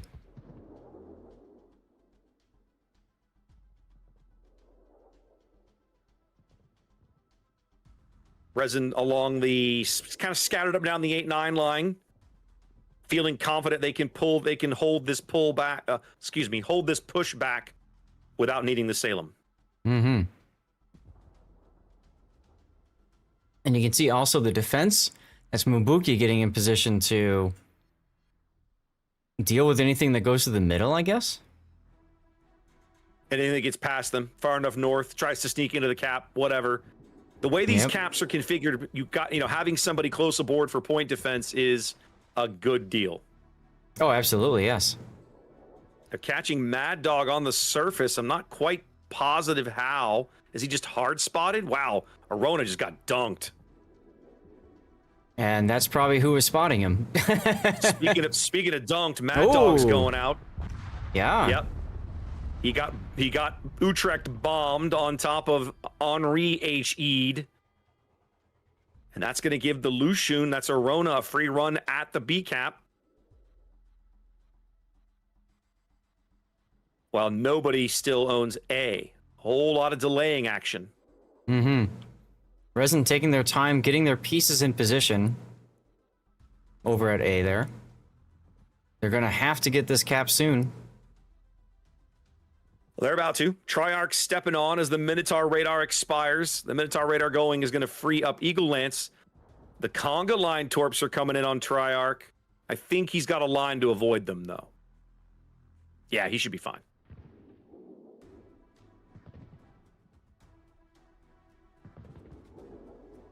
Yep, there's Arona stepping onto B.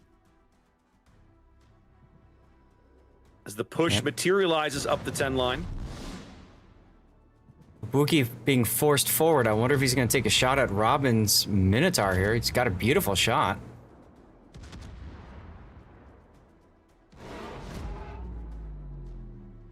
And that opportunity is gone now. Yeah. I didn't look. Yeah, Boom Diata. So one of my favorite 1-point skills on pretty much any heavy cruiser in the game is, what do they call it? Expert load. I call it expert loader. It's not expert loader anymore. It's that's something else now. Gun feeder. But there you go, gun feeder. But the one where you can change shell types very quickly with less of a penalty, right? Yes. I love that skill because on a heavy cruiser, I find myself constantly changing ammo types. Mm-hmm.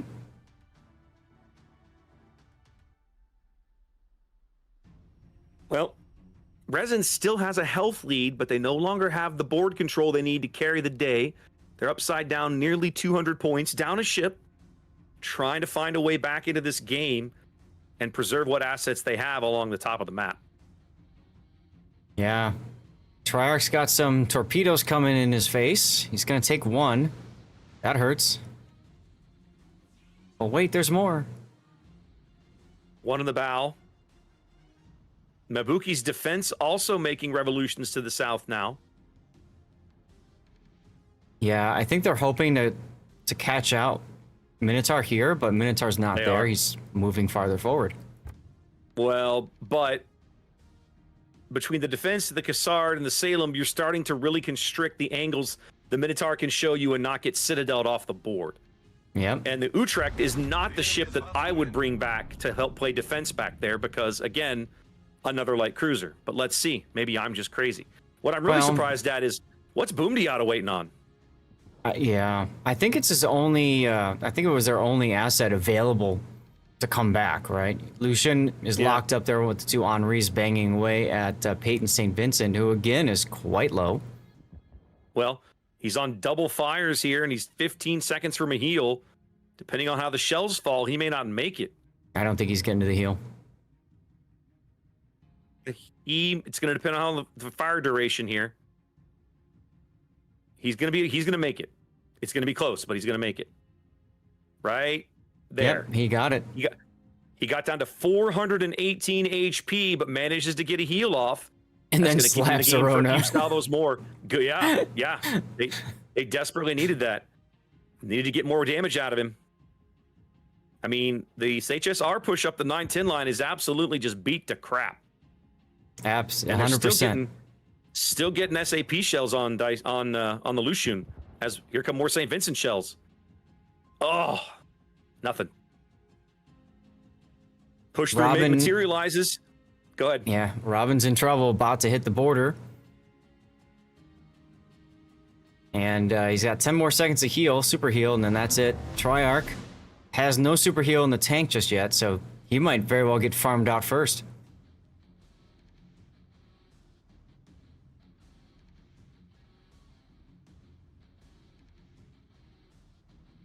Who lives, who dies. Lots of ships low on the HSR side of the board. Resin not able to complete any of these kills just yet. They do flip the C cap, so they start narrowing the gap as they do lose Triarch Salem. Yeah, you were talking a moment. Go ahead. You were talking a moment ago about the Utrecht set up for open water, dependent on the Delny smoke, and you can see that right there. He's behind the smoke once again. Yep. Abuki's defense putting shells out at the Minotaur. So is the Hindenburg. Hindi connects. Defense does not. Yeah. Mabuki on 3 fires. finally puts up some smoke and a heal. And DCP. Robin dark stop. along the edge of the map.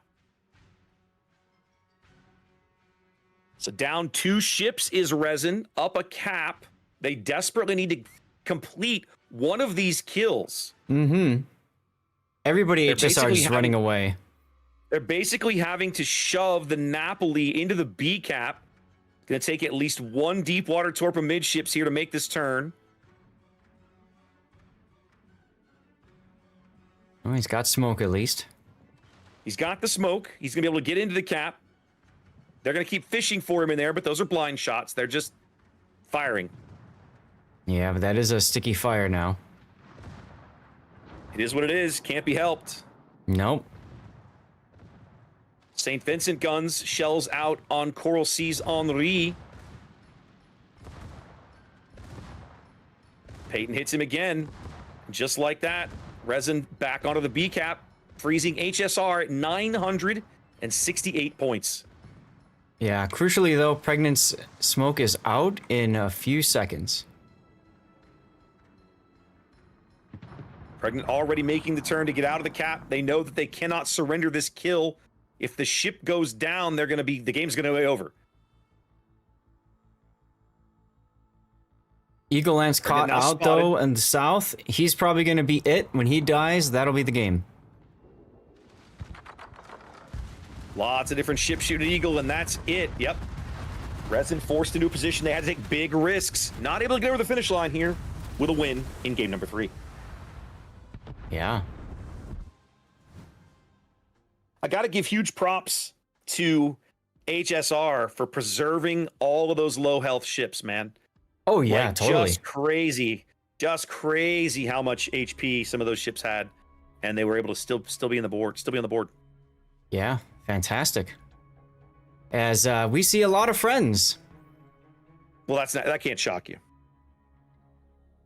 So far, Zaf, nobody has won their map pick yet in this match. Yeah. Yeah, that's very interesting. Yep, Hybro, I think went 3-0. I mean, otherwise, why are we seeing yes? Okay, confirmed now. Yeah, that was pretty much the only way that they were going to be over here that quickly. Yep. I'm just saying because the site still hadn't updated yet, so that's why I want to confirm. So we're basically waiting for. So EU is now out of the event. I was just going to say that. Team will finish. Yeah.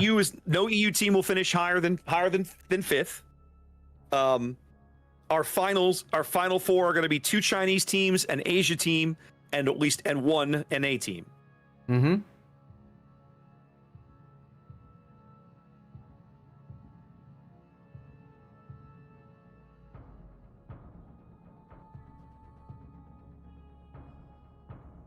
All right. Well, they're all going to get sorted. It's probably going to take a little bit extra time to get everybody in, especially because, you know, who's coming to dinner. So let's hit the commercial break now. And I'm going to hit the bathroom, too, I think, while I have a moment. Okay. Why not, right?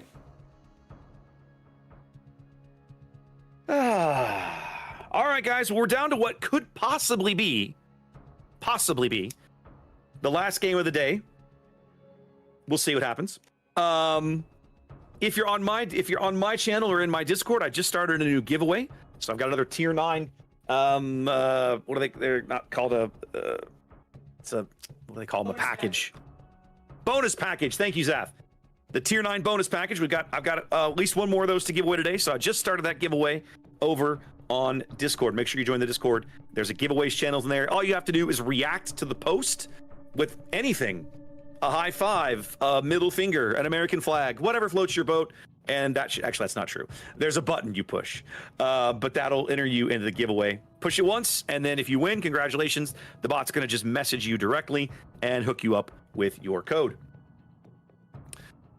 We will, of course, be back again bright and early in the morning. Another 5 a.m. Pacific, 8 a.m. Eastern start here for us poor schlobs on this side of the Atlantic. Zath and I will be here doing our thing in the morning. It looks like we're going to start our day with whoever wins this match we are covering right now is going to be playing a team from Asia, High Bro, and that's going to be who we are. Our first match of the morning tomorrow. Then we'll be bringing you at least some of the third place match, and hopefully, what should be all of the grand finals when the time comes.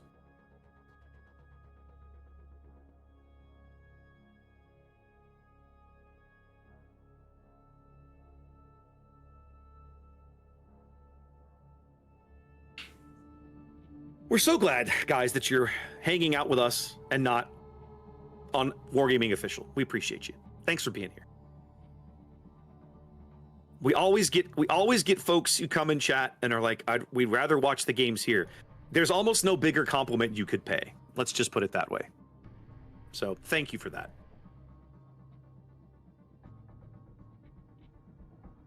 Kind of waiting for the game to catch up over here so I can push an ad roll myself. Streaming from the future is weird, y'all. Super weird to have to do this on the 5-minute delay.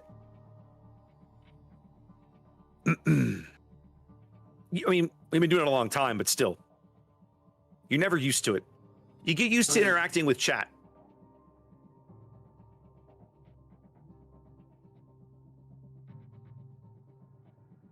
It's one of the reasons my favorite tournament is Team League, because they don't have any delay. They don't make you use the delay. Yeah, I love Team League. Is so much fun too for the trash talk and the stuff you get to do, like the little just, you and the other streamer are casting your teams. Like it's just silly fun. That's such a great event. Oh, 100%.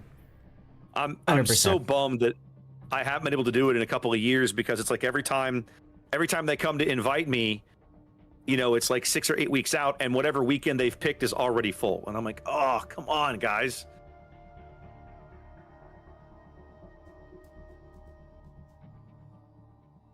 Man, people have been predicting wrong all day long with this series. With this particular series, it's been interesting to see. Good. We love it. All right. Classic NA strategy. This is why we can't win internationals. I mean, they're this far. It's been a hot minute. It's been a long time since we won internationals, right?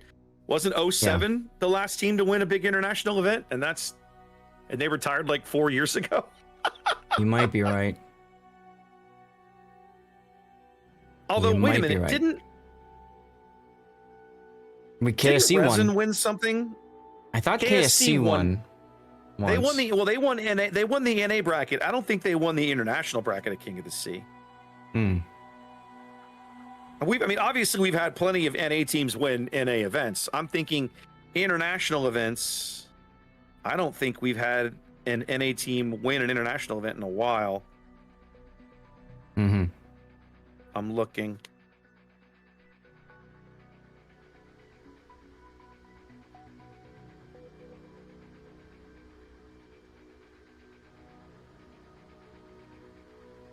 Basically, it's Asia day 4. Well, Asia and North America, no EU. Who would have thought it, guys? Who would have thought it? Not this person. This can't be right, is it? What? King of the Sea 16 was a Bonks and ELSR final. Okay. That ELSR won. That's an NA team, right? Yes, it is. There you go. That's the last time an NA team won an international event. And Honkai Star Rail is made up of some players from ELSR. Yep. I recognize a few of these names for sure.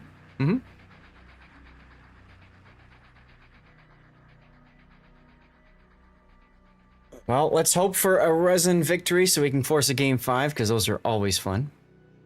Game 5. We haven't had a Game 5 in our best of 5 days yet. We had a, what was it? One of the days we had everybody went to Game 3. Yes. I think it was day 2. Day 2. Yes. Day 2 of the NA bracket. Every match we covered went to Game 3. That was so much fun. I love it. I love when that happened. Made it easier to edit the YouTube video too. All right, everybody from Resin is here. Everybody from HSR is here. I think we're going to be underway here in just a moment.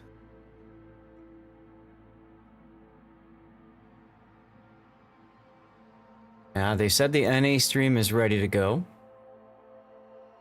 There we go. Yeah, we'll see. You'll believe it when you see it. Nailed it. Oh, goodness.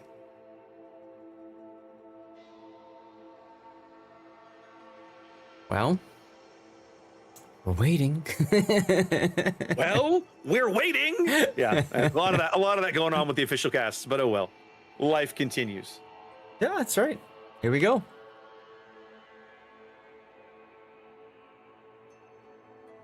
Let's see. I think we use reversed, yeah?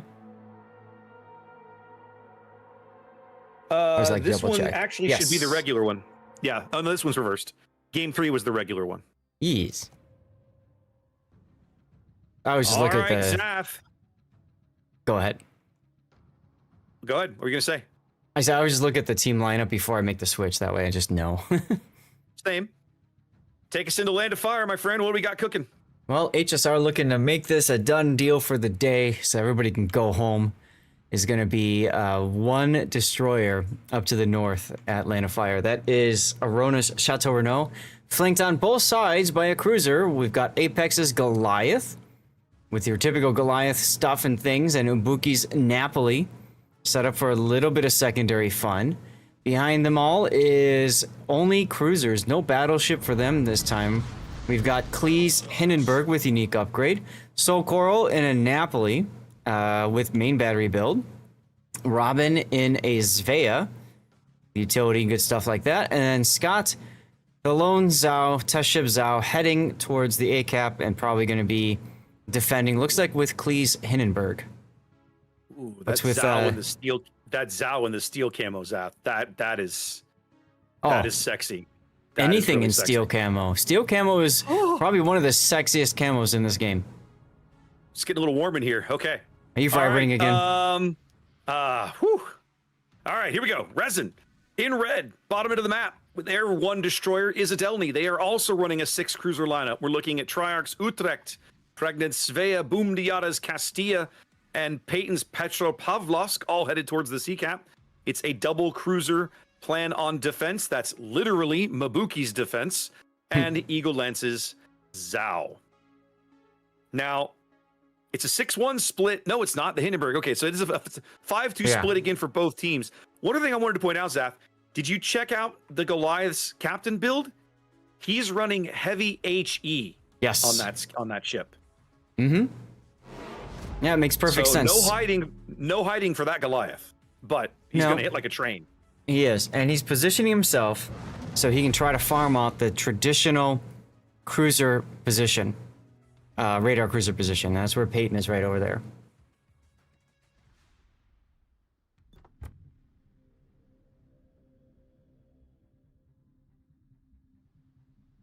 Arona's Chateau Renault diving the cap, about to enter. He'll enter the cap at the exact moment he crosses into Peyton's radar threshold. So there we are. There comes the radar. Yep. So now it's a question of how many ships can shoot at him. It's not going to be very many. Pregnant's going to have to try to get around the corner here. The Castilla is using his funny button. Boomdiata putting a ton of shells downrange and not landing a single one of them. But it looks cool.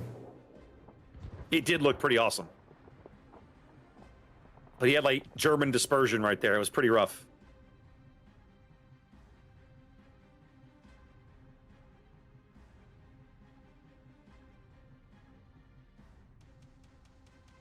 Now, Goliath is also in a position to just join the push down the middle. It's an interesting concept, too, because then he can get in a position to shoot whatever gets spotted in the southern part of the sea cap. Yeah, I actually don't mind this Goliath position in mid. I think there's a lot to be said for it. You're not running a battleship. Hindenburg is the closest thing you have to a battleship in terms of survivability with that unique upgrade and the extra heal. But they're also using Goliath, Hindenburg, and Zhao. They're gonna make a push over here along the B cap as well. So we're gonna see consistent pressure from consistent pressure, let's say, from HSR on both the C cap and the B cap here as the game begins to progress. Yep. Apex now detected in the Goliath. Apex struggling a bit with Goliath's shells, right? Goliath's shell velocity is bad. Oh yeah. And the AP salvo he threw at Pregnant Svea was well astern. Way off. Yeah. And that one connected, but every single one of them bounced. Mm-hmm. More importantly, it does also announce his presence, and you can see the Utrecht's response already. Triarch just saying, well, okay. Speaking of radar, Robin's Svea radar coming up on Mad Dog. Mad Dog, like, it's cool. I'm going to sail into this cap. I'm going to take your fire. I'm going to pick up this cap, and then we're going to get on with life. Although the Goliath takes a huge chunk of Mad Dog's health away. Yeah, that's true. Delny wasn't super concerned about light cruiser guns, but those guns on the Goliath are not light cruiser guns. No, they are not. And when you add on top of that the heavy AP skill, or HE skill, then yeah. Mm-hmm. Definitely knows he was in a fight. But for now, the cap is working. Resin on a very small lead, 5-6 points. Picking up the cap here would put a lot more pressure on HSR to do something. We're going to see that something coming along the 10 line here in just a moment, Zath. Uh-huh. Yeah, double Napoli pushing down the side here. I gotta say, if I'm Boom Diata, I'm not feeling good about this at all. Yeah, there's no way that Boom is going to stop these guys. He might be able to do some damage. He is going to do some damage, but the torpedo salvo is going to go nowhere. Now, Boom timed that perfectly. He's going to land one torpedo, I think. Yep. Boom timed that really well because he was literally sneaking around the island at almost exactly the same moment that these guys pushed him.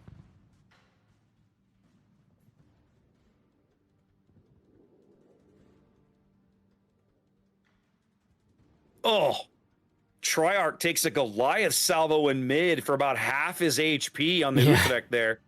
I just saw the bar drop and I'm like, whoa, what happened there? Yeah, I pulled the camera back just in time to catch the shells falling in. Well, he gets a little of his own back on the Goliath, but of course, Goliath's got super heal. Yep. Well, the Goliath's been chunked fairly well already. He's already burned through 2 of his 4 heals. I mean, I'm still watching what's going on with Fidget Spinner. I love this. Boom Diata's coming around the other side now. So he is.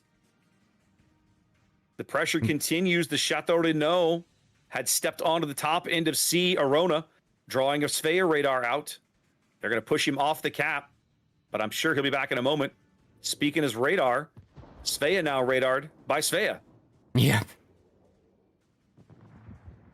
Boom Diata now spotted coming around this corner. They're beating the crap out of Coral Sea. Yeah. Coral Sea at the moment dark in the smoke, but they desperately need to pick up this kill before Coral gets to another heal. It's not going to happen. Coral's next heal is 10 seconds away. Well, you also have the problem of Pregnant having shots in from a side that they're not expecting or wanting, so that becomes problematic. Wanting, there you go. Wanting is a thing. Yeah. Like, it's been coming for a while. This Napoli push has been it's not like it's been slow to develop, you know? No, right. But now these 2 Napolis in the backfield, if you're a Resin, you've got to kill these guys. And I think they're in a position to do it. And I think they're going to surrender the C cap in order to make sure that it happens. It's more important to get these kills. Far more important. It absolutely is. Ibuki's going to go down here in a moment. They've just got to get a few more shells on him. There he goes. Coral Sea in between heals now. See if they can pick up this kill as well. Oh, and they got the Hindenburg, Zath. Goodness. Wow. Yeah. I wasn't expecting that action over here on the 4 line, but there we go. Now it looks like Mabuki might have caught him on a turn, or maybe the Zhao did. Going to game 5. It's a 3-ship lead, and Resin also continues to hold the C cap, Zath. HSR is not coming back from this. No, that's what I said. We're going to game 5. Yep. Buckle up, worshippers. Buckle up, worshippers. Game 5's coming soon. Payne's trying to come around the corner and punish Apex. You know he's got to have AP in the barrel. There it Here is. it comes. Oh, Boom. the 1-2 punch. Wow. Yeesh. Nicely done by Resin. Yeah. Well done. I was that Napoli push was a little frightening, but they handled it like champs, Zath. Mm-hmm. And we have some hot Zao on Zao action, though nothing's gonna happen in time anyways. There we go. Let's go get my death pick.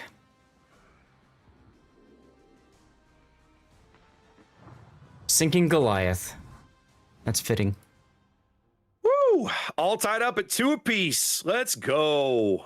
Are you not entertained? Are And you not still entertained? And still nobody has won a map they chose. And now we're going to the map that Nobody chose. That is easily the most chaotic map in the entire tournament. Sea of Fortune has produced games like that TWA pork thing we looked at earlier that are just manic. This is going to be entertaining as hell. Don't go anywhere, guys. You don't want to miss the last game of the day. Trust me. Yeah. So if I were you guys, do what I just did last break. Go to the bathroom, stand up, get things taken care of, get yourself some more water, eat something, touch some grass, whatever you need to do. You got about 5 minutes before the next thing starts, okay? At least five, if not longer. Yeah. I have a feeling both teams are going to want the extra time just to make sure everybody knows what they're doing. All that. Now, these are both NA teams. It's still early in the morning, so I think a lot of these players are starting to wake up and they're fine. Oh, look, we got a mines in here. That's so cute.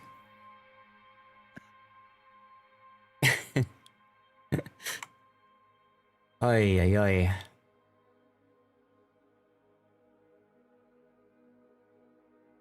So let's pop in again the bracket here. So it's just a question of who wins from this tied up game 5. You kind of jinxed it earlier when you said we hadn't picked a game 5 yet today, and yet here we are. We got. I didn't jinx it. I summoned it into existence, Seth. Hey, jinx summon. I don't care. I'm just happy it's here. You know. Fair enough. So we got China versus China, and then we've got NA versus Asia. And amongst these teams, these 4 teams, is $10,000 of prize money. Resin HSR wants a piece of that prize money. Even if it's 4th place, money is money. Hey, anybody who makes tomorrow's tournament is going home with money. Now, it may not be a lot of money by the time you split it 8 or 10 ways or whatever it is. Doesn't matter. Money's money. So there you go. Right. Let's see. So, the 4th place team is $800. Now, if you've got 10 players, that's $80 a pop. It's not bad. You can go buy a premium ship or half of one, depending on which one you want. Not the worst. Not the worst. Fine. Right. Yeah. Can you imagine if that was the prize for each player? Ooh. That would be interesting. That's a lot of prize. That's a lot of prize money. Yeah, well, you know. Sponsored by AMD. There you go. They got deep pockets. I mean, maybe they do. Maybe they don't. I don't know. I didn't go look at their quarterly statements, so I couldn't tell you. Yeah, that's true. That's very true. I got no idea. Yep. So chat's been chiming in with the drops they've been getting. We've been seeing a lot of people say they got the community tokens. A couple got bonuses. Most are unhappy because they didn't get the ships. But remember, guys, 0.15% chance. I was going to say, like, 0.1%. Like, that can't shock you. Yeah. So, I mean, you go into it figuring you're going to get the worst, which is the uncommon bonuses container. And if you get any better than that, all right, then, you know. Then you've won. You won the lottery. You're fine. Life is good. Yeah, I mean, you still technically win anyways. You just don't win what you wanted to win. That's all. That's okay. I'm ready for my nap, Seth. I noticed. Can I have my nap now? No. And I'm Damn debating if I think I'm gonna pop an energy here. We'll see. Might as well. I got it. Gotta keep it going. I have never taken one of those things in my life. I do it. It's very rare for me. It's very rare for me when I do. But kind of like in case of emergency, drink or break glass or whatever. For years, I have wanted a display on the wall in my office that was like a bottle of vodka and 3 or 4 shot glasses. That you know, fire extinguisher says in case of fire, break glass. Right? I want one that says in case of client, break glass. I need one of those. There you go. Yeah. Speaking of display and alcohol, I have something to show you.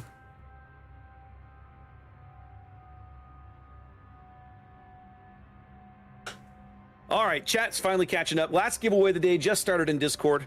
So you guys go win you some free loot. By the time you hear my voice saying this, you will still have at least 5 more minutes to enter that giveaway. And that'll be my last tier 9, what did we say it was? Code pack thing for the day. What am I looking at? This is a Texas Sesquicentennial bottle from 1836 to 1986. Oh, yeah, I recognize the 86 logo. Yeah. So my dad's girlfriend's late husband had an alcohol collection, and this was in it. I am your father's brother's nephew's former roommate. That was former roommate. That was exactly what was going through my brain. What does that make us? So anyway, nothing, which is exactly what you are about to become. Yes.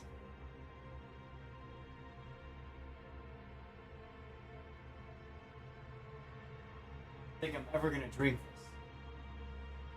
this. What is it? I think it's whiskey. Oh, in other words, it's just a bottle. You don't know what's in it. Yeah. Okay. It is green. It is green. It is green. Oh goodness. No, that's something that I think is probably better on a display or something. So, something like that from 1986. If you think about it, that's what, 40 years old now. I mean. Yep, right at 40. Mm-hmm. I mean, if it's corked, the cork is by now fully dried and disintegrated, most likely. Probably pretty rough. Yeah, probably pretty rough. So opening that would mean a lot of bits. Gotta do some straining. Likely.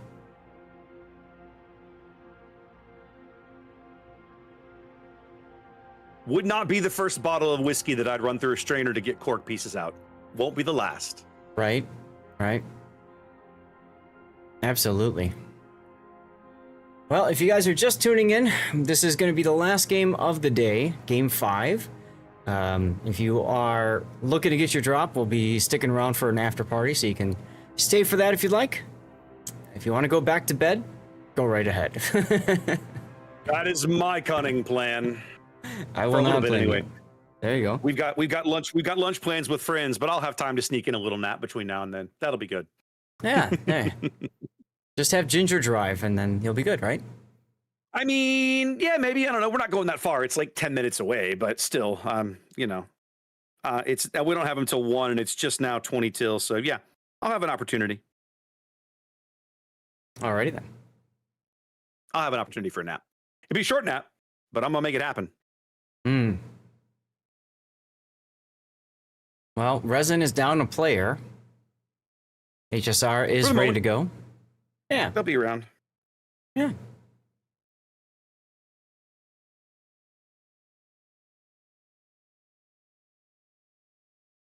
And as I said, we've got, you can see the back and forth up here. HSR with game 1, Resin game 2, HSR game 3, Resin game 4. Oh, now my chat holds Zath. If the pattern holds Zath, HSR is going to win game 5, but we don't know. I was just thinking about that. You know what? I should run a poll. How do I do that on this? It's been a hot minute since I've done this. That reminds me, I need to fix mine. Here we go.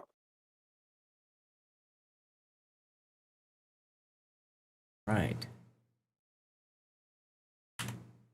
Game 5. And we All drop. right. We did indeed.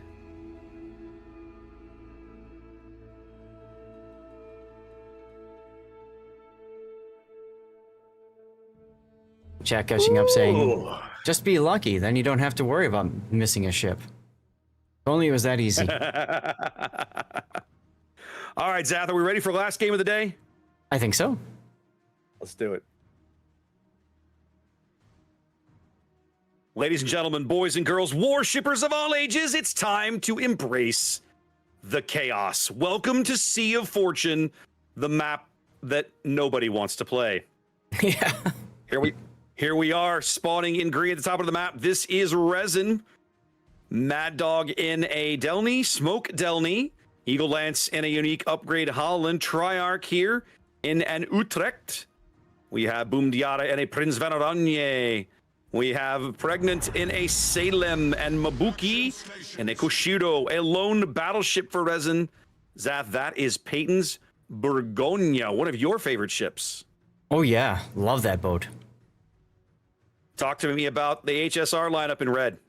All right, Team AMD has a couple of destroyers, a Delny and a Holland. They decided to just swap sides and, I don't know, high five on their way to their deployments. Heading towards, looks like the 1, 2, 3 line is Scott in a Hindenburg with unique upgrade. We have a, first time this entire tournament, a 7 de Setembro. That's Klee in that thing. Wow. A Buki in a Prince van Oranje. Looks like he's saying, wait for me, and head on over that direction as well. Going towards the middle of the map is Robin's Minotaur. That, of course, is a Manitar. And then finally, we've got Apex's Utrecht, which is heading towards, my guess, is probably the south of sea someplace. He'll get smoked up and just kind of do the smoke death snail thingy. 7 de Setembro. What, Zath? I have never played this thing. What is a 7 de Setembro? This looks like a California. It's actually in Minnesota. It's a Minnesota. Okay, so but it's got that like double extra wide mega fat beam. Like, correct. This is a fattle ship, like no question.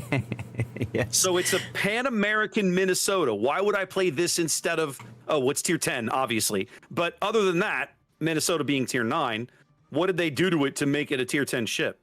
Versus like Vermont, for example, right? Yeah, so, why would I take this instead of Vermont? So Sete has a funny button. You charge up with main battery hits and especially citadels. If you get a citadel, you get some extra fun things. Now these guns have like extra caliber or whatnot, so they are actually really good sniping guns. All right, very good chance of getting citadels. You hit your funny button, you get a reload boost to your main battery. In random battles, this ship is redonkulous. In randoms. In tournament play, I don't know. I think it's personally I don't like it because how many citadels are you gonna get in this thing? You know what I'm saying? So it seems a little weird. It is 18 points for those of you who are curious. 18 points. A brick Vermont is 22 points. So it's HSR at least cheaper than brick. Yes. So HSR could field instead a Bragon, a Conqueror of Contverde and Incomparable, or Willem der Est. Those are the other choices at the same point value, and frankly, I would choose the Willem der Est. So Resin laid a bunch of smoke across the top of the sea cap to try and get Peyton over here without being spotted, but the Delny over here, that's Yami, was way far enough around to see just behind it. They caught a glimpse. And then that's been drawing some hate from the Minotaur. So a little bit of early drama over here on the 9-10 line, but so far nobody near cap circles. Why would you not play near cap circles on a domination map? Well, let's talk about Sea of Fortune, right? These caps are death traps in the extreme. Not only are the A and the B cap sitting on top of each other, you can drive directly from one cap to the other in a matter of seconds. games on this map flip on a dime. And so teams have learned over the years that removing your opponent's ships from play on this map is commonly more important than anything else. We're about to have our first engagement over along the 2 line here. Eagle Land's figuring out what he's up against as the Holland catches a glimpse. Let's go take a look.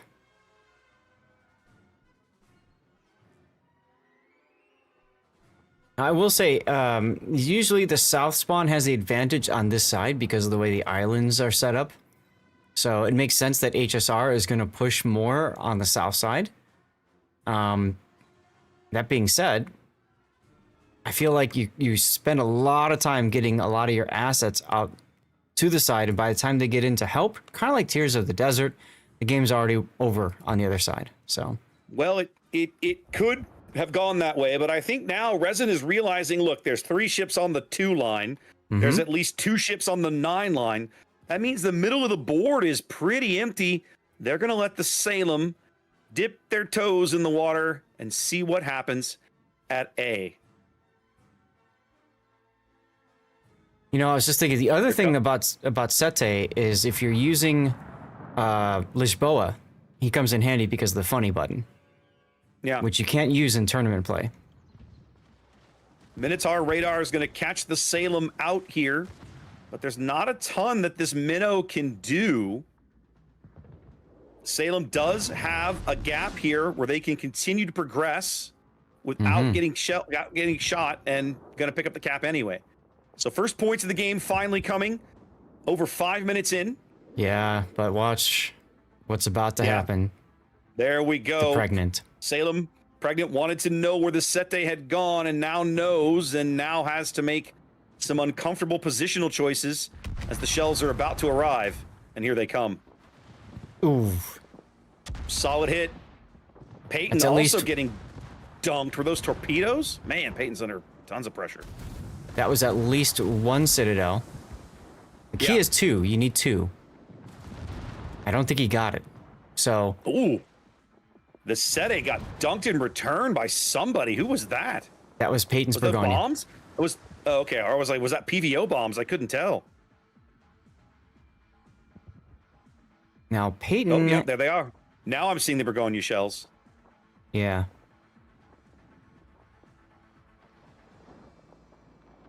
Looks like just the Utrecht has been working down Peyton. I don't think he took any torpedoes, based on my damage monitor at least. Fair enough. He's just been hit consistently and often. Yeah. That's one way of putting it. Klee's just gonna brick walk into the A cap. Yep. I mean, if you're gonna stop brick, you're gonna have to do it with more than heavy cruiser guns. Some more big hits there. More full pins through the bow here as even more shells are going to fall in from the Hindenburg. That's Scott's Hindenburg, 22 kilometers away, dropping HE shells on the deck of the Salem. It's impressive. You can see that both teams are basically focusing on this fight in the middle of the map. This is the whole, for my money's out, this is the whole ball of wax. If they can kill this Sete de Setembro, they're going to give up the cap. That's fine. No, I mean, whatever. But if they can kill the Sete, the complexion of this game radically changes. Yeah, I think they can. Sete unable to charge up that funny button means you lose a lot of the value of this particular ship. He's on 2 fires. They are sticky fires. Pregnant just has to play smart with the Salem and not give Klee a shot. As Pregnant does take a couple in the nose. Back away so you guys can see everything. They don't have there's no way for them to smoke up this Sete de Setembro. No. It's stuck in there. She's like, you're just done. He is deployed. And the next heal for the Salem's about 5 seconds away.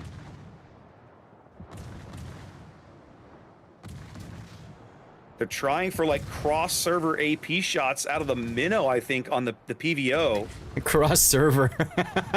I'm saying they look like cross-server shots. That one came from EU. Seriously. Sete makes it to another heal, back to 30,000 HP in there. Here comes another round of PVO bombs. Is now Robin's, feels like Robin's Minotaur might be a possible pick target here, Zath. He came out to get focused so that the Sete can live. The stern turrets can get around the island. Robin did take at least one citadel there. Yeah, we're talking about crazy positional choices here. Oh, Robin gets hammered right through the nose by the Burgonia. Yep, second time. Trying to power through with a heal. There's the DCP. Target still trying to get these stern turrets around the island. Finally manages it. Gets it. Yeah, yep. Big and kill for torpedoes. Resin.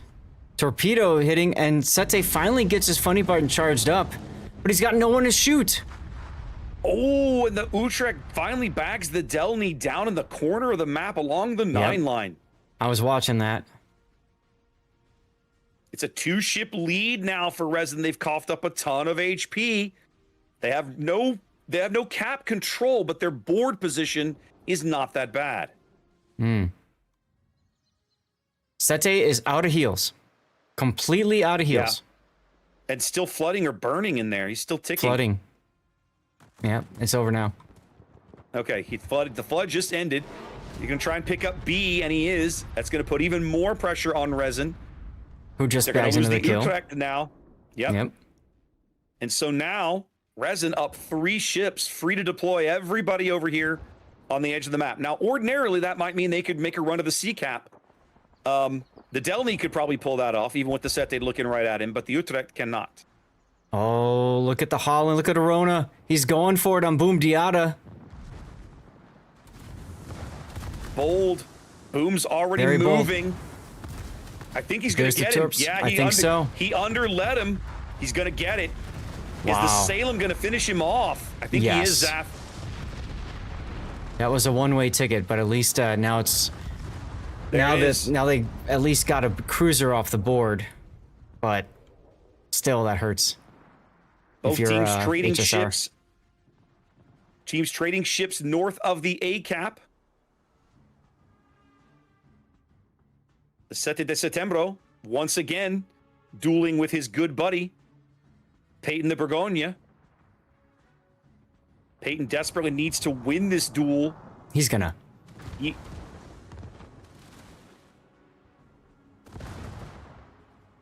He's bagging C. His stern turrets come in now. A few more shells will knock out the HSR battleship. And there he goes. Yeah. This game is over. Resin is going to move on to tomorrow. Just cleanup time. The last 2 HSR ships are so far from cap circles. It just doesn't matter. They're going to be able to grab C.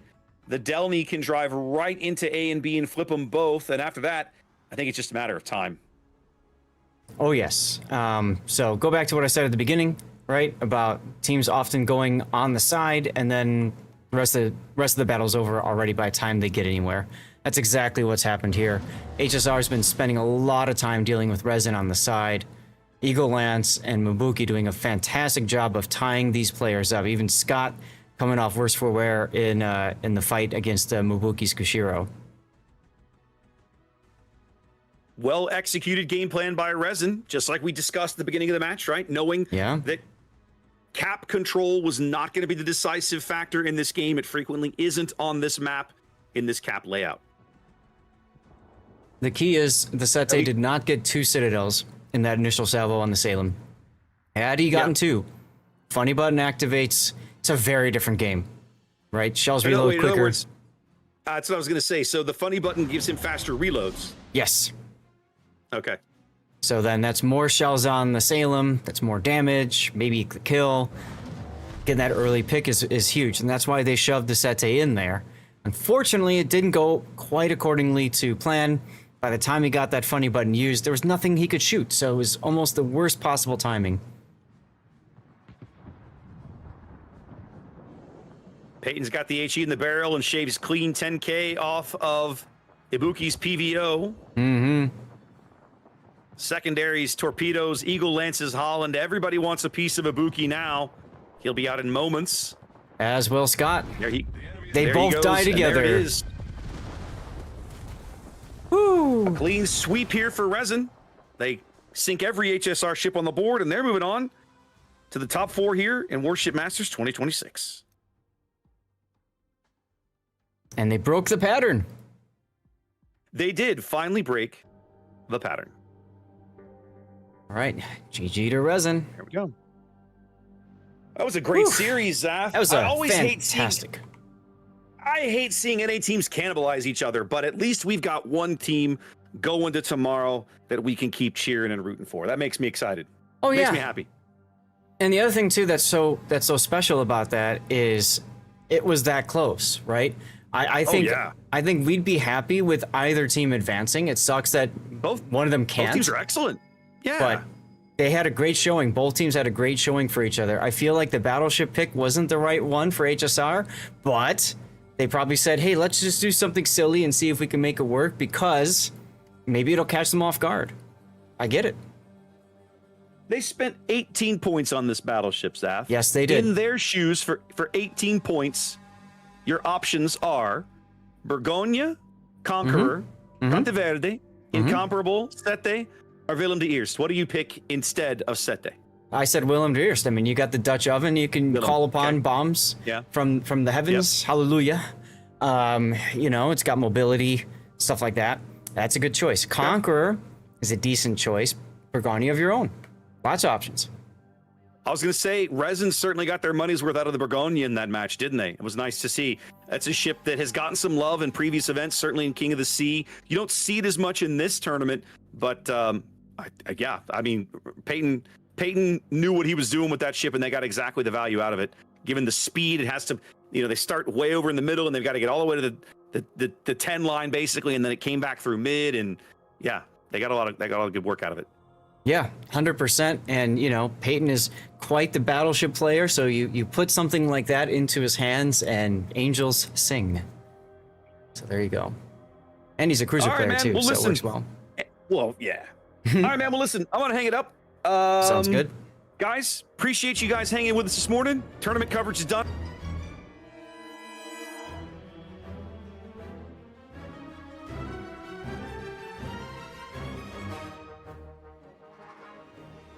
Crap happens. All right. Okay. I think we're back. Yep, you are back. Which means now I push this button. There you go.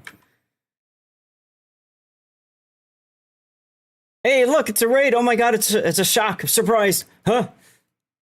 Surprise raid. Where'd the all come from? Hashtag clever girl, of course. I still use Jurassic Park as my demonstrator for my home theater with the subwoofers and everything going. It's like that's where it's at. That first 15 seconds is all you need to test the sub. You're good. Oh yes, absolutely. Surprise. All right, dude. Surprise. Go take a nap. If you want to leave the stream together thing open, do it. Why not? Yeah, that's what I've been doing. It works. All right, man. I'll catch you later. All right. Cheers, dude. See you. All right, everybody. Welcome back. We come back from the future. Yes, I think there's still a minute or two left in our giveaway, guys. We have a few more codes to give away during the after party. Gather round. Grab a chair, I need a few moments to just double check that everything is working on my end with my multi-streams. So just do me a favor and just chill for one moment. I'd love to hear from you guys about which game was your favorite today. If you don't mind me asking, y'all, what was it that you enjoyed the most today? Thank you, Inky. We had a good time. Casting. I always have a good time casting these tournaments. It's well worth it, in my opinion. It's well worth the fun. Grab some lunch. Go for it, Compass. I'm not eating. I had a snack earlier. I'm going to stick around, my dude. I'm going to stick around. All right, so Kick is working fine. Let me take a look at Rumble. Looks like Rumble has decided not to work. That's a bit of a point of frustration for me, but let's see if I can pull it back.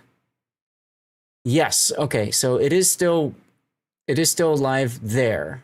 All right, good. Let's check on YouTube vertical. YouTube vertical is working fine. How about YouTube horizontal? Interestingly enough, one of my horizontals isn't working. You love the stream. I like that they all didn't follow the same pattern. There was a lot of variation. Absolutely. It's one of the nice things about this particular tournament, Tuber. And I apologize for the predictions being off and on and stuff like that. I did my best to get you guys covered with that. Yeah.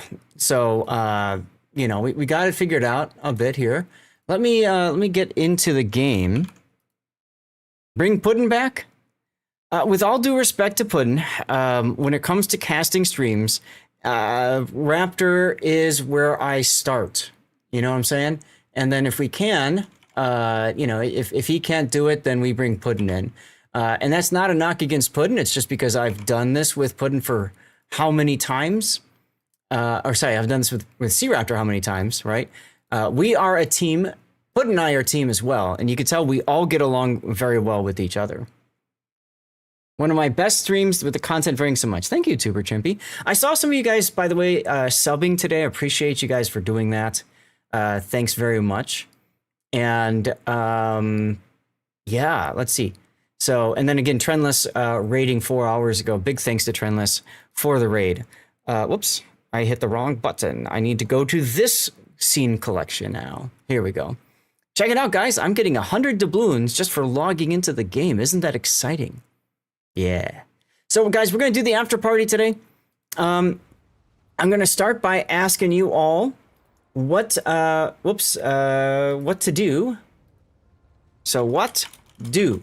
I can do PvP, which is going to be ranked. I can do PvE, which is going to be ops. Okay? You tell me what. You got 3 minutes to vote. Hello, Weekend Warrior. Good to see you. And with no delay, it works out. You can log in. Lucky. Well, you can't. What's going on? Why can't you log in? Okay, I think we're set. Once you're settled down, can you rebroadcast some of the pork games? Oh, you guys want to see some of the pork games? I don't... Do you guys... Like, seriously, do you guys want to see some of those games? I don't mind doing that instead of doing some worship stuff. Actually, you know what? Let me go to the poll. Let me just end the poll for a second. How about I add that as a list? Okay, we can do PvP ranked. We can do PvE ops, or we could look at some WMI games. And sounds to me like you guys want to see pork. So I'll put that as a 3-minute vote. You guys tell me what you want to see. I'm leaving the game logged in right now because, frankly, some other channels might be looking for people to raid. And if I'm logged into the game's up here. We're all hanging out, having a good time. There's always the chance that we get an amazing raid. Classic is still streaking at 84 months. 84 months. Woo! You want to see how pork pulled off the... I kind of do too. So I'll tell you what, while you guys are voting, in potential preparation for this, I'm going to go ahead and download the replays. Do you guys want to see the games from Pork's perspective? I think that is probably the more interesting ones. You're most welcome, Tuber. Thanks for tuning in. You guys are talking about TWA versus Pork, right? Because they lost to Hybro 3-0, unfortunate for them. But we can take a look at, we could absolutely take a look at Pork's games. I'm downloading them now, in case you guys vote for that. Please vote, y'all. If you are on Twitch, you should see a voting option. If you do not, then refresh the page. If you want to use channel points for additional votes, you are most welcome to do so. If we do this, Tuber, we're going to do all 5 games of TWA Pork series, because I really am curious about this. So right now, we are tied between Operations and Pork. Vote, vote, vote, people. Vote, vote, vote. You have a puppy on your chest. Lucky you, Skogel. You'll donate money. Ooh. Ooh. You weren't here, I don't think, yesterday, Tuber. And I'm not asking for a set amount or anything like that for donation, please, okay? So I'm just telling the story. Understand? But I said yesterday, I made a comment about I don't do dirty water anymore unless we get a level 7 high train going, right? Just to save some calories. I'm trying to cut weight a little bit. And I said there's only one time I changed, and I broke that, and that was when I got a $100 donation from City Slop. And I said that, and I told City Slop the same thing. I'm not expecting, I don't want, just saying. Please, seriously. And like 3 minutes later, $100 donation from City Slop, fine, I'll go get alcohol. Like, you know, it's just whatever. So it's just funny. Just funny. Pork earns you extra. There you go. There you go. All right. Well, it looks to me like we are going to be looking at the games. Right, Formula? That's kind of fun, isn't it? I had people asking me before about this. Like, wait a minute, you're telling me that people pay to watch you drink alcohol? Yes. And they're like, what? All right, let's get into the game here. This is going to be game 1. Good song choices, by the way, guys. Good song choices. All right, Tuber, where's that money? I'm kidding, by the way. Let's get the game in here. You guys want to see Pork? We're going to run through all 5 of their battles against TWA. That's right, Botanica. And possibly fall deeper and deeper and deeper into the alcohol. Now, we only have one replay from the team, okay, that gets submitted. So I have no control over the player. We are watching the worst smoke in the Delny. We just protect your liver. Just say no. That's true. Look at that. Look at Stevie. Thank you for the anonymous tipper. That's amazing. That's amazing. That picture there, I took money and I put all the dollar bills, every bill I had in my wallet, my wife's wallet, we put in Stevie's bed. I wanted to see what he would do about it. And he actually stopped and looked at me like, what the hell is this, Dad? And then eventually he got bored and decided, all right, whatever. And he just went and lay down at it anyways. The video is hilarious. And then my wife came back and she's like, I want the money back. So she starts pulling the bills. I figured it was YouTuber. Thank you for that. Like, seriously, thank you for that. She starts pulling the bills out from underneath Stevie. I got that on video too. That was wonderful. She told me I could never show it to you guys. So of course I'm going to have to show it to you at some point. Anyway, so we've got the worst smoke B in a Delny, Elbard in a Brisbane, Wolf in a Hindenburg, Dureketh in a Henri, we've got Sakuya in a Napoli, and Porky in a Prince Van Ranier, and we got New Jersey in a Z52, up against no battleship either. That's Elysia in a Zau, Kaistis in a Nevsky, Snackman in a Stalingrad. That's scary. Prince Van Ranier, that's Kiko, Vile in a Delny, Arash in a Z52. I love the Z52 picks. And then Repri in a Holland. So we can only watch from this player's perspective.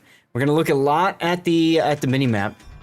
After party, yes. Now, Island Cat, you should be getting progress on your drop. The drop should still be good for a little bit longer. Not sure exactly how much longer. I think an hour and a half. You might actually get it if you just tuned in. Yeah, you should, because it's supposed to stop at the 7-hour mark. So you might just now get it. I don't know. Which reminds me, I need to edit my title here at some point. I don't want people coming in at this point thinking they can still get their drop. So let's cut that out from the title. C's nuts, you just tuned in? If you're new, if you've been here for a few minutes, you should be able to still get it. Yes. Yes, actually, yeah, because it's 10:19 right now. So you've got 11 minutes plus the hour and a half. You should be able to get it. But keep in mind, you need to make sure that you've got no other Twitch stream open. Okay? Period. No other Twitch stream open. And that's not me telling you, I own your soul or anything. It's because you want to make sure Twitch doesn't get confused about what you're watching. So close out any other Twitch streams if you haven't gotten your drop yet. And in about 3 minutes, 3 to 5 minutes. Refresh your stream and double check that you are getting progress on your drop. That's so crucial. Okay, it's a mystery drop. Most likely you're going to get channel community tokens or boosters, but whatever. How is Arizona? It's great, Island Cat. I'm loving it. It is hot as hell over here. You got an uncommon? Yeah, what about the rest of you guys? What'd you guys get? Trying to look at temperature. Community tokens is better than decals. Oh, I agree. I completely agree. I'd be happy. Honestly, I'd be happy with anything from the drop. It's 109 degrees right now. You got rare bonuses. There you go. Twitch streams that have ended can go live again and interfere with drops. Yes, which is why I say close all the windows just to be safe. All the tabs. Way too hot? Nah, it's a dry heat, Island Cat. It's fine. Island Cat, refresh my memory. Are you in the Caribbean by chance? Time to take off the sweater. Anyway, Z52 spotting each other, looks like through Hydro. Notably, you don't see anything going on with TWA right now, although this is scary. That means that there's something closer than the Z52. Diz! What's going on, Diz? Thank you for the Twitch Prime sub. You're in the Seattle area. Cloudy and 63. Nice. Yes, it is a big change. It is a big change, yes. Diz, 56 months of subscription. That's a long campaign. You're still in the fight. Good. So, we can see our Delny player rotating to receive the expected TWA push, right? They've got A, they've got C. Now they're telling the Delny, get over here. 92 degrees where you are, and your teeth are chattering. Now, Banjax, you're also in Arizona, right? Yeah, we are hearing the last of Mohican's music choices from yesterday's stream. You guys can do ! song request if you want, and choose some stuff as well. Prince Venerani pushing A cap. They're thinking something's at that corner. Storms this evening, huh, Gary? Your brother was in Arizona for several years, moved back to Mass for about 10 years. Now he's tired of the winters, and that's why I'm tired of the... absolutely why I moved to Phoenix. I'm tired of the winters. That's right, Icon. We are in the after party now. South Plains of Texas at 97. Hell yeah, let's go. Now, a week ago today, we did ranked battles during the after party. And over the course of 7-8 hours, we went from bronze 8 to silver 6, which was awesome. An attempt to catch up to the Hindenburg right now, as Wolf is in trouble in the Hindenburg.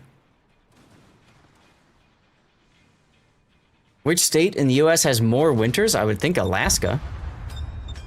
And there goes the Hindenburg. Kaistis is Nevsky, who's not even detected. Oh, he's way over there on the 10 line. Takes me down. He's in that Delny smoke over there.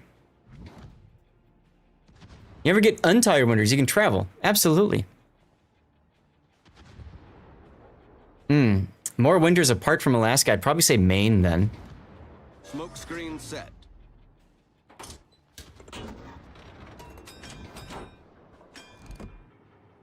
So last night, we were going through the Dutch Top 40 from 1976.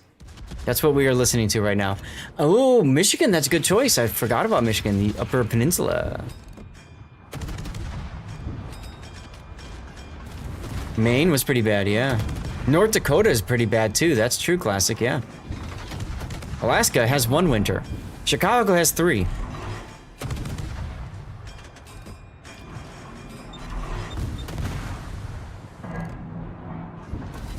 Now that's a long radar, so that's probably Nevsky radar on top of Snackman Stalingrad radar.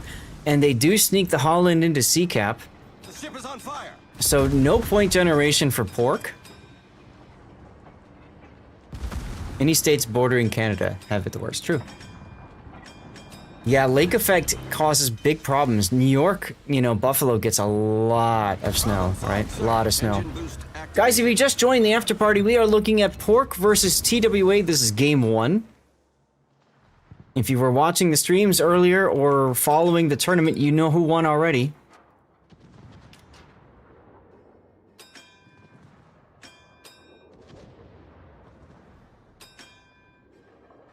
Torpedoes to port.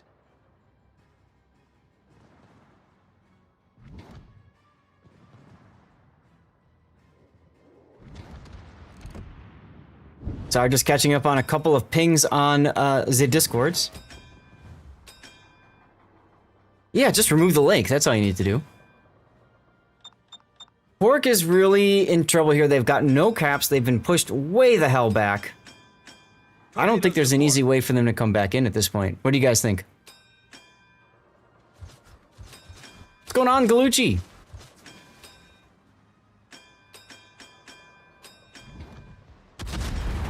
Oh, Elbard broadside to the Brisbane. We got the Delney coming up to smoke the Brisbane now. Although Elbard is a little too far in front. As a matter of fact, oof, Delney's gonna take all the hits. This is the second time he's gonna fail to smoke up his teammate in time. Ouch.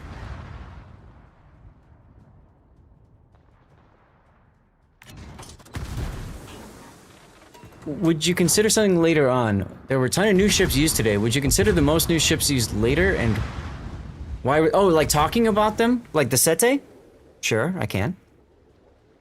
Add a bonus of depressing real estate values by removing waterfront properties. Permanent environmental damage is probably the better long-term solution. Just heat up the earth and everything will dry out. It'll be good. Good thing I moved to the desert. Alright, so this is firmly in TWA's hands. There's no way back at all. Chad, were you guys scratching your heads a little bit at the Sete de September choice? I certainly was.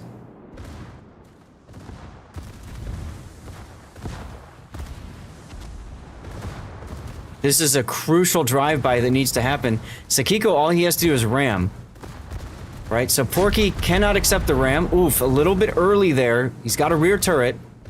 Can he get in time? Oh, he doesn't get the kill. Exactly, Formula, and that's what I was trying to comment on, right? I was trying to highlight the number of citadels the Sete was getting. That was crucial. Oh, Deketh in trouble. Or Drekerth? Sete is good for avoiding a day 4 appearance.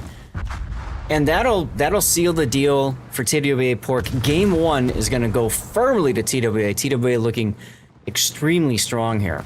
Extremely strong.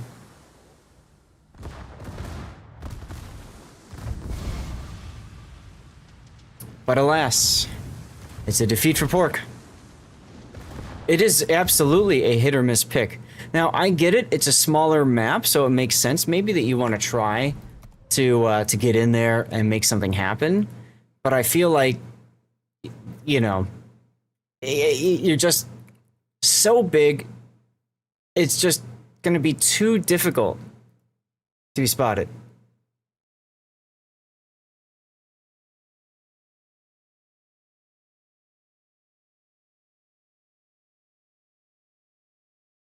Slow tier 10 battleship is not a good choice. I mean, Vermont is even better choice. It is good music, yeah. So this is game 2.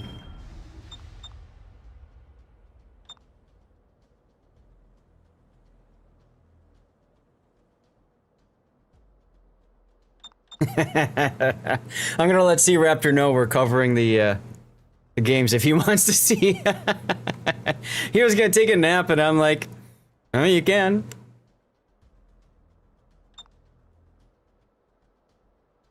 All right, so let's take a look this time around. Pork's got Azau, Nevsky, Henri, Venezia, Prince Venerani, Delny, and Ragnar.